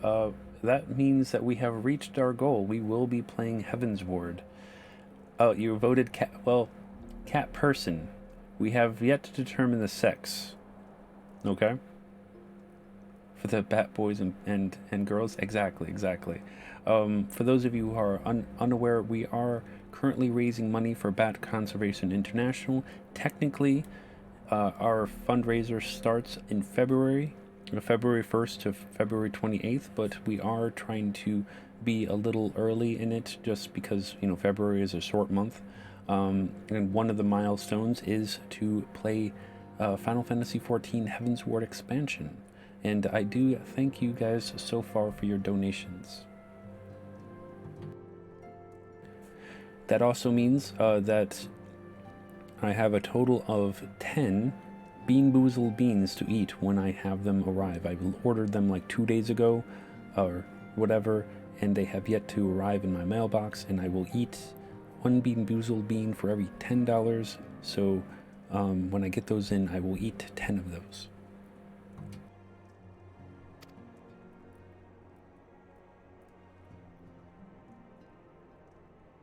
And dangerous.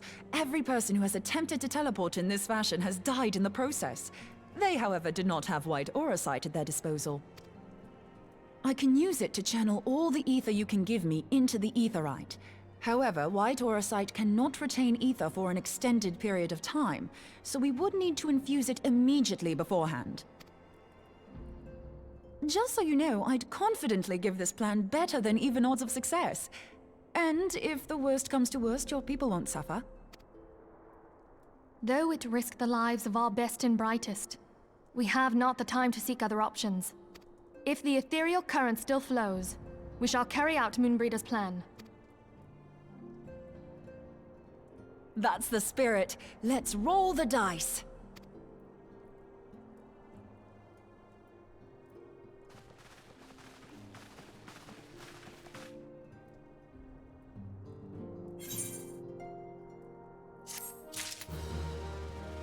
Are those the Harry Potter beans?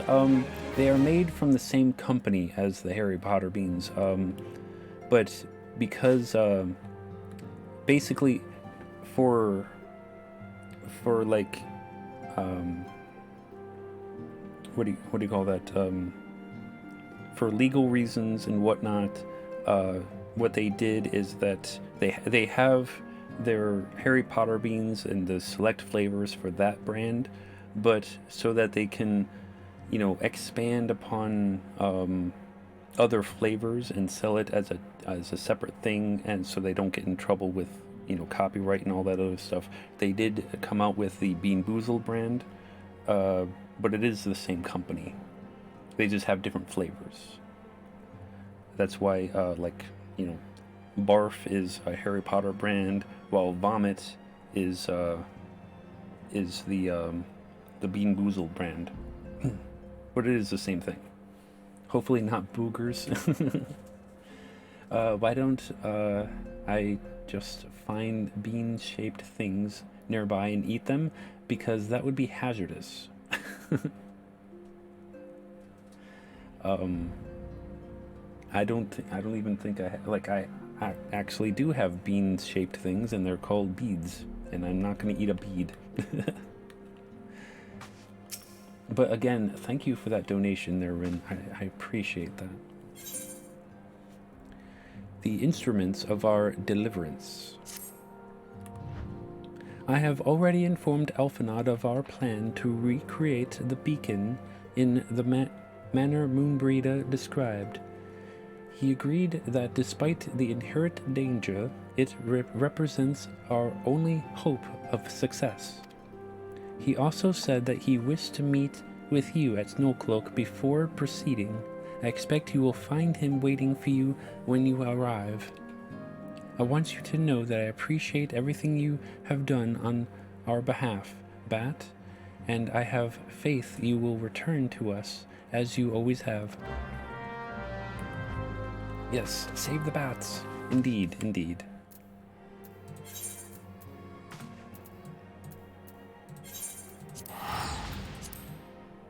Things can be hazardous indeed, indeed.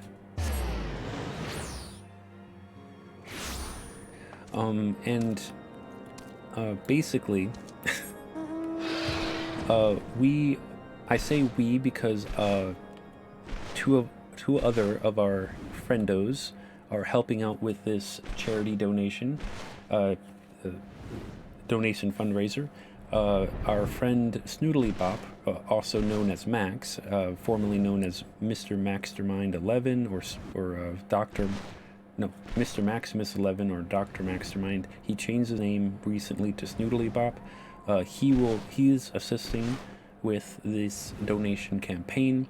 Also, Kendra will soon be helping out as well once the event has transfolded, so during the month of February.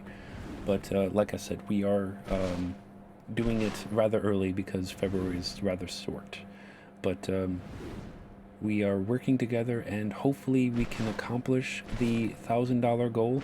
Now Max himself has said that if we reach $2,000, he's going to do a stream dressed up as Catwoman.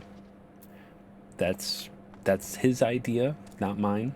So I might do a stream dressed up as Batman. I don't know yet. We will cross that bridge when I run out of things to use as incentives.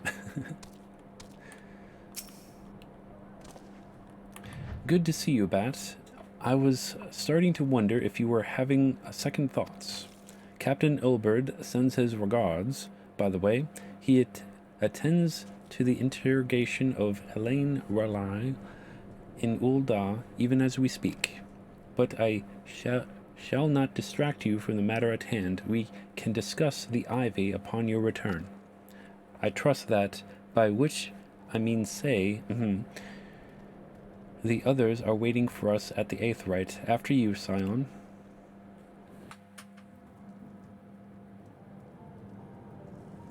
For 3K, Sir Bat as Catwoman? I don't know if I could even fit into a Catwoman cosplay, okay?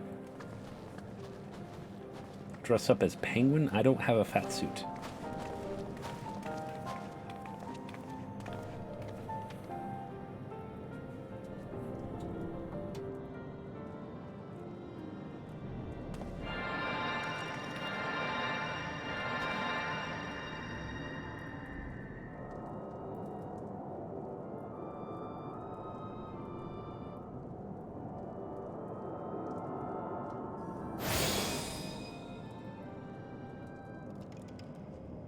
There, it's ready.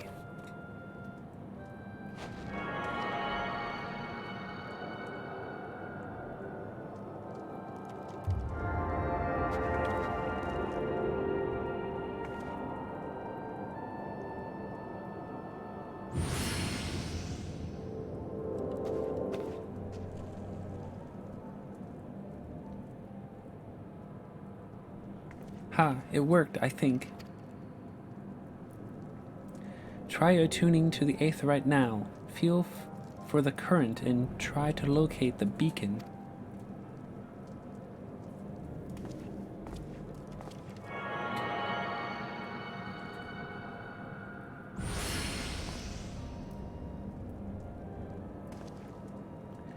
We have done all we can, Bat. For now, let us withdraw. When your final preparations are complete, you must seek out the beacon we have created. If, by the chance of the 12, you arrive safely, you must stop Iceheart before she summons Siva.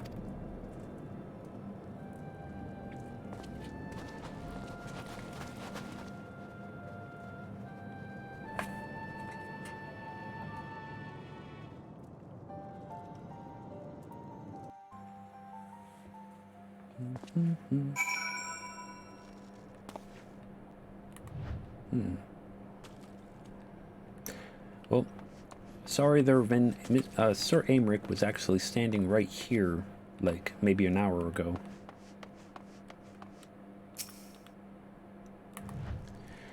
We cannot ignore the possibility that our actions have alerted Iceheart to our plans. Should that be the case, she may attempt to hasten the completion of the summoning ritual. If she succeeds, you will have little choice but to face Shiva in battle. Knowing little of this saint, I cannot say if your own strength will suffice. And so I would encourage you to call upon your allies. Some may have reservations about wagering their lives on the success of Moon Breda's experiment, but others will surely agree that desperate times call for desperate measures. Before you assemble your party, pray speak with that knight. I believe he has a message for you from Sir Aymeric. Why would Sir Aymeric talk to us? Sir Aymeric regrets that he could not be here in person and asks that I read you this letter. Ishgard faces an unprecedented threat. Yet in our hour of need, it is not her knights who stand poised to defend her. BatDan, warrior of light, savior of Eorzea, your deeds this day shall not be forgotten. Where others would flee, you choose to remain, and where others would falter, you rise to the challenge. Where others would use their gifts for selfish ends, you wield yours in service to a greater cause. May Halone bless you with good fortune and see you safely home. Shiva. He's a kind soul, how dare? Well, he did leave us a letter. So, let's, should we be Black Mage? Should I, you know what? No. Let's be Ninja. That's right. Alright. Let's see if anyone is up at this hour to help me out with this.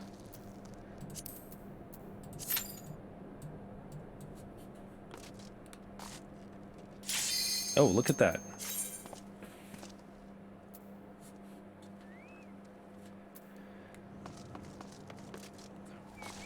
I guess other people are doing roulettes.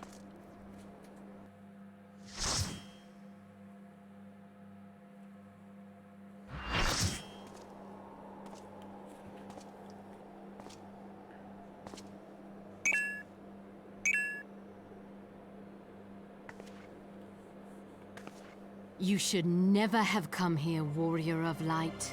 I labor only to forge a lasting peace. A peace you would deny us out of ignorance and blind faith. No matter. If it is our fate to be at odds, then it is mine to strike you down. We whom gods and men have forsaken shall be the instruments of our own deliverance. Partake of my flesh. Fill this vessel with your light. Walk amongst your brothers and sisters once more.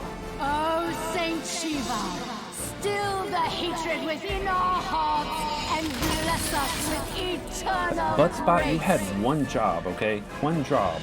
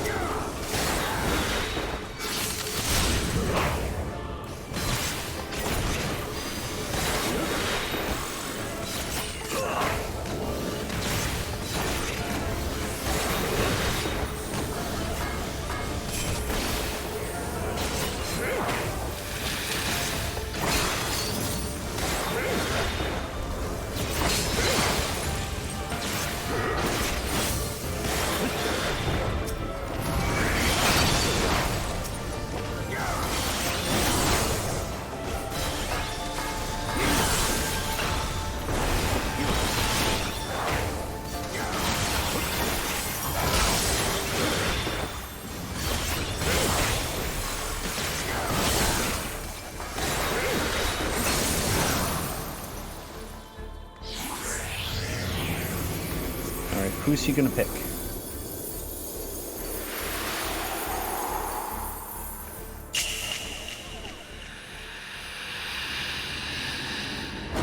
Oh, she picked me. Oh my goodness.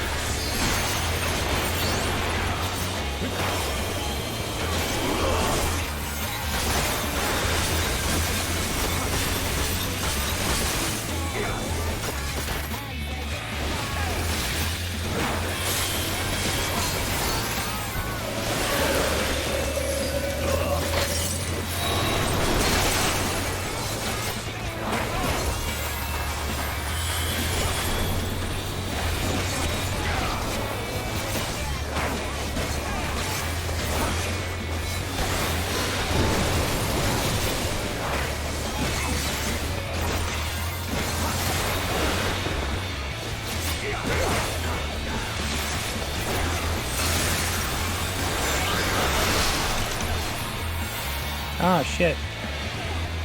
I'm frozen.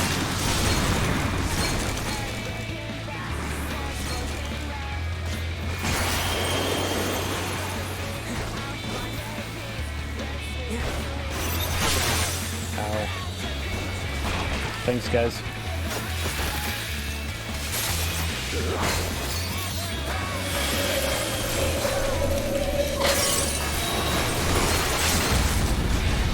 And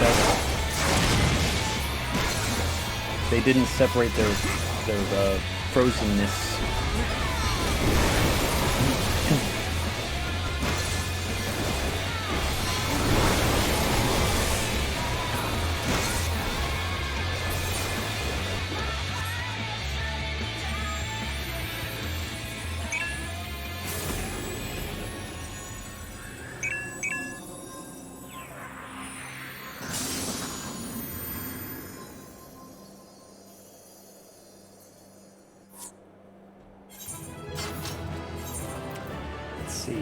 Gunbreaker was the one who helped me out with the when I was frozen.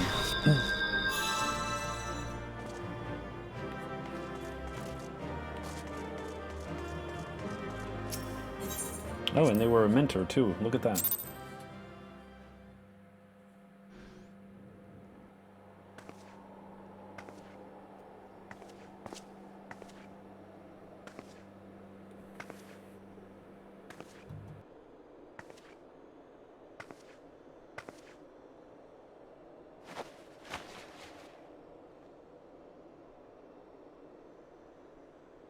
Fool.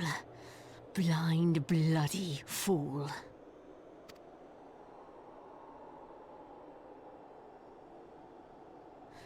You, of all people, should understand the suffering war begets. That no sacrifice is too great if it brings an end to the violence. Mine is the righteous cause.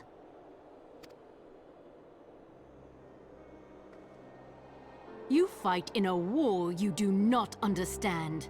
A pawn of liars and schemers.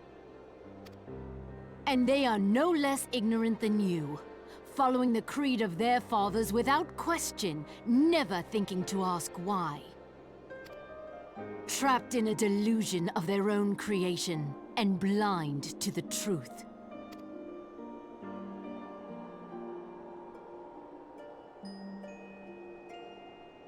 Warrior of Light, redemption is not beyond us. We who walk before may lead those who walk after.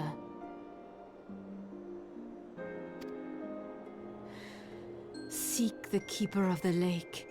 See with eyes unclouded.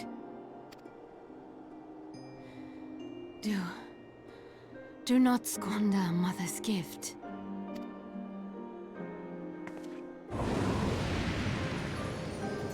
Hear, feel, think.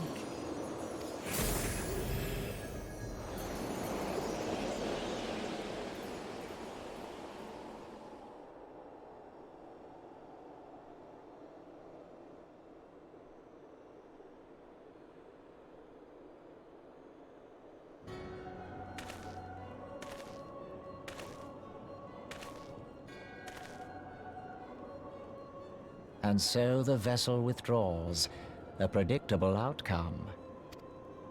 Nevertheless, La Habrea will be pleased.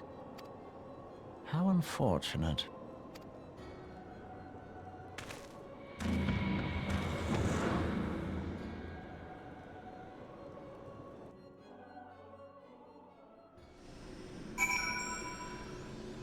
Alrighty.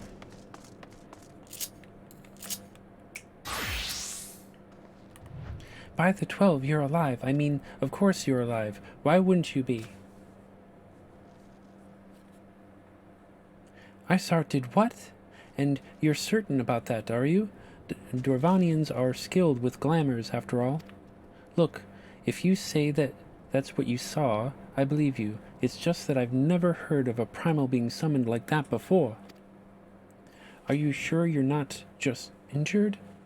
Head trauma has been known to cause hallucinations, you see. No? Fair enough. I was only asking. The road less traveled. If you ask me, there's naught to be gained from mulling over the implications of your story in the freezing cold. Let's save it for the rising stones, eh? I'll get everyone to meet us there. But before that, you had best pay a visit to White Brim Front and speak with Elfinod. He's probably worried sick about you. That, and he's busy playing politics with his Ishgadians. Either way, I'm sure he'll be delighted to see you hale and healthy. Speaking of which, you don't have a headache or anything, do you? No? Blurred vision? Oh, no reason. She really doesn't believe us. See you again soon.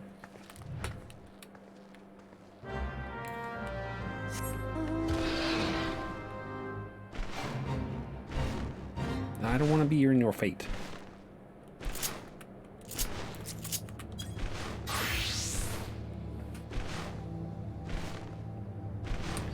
So, Rin, do you have anything plans for the rest of the night, or are you just going to relax for it?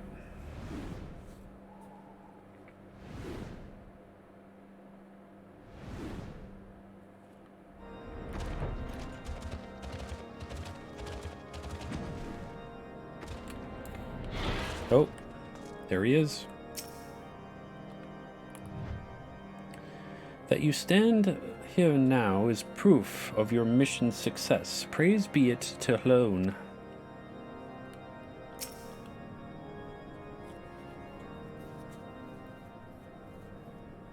You're doing squadron missions right now? Nice. There he is, and none the worse for wear. Was there any doubt that the Warrior of Light would succeed? I think I speak for all of us when I say that I should like nothing more than to hear the stirring tale of your victory, if you would be so kind. Well, you see, this happened, and then this happened, and... Oh, you hate it? Yeah, the squadron missions, they are a pain, but try not to basically, have them fight all of them together. You want to...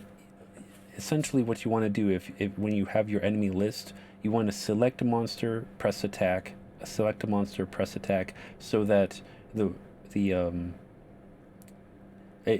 hold on. Let me rephrase this. If you're going in as a tank, that's fine. Try not to pull everything. But if you're going in as any other class than a tank, you want to select each individual enemy and have them attack each individual one, so that the tank that you are with knows to get aggro on each individual enemy.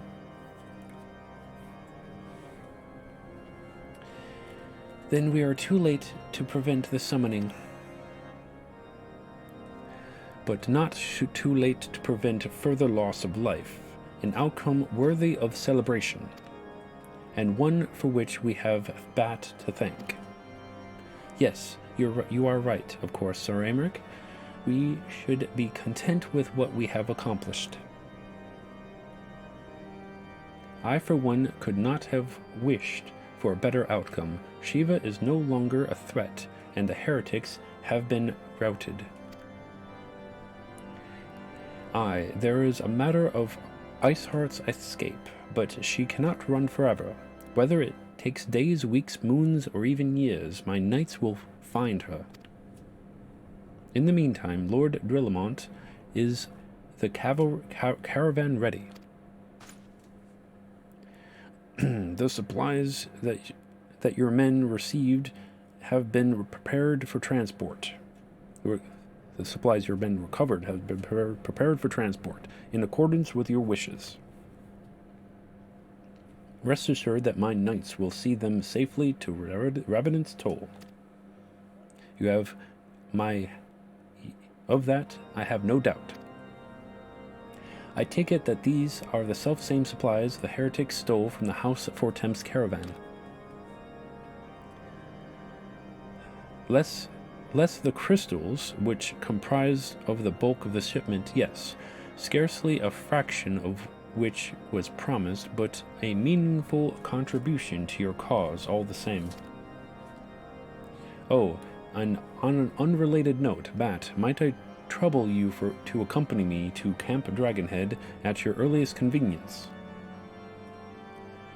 'Tis not for my benefit. A certain lord was most distressed when he learned of your intent to risk the life and limb to stop Isart. I took half a dozen knights to restrain him, I am told.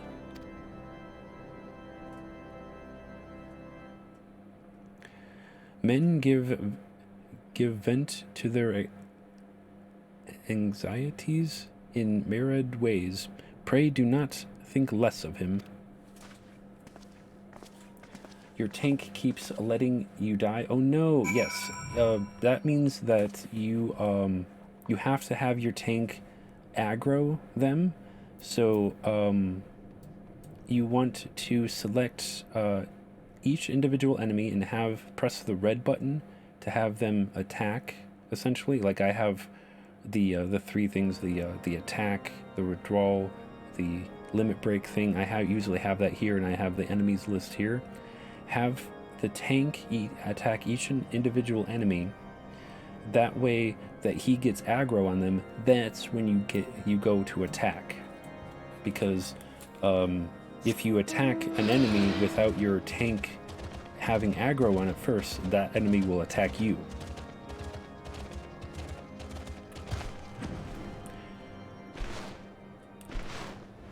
It's a little different than the duty support that they have, because the duty support, the tank in that would actually know to aggro each individual enemy, but your squadron are, they are dumb.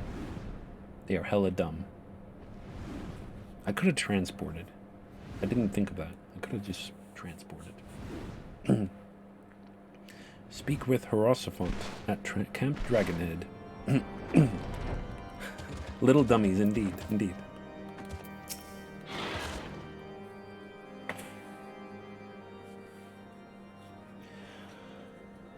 What were you thinking, Bat? Wandering wagering your very being on a dubious theory which might allow you to enter Isart's lair, knowing full well that she could have sufficient forewarning to complete her ritual to summon Shiva anyway, and then engaging the abomination in mortal combat. Mortal combat. By the fury, Bat, 'tis the stuff of ballads, a battle for the ages. Would that I had been there to fight by your side. He's just jealous that he wasn't there to fight at our side.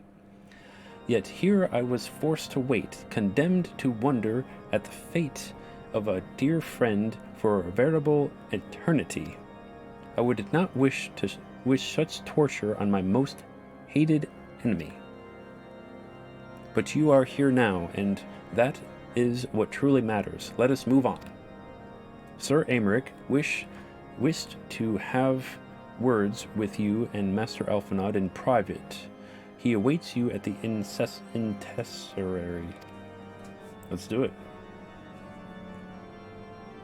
Maybe we'll finally get to hear Sir Aymeric speak for Rin's sake.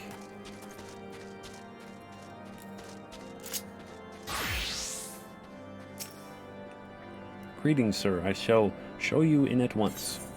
Okay.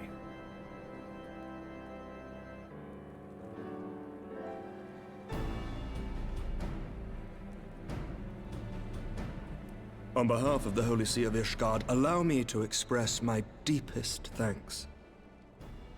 Never before have we been required to contend with a primal. Indeed, there were fears in some quarters that our knights might not be equal to the task.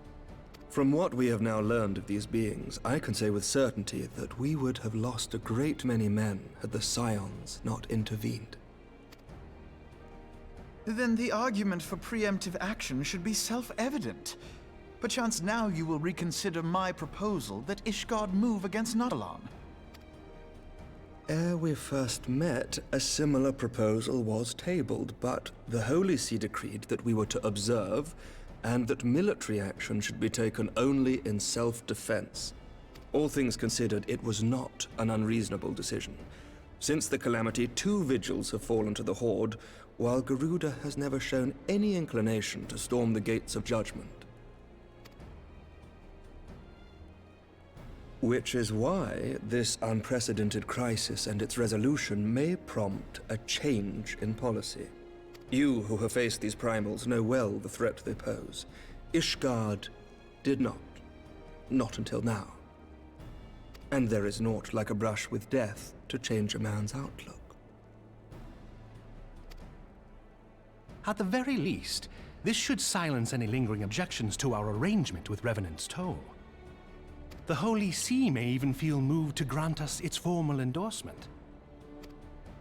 So far as it is possible, the Scions shall be compensated for their service. We should be grateful for any aid you can provide. As a gesture of good faith, I shall withdraw my previous request. Your people are doubtless needed elsewhere. That will not be necessary. We too have a vested interest in watching Dravania's movements. I see. Once more, I must thank you. Sir Emmerich, if I may, do you truly believe that Midgardsormr could return? The heavens are a window unto truth, but those who interpret their movements are not infallible. I requested your involvement as a precautionary measure. But of course, you sought an excuse to compensate us from the first, mindful of what would happen if Revenant's Toll were taken by your enemies. Ishgard is not wont to aid its neighbors, but that does not preclude it from manipulating them to serve its own interests. Choose your next words carefully.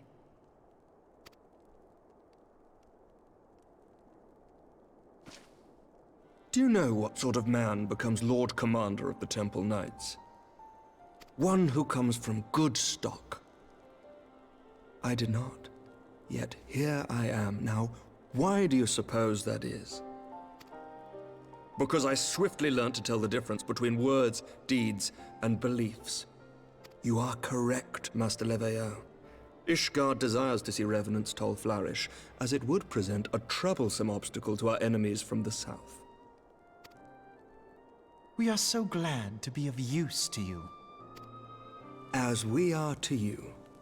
Ours is a mutually beneficial arrangement, lest we forget, one born of necessity. The dragons grow more restless by the day, and the heretics harry us nigh without cease. We have contended with such troubles for centuries, but there are limits to even our endurance. Yet as a pauper is loath to part with his meager possessions, the leaders of Ishgard are not wont to render up their trust to outsiders. But with perseverance on our part, they may yet be made to see the light. Nevertheless, one must take care when walking the road less traveled. Wise words, Sir Emmerich. I shall make a point to remember them. I must apologize for my earlier outburst. I hope it will not sour our good relations. Not at all. You but spoke from the heart. I trust you understand that at times my duties may prevent me from meeting with you. On such occasions, my second-in-command will speak for me. Lucia, at your service.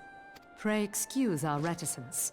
We are but wary of speaking too freely, lest our sentiments be made known to our enemies. Know that the Lord Commander and I are of one mind. For the sake of Ishgard, and of Eorzea at large, I pray our peoples can put aside their differences. Those who dwell in the past risk losing sight of their future.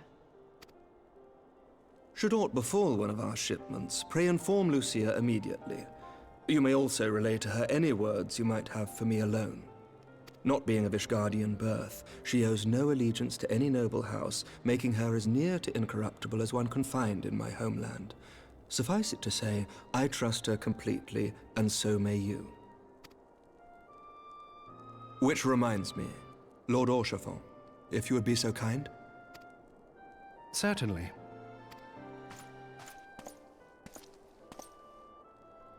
In times such as these, trust is ever in short supply. Mayhap this will go some way to rectify the problem. The results of our investigation into the heretics' recent attacks, as well as our interrogation of the merchant you detained. Sir Emmerich, I cannot thank you enough. Think nothing of it. Ishgard may be many things, but it is no friend to Garlemald.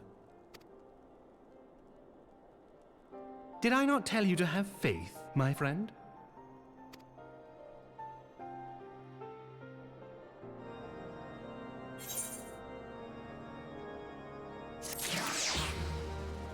Damn indeed. Damn indeed.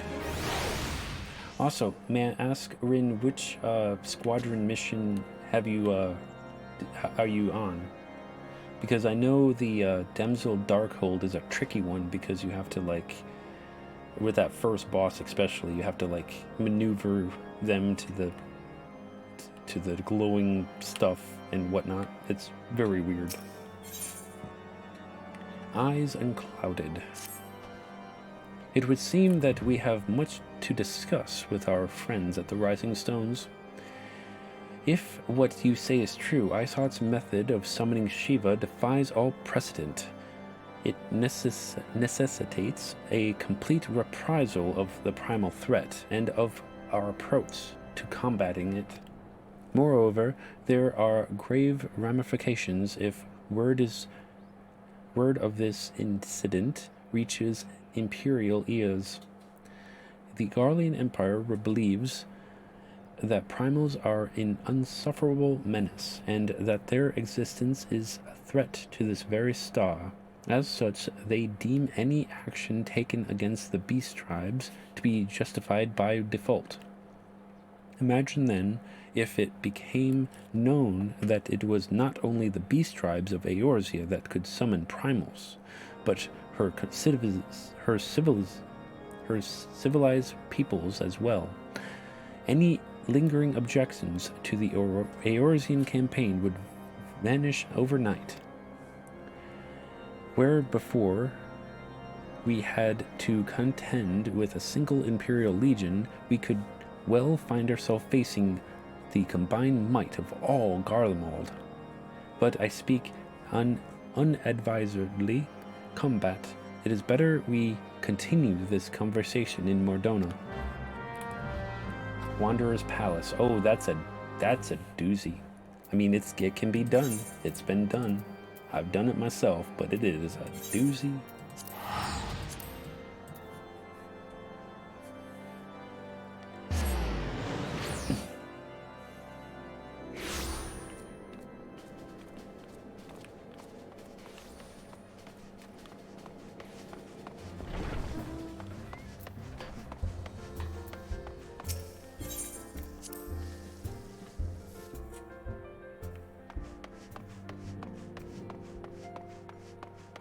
Hey, Listola, how's it going? Two young leaders can be more amenable to new ideas. Then again, their lack of experience and influence can hinder their ability to enact reforms. It's testing your patience. Oh no. And, you know, okay, just a heads up there, Rin. When this one appeared in MSQ, I typed her name in text-to-speech on my phone, and you know what came out? The pronunciation of Flamen. So she is from now on in this stream, she is known as Flamen. Forgive me, Bat. I thought I had prepared enough meals for everyone, but the others were most hungry. Thank you. Her name is Flamen.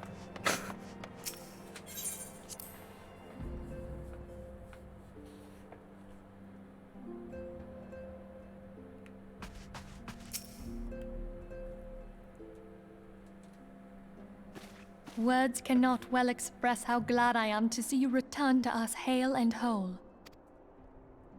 Needless to say, I am most eager to hear your account of that which occurred in Curthis, assuming you're ready to speak of it. Excellent. I shall summon the others at once.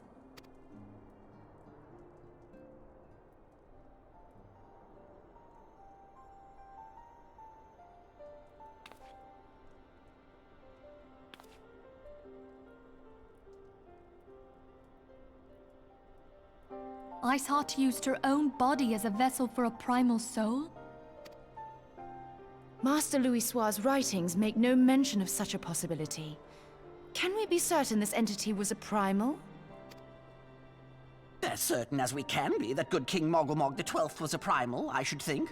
Both were ostensibly summoned. Let's not quibble over definitions. Of more concern is the implication that Iceheart retained her will, even after she was possessed. We are talking about a mortal, wielding the power of a primal. It can't possibly be that easy, can it? There must be some sort of sacrifice required. Or maybe she's just special? What qualities this woman possesseth, I know not. But full sure am I that she was groomed for this role. Few are privy to the secrets of summoning, and but a single party standeth to profit from their dissemination. Well, I wouldn't presume to comment on how the lass came to know about summoning, but I will say that what she summoned was a primal. The readings were the same, or near as damn it. Strange as it all sounds, it's really no different from what you've faced before. Then mayhap it is time that we re-examined our previous encounters. Pack your things, Ida. We're going back to Gridania. Yes, sir. About Iceheart's final words to you. Hear, feel, think. Hydaelyn speaks to her as well.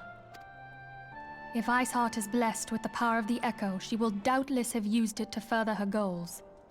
Or could it be that it was a revelation granted her by the Echo which first set her on this path?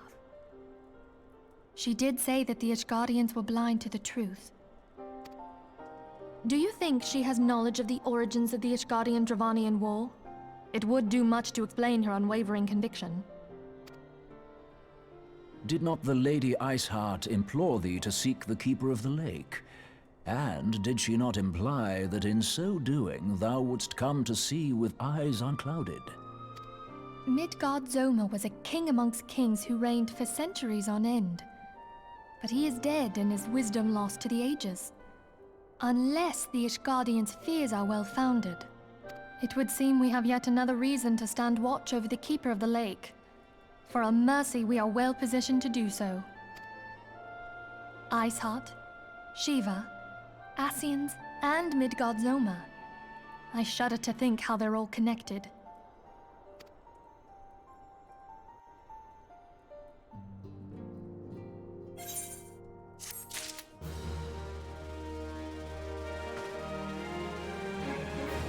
Awesome sauce. Okay.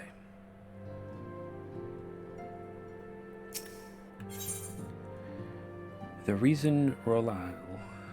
So we have 2 quests to go before this patch is over. I think we can pull it off for tonight. I mean to scour the annals for knowledge of Midgard-Zoma.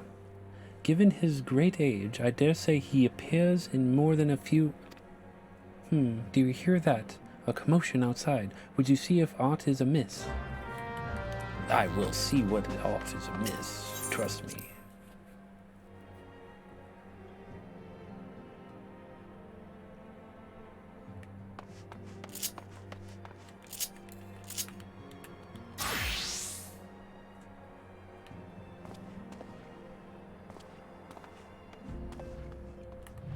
Bat, 'tis well that you are on hand. We have a problem. Rolal has escaped.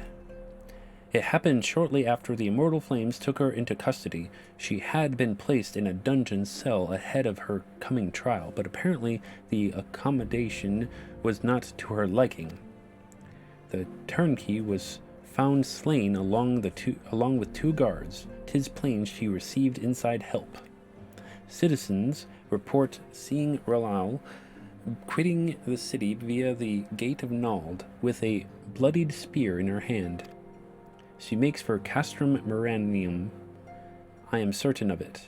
With her fate in Eorzea as good as sealed, what recourse has she but to flee to her imperial masters? Even as we speak, Captain Ulberd and the first are hot upon Ralal's heels. Pray make haste to Camp Blue Frog and join the hunt. You're gonna head out? Yo, have a good one there, Zen. I appreciate you hanging out with us. Let's go over there to Camp Blue Frog. Vanland. Not adjoining areas. God damn it. Control, click. Thank you.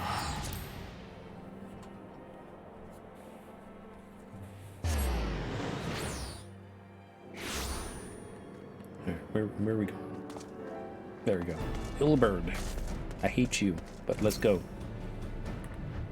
My thanks for coming, Scion. I have spoken with the soldiers here. They say that Ralal walked through camp not a bell ago. Ah, she walked right through. You did not mishear. We have Raban's decision to keep the matter secret to thank for that. Bad for morale, he said. As a result, not a single flame in the garrison made any attempt to detain her. So here we are. Ralal must not be allowed to reach Castrum Miranium.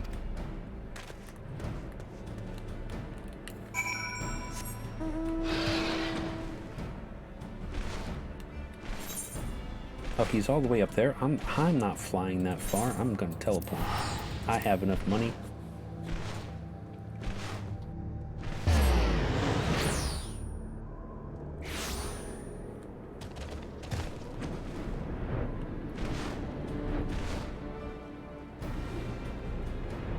Where is he? Oh shit! Oh snap! Oh, gee willikers! Okay, we got a fight in our hand.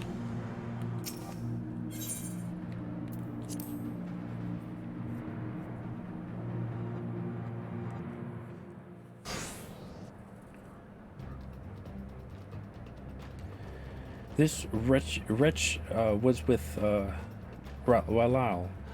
He threw himself at us that his mistress might escape. Bat Daddy's got credit cards and cash? What? What do you mean? What do you mean?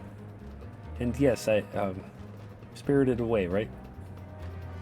She didn't blink when she cut him down, not even when he started screaming. No loyalty, even to her own. The goddamn harpy? With me, Scion, we almost have her.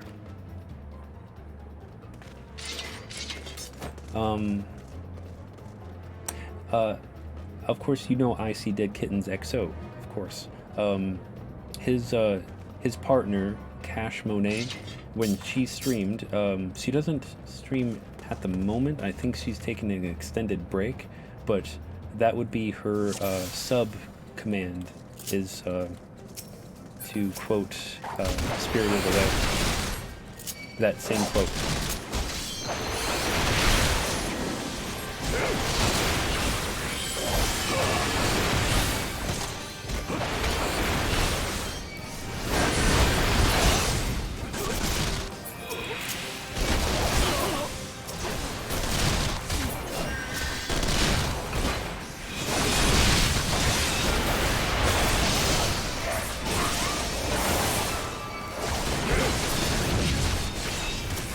You love it? That's your favorite Ghibli movie? I rather enjoyed it, but I would say that my favorite would be Kiki's Delivery Service. It's so wholesome. sir.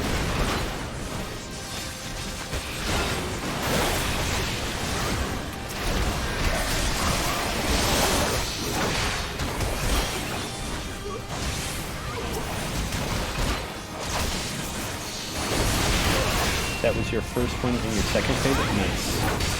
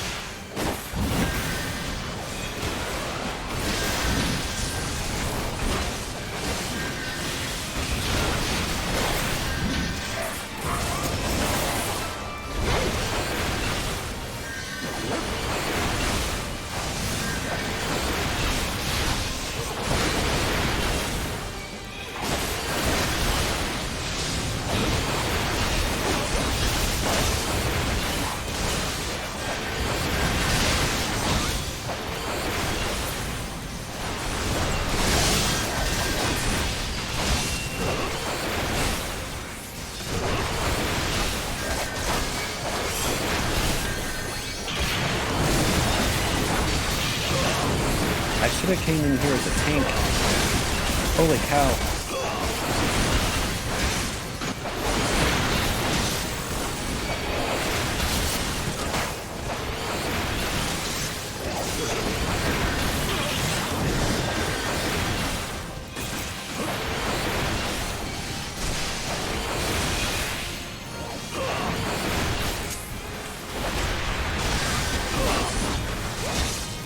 Got her.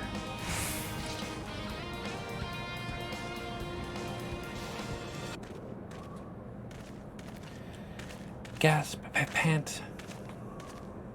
Bind her and do it tight. Yes, sir.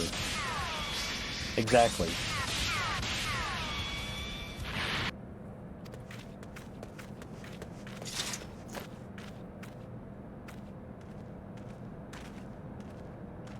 Good work, man. That's exactly what happened to Bush. Trunks knows what it's all about. She and her Imperial cronies pushed us close, but we were better. Behold, a respected officer of the Immortal Flames, people looked up to you as one of the Order's founding members, one of its pillars. It saddens me to see you fallen so low. What would you know of love? You, a spoiled little lording who has never known any want? People such as you take wealth and birth for granted. You think you're God's given right to rule over others. You know not of our plight, the injustice that we lowborn Ishgaudians must endure. To the noble lords and ladies, we are not people, but resources to be consumed. I did what I had to do to survive, stealing, killing, even whoring myself. It is no fault of mine if fools imagined me as a paragon when I joined the Flames. I mean, we have people like her, and then we have Hilda, who is pretty much in the same situation, but become, I know this is a spoiler for Heaven's Ward, but she's basically a badass, you know what I mean? You're awake, you missed everything. You missed everything, Zippers. Excuse me. To hear you tell it, one would think you're the only person who has ever suffered. In case you have forgotten, Raban himself was born into poverty, as was I. We lived hand to mouth, with little more than the shirts on our backs. Hunger was our constant companion. Yes, this man is very sloppy. Yet never did we bemoan our lot in life, nor did we begrudge others their fortunes. We accepted the hand that had been dealt and played it to the best of our ability. Life was a battle, aye, but no matter what fate threw at us, we took it on the chin and came back for more. Everything we have, we fought for. How are we any different then? 'Tis true that we are both mercenaries of lowly birth, and 'tis true that we both had our fair share of struggles. But whereas I sold my sword, you, Marshal, sold your comrades. If life has taught me one thing, it is that you never betray your own. Coming from this guy, right? I would sooner cut my own arm off than rise a hand against a friend. Wow. Wow. This foreshadowing, it hurts. It hurts.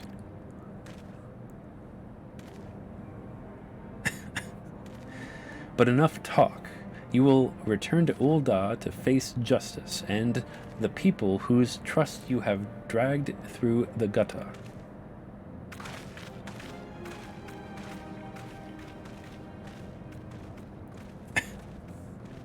Yes, exactly, Rin. Exactly. Oh.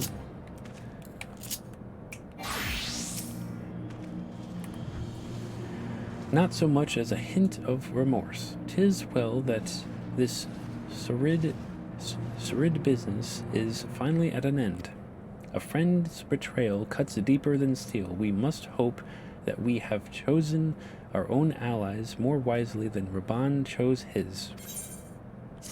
That hurts.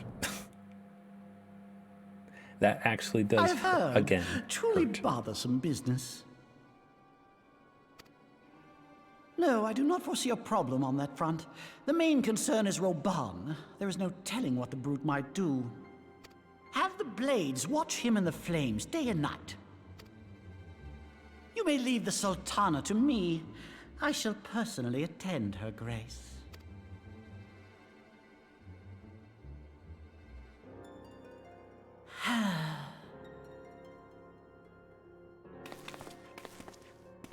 Sever one of the East Aldenard trade routes. That ought to keep Lolorito occupied for a while.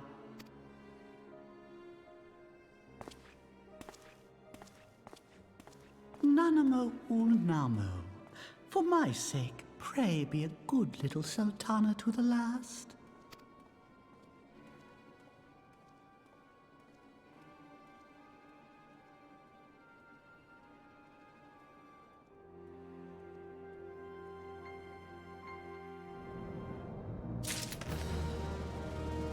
Damn, a lot of hate for that guy, huh? Let us cling together. Captain Ilberd and I have a few questions for the Flame Marshal regarding the circumstances of her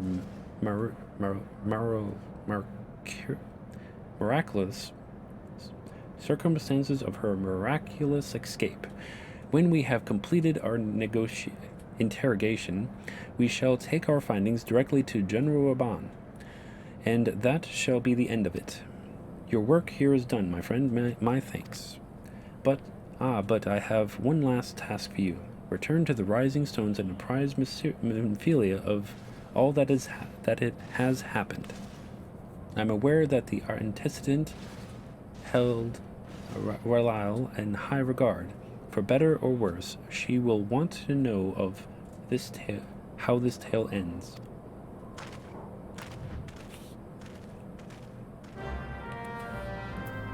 Wow, this quest is very short.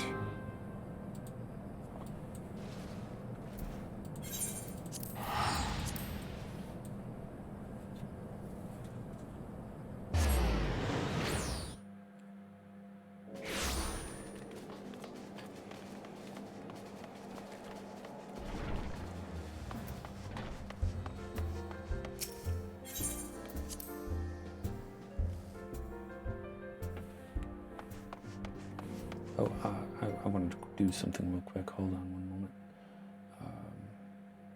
There we go.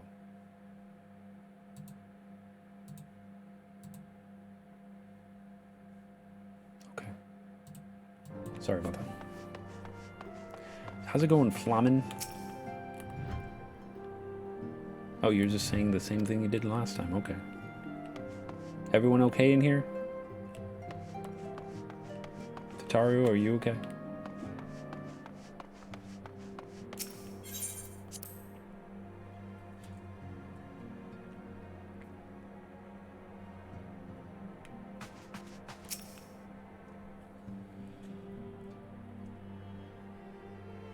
Welcome back, my friend. I have already received word from Alphino.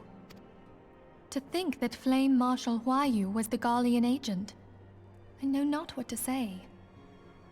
Together with Robon, Aline lent us much-needed aid at the time of our Order's founding. She was particularly passionate about the need to tackle the primal threat.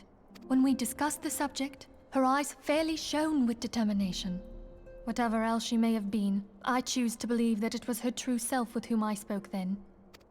But now is not the time to dwell on such matters. I have an important announcement to make regarding our effort to defeat the Ascians. We shall begin as soon as everyone is assembled.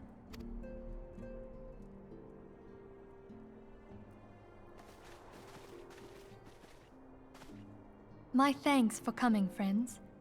Moonbreeder, the floor is yours.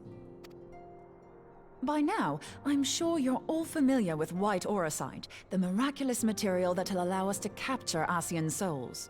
Back at Snowcloak, we verified its ability to absorb vast amounts of ether. Alas, it leaves something to be desired in the area of stability. The stone can only store ether for a short while before expelling its contents. In addition to auracite's inherent limitations, we must needs be wary of our enemy's strength. Our foe draweth upon an infinite wellspring of power. Even should we succeed in entrapping him, the stone will not long contain his wrath. Meaning that, if we want to kill the swine, we'll have to be quick about it. 'Tis our belief that an Ascian soul may be permanently undone, if smitten by a sufficiently concentrated burst of pure ether. The only trouble is, we can't say for sure how concentrated the burst needs to be. Without knowing how much ether an Ascian soul is composed of, we're basically guessing. Our sole clue lieth in thy struggle with La Habrea. During that encounter, Heidelin bid you forge what she called a Blade of Light, a weapon which took the form of a luminous stream of energy. Based on your description, we believe the blade with which you vanquished your foe was composed of ether. Admittedly, your victory proved ephemeral, as La Habrea was able to use a crystal of darkness to flee into the space that lies between our world and the void. The fact remains, however, that Heidelin placed the means to destroy the Ascians in your hands. Be that as it may, it would be unwise to assume that she will do the same when we next encounter such a foe. Quite so, my lady. We must needs find the means to forge our own blade of ether, one to equal that which Heidelin did benevolently bestow upon her champion. That is all well and good, but it seems to me that producing such a blade will require a prodigious quantity of ether. Whence will it come, pray tell? Oh, what if we had 2 pieces of white auracite? One to trap the Ascian, and the other to store the ether for the blade. Oh, nice try. But it's as I said, the stone won't hold ether for any length of time. We'd still need to collect the stuff there and then, sorry to say. And therein lies the rub. Finding a way to create the blade whenever and wherever we choose. Twould seem more research is in order. I'm going to linger a while, perform a few more tests on the auracite. And I could do with some help. Urianger, why don't you lend me a hand?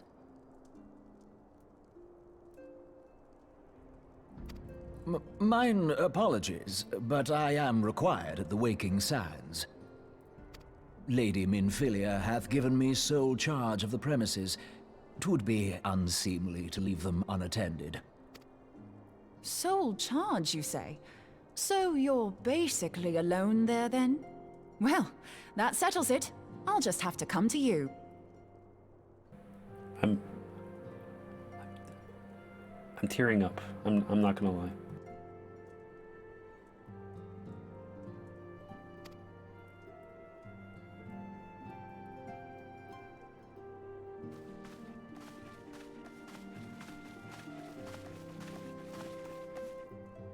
While you were afield, word arrived from the Sharlayan motherland. You will recall that a survey party was dispatched to investigate the incident of the Isle of Vow. What they discovered was troubling, to say the least. According to the report, the Isle has been erased from existence. 'Twas as if a hole had been torn in the very fabric of reality. Aye, yet the mystery endeth not with the Isle's disappearance.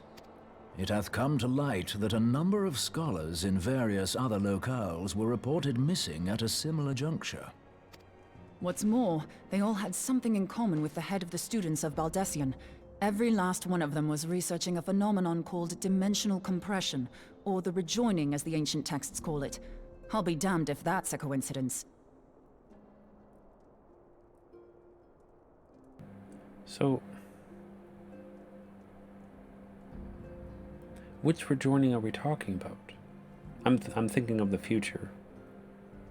The first, we know that there were 2 rejoinings that happened. Was it the first one or the second one? I forget.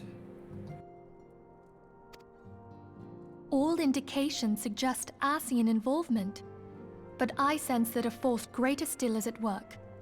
The entity the Dark Beings call the One True God. We must pray that my dear friend Kryl regains consciousness soon. If she bore witness to the Isle of Val's final moments, she may be able to shed some light on this mystery. We're not gonna meet her until next expansion, come on.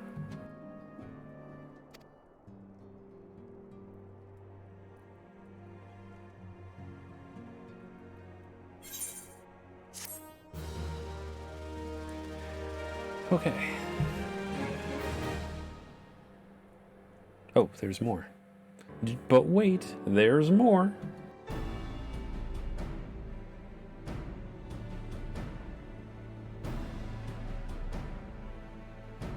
Following the calamity, the forces of the 14th Imperial Legion entrenched themselves in strategic locations across Eorzea. So swiftly did they accomplish this, it was suspected that they had received help. To think that it came from Huayu, my right hand. How is that? Huayu? How is that pronunciation possible? There is more. We have reason to believe that Huayu didn't deal exclusively with the 14th. She also answered to a higher authority in Garlemald. But this higher authority could not have been the Emperor. By consenting to the Media Project, Solus Zos Galvus showed himself to be more concerned about preventing the spread of primal influence than claiming Eorzea for the Empire. He would happily have seen the lot reduced to ash. We believe a number of high-ranking figures within the royal household were against the decision, but that they knew better than to oppose the Emperor openly. Of course, this didn't prevent them from making clandestine provisions, in which Huayu played a part. Alas, these provisions did not prevent Dalamud from falling, and the ensuing chaos changed the face of the realm forever. Yet Eorzea survived. To all intents and purposes, the Meteor Project had failed, and the Empire was left to rue its lack of a decisive means to eliminate the Primals. Until, that is, it stumbled upon the Ultima weapon. Even before the accursed thing was dug up, it seemed to me the 14th had the might to overwhelm our weakened armies. Yet they chose to hide behind their walls. Why? The Black Wolf was wary of making the denizens of Eorzea desperate, lest more primals emerge to bleed the land. The discovery of the Ultima weapon, however, emboldened him to resume his war of conquest in earnest. But there was one in Garlemald who believed that Van Belsar's actions were premature. one who stood higher in the Imperial Army's chain of command. He ordered the legatus to halt his advance, only to find that the Black Wolf had slipped its leash, and that the 14th now acted alone. In a bid to bring Van Belsar to heel, he used the agent he had planted in Ul'dah prior to the Calamity to undermine the Legion's efforts. A man who outranks Van Belsar, yet opposed the late Emperor's decision to annihilate Eorzea. This could only be the former High Legatus of the Garlean army, now known as Emperor Varus Zosgalvus. So he was Huayu's true master. But one of several in actual fact.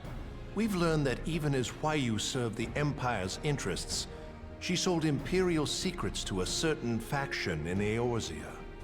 In so doing, she helped to maintain the status quo, thus prolonging the conflict.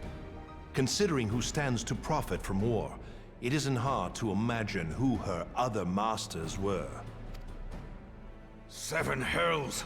You mean to say that she was a double agent?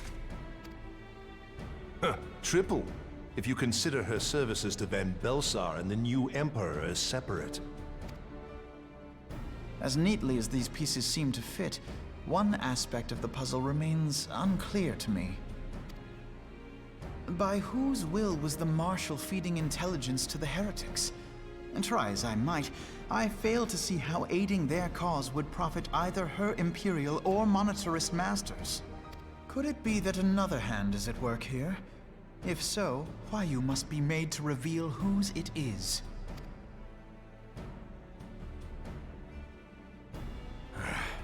Not only have I lost a trusted friend, now I must interrogate her as a stranger. Not a pleasant task, I grant you, but a necessary one. Unless we weed out the ivy, root, stalk, and stem, it will simply grow back. I know that full well.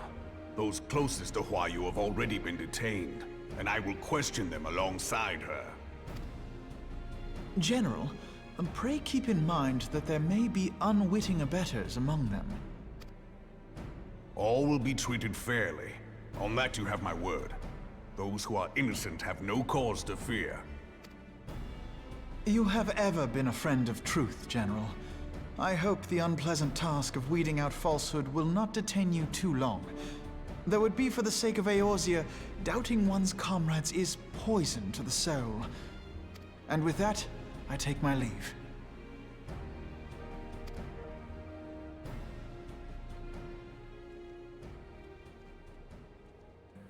What minion is that, Zippers? All these years, I've been made to dance to their tune. How could you, Huayu? How could you side with them? Those cankers who take from this land and give naught in return, who use their power to disempower and grow fat while the people starve. I know you can hear me, monetarist scum! Your crimes will not go unpunished! One day I will purge this land of your sickness!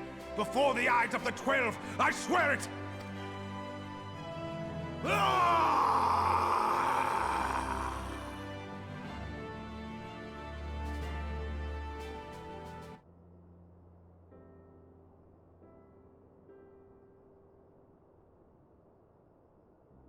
I shall have no further need of you this day.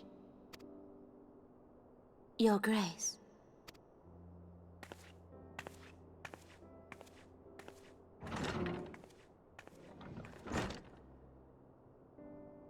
I fear that not even mine own chambers shall remain private for long.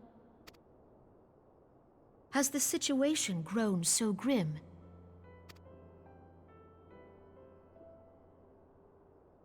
Ever since he proposed the Cartano Reclamation Bill, Teleji Adeleji has risen to greater prominence upon the backs of impoverished refugees.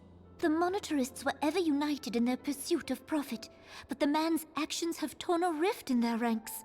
They snap at each other as rabid dogs. Yet now is not the time to be bickering among ourselves. If this bickering is a threat to law and order, might you not have grounds to dissolve the Syndicate?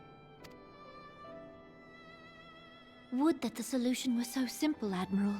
Alas, my moving to dissolve the Syndicate is certain to spark outrage among the influential merchant class, whom the Cabal represents. This would serve to exacerbate the current unrest, and peace would slip still further away.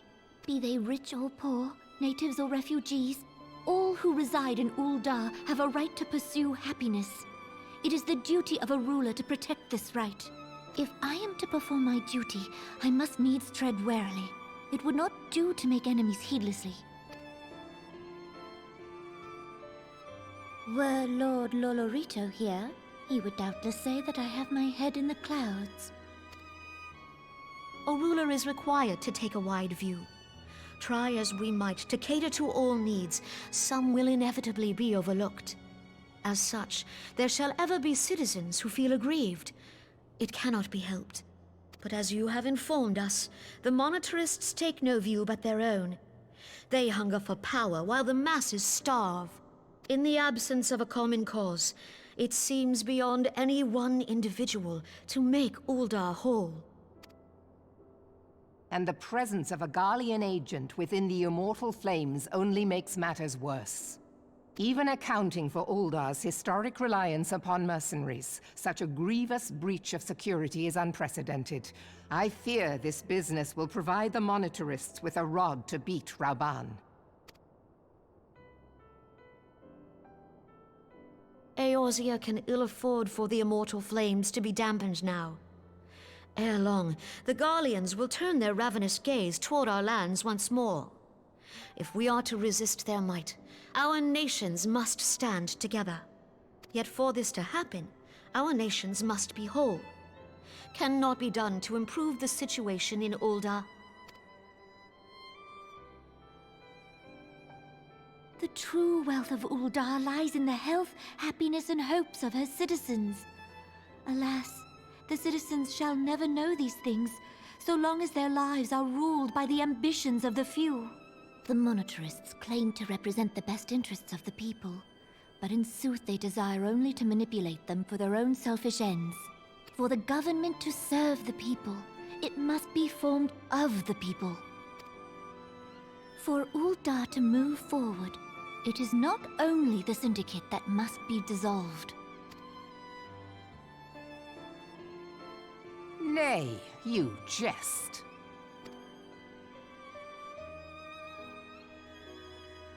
My friends, it was for no other reason than to make known to you mine intent that I requested your presence here. When I make my declaration to the people, chaos shall inevitably ensue. As the last monarch in the line of Ul, I make unto you this request. Help Rauban to preserve order and protect the people. Forsake them, and you forsake yourselves. For a strong Eorzea will ever have need of a strong Ul'dah.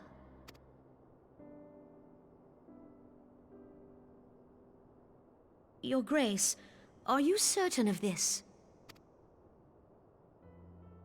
There is no other way. When the time is ripe, the nation shall become a true republic. Both royalists and monetarists shall cease to be. Ul'dah will no longer belong to kings or queens or merchant princes, but to her people.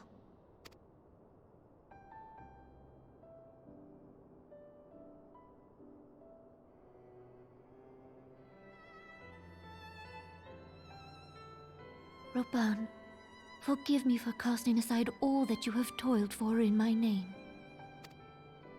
Beyond this gesture, I am powerless to help my subjects.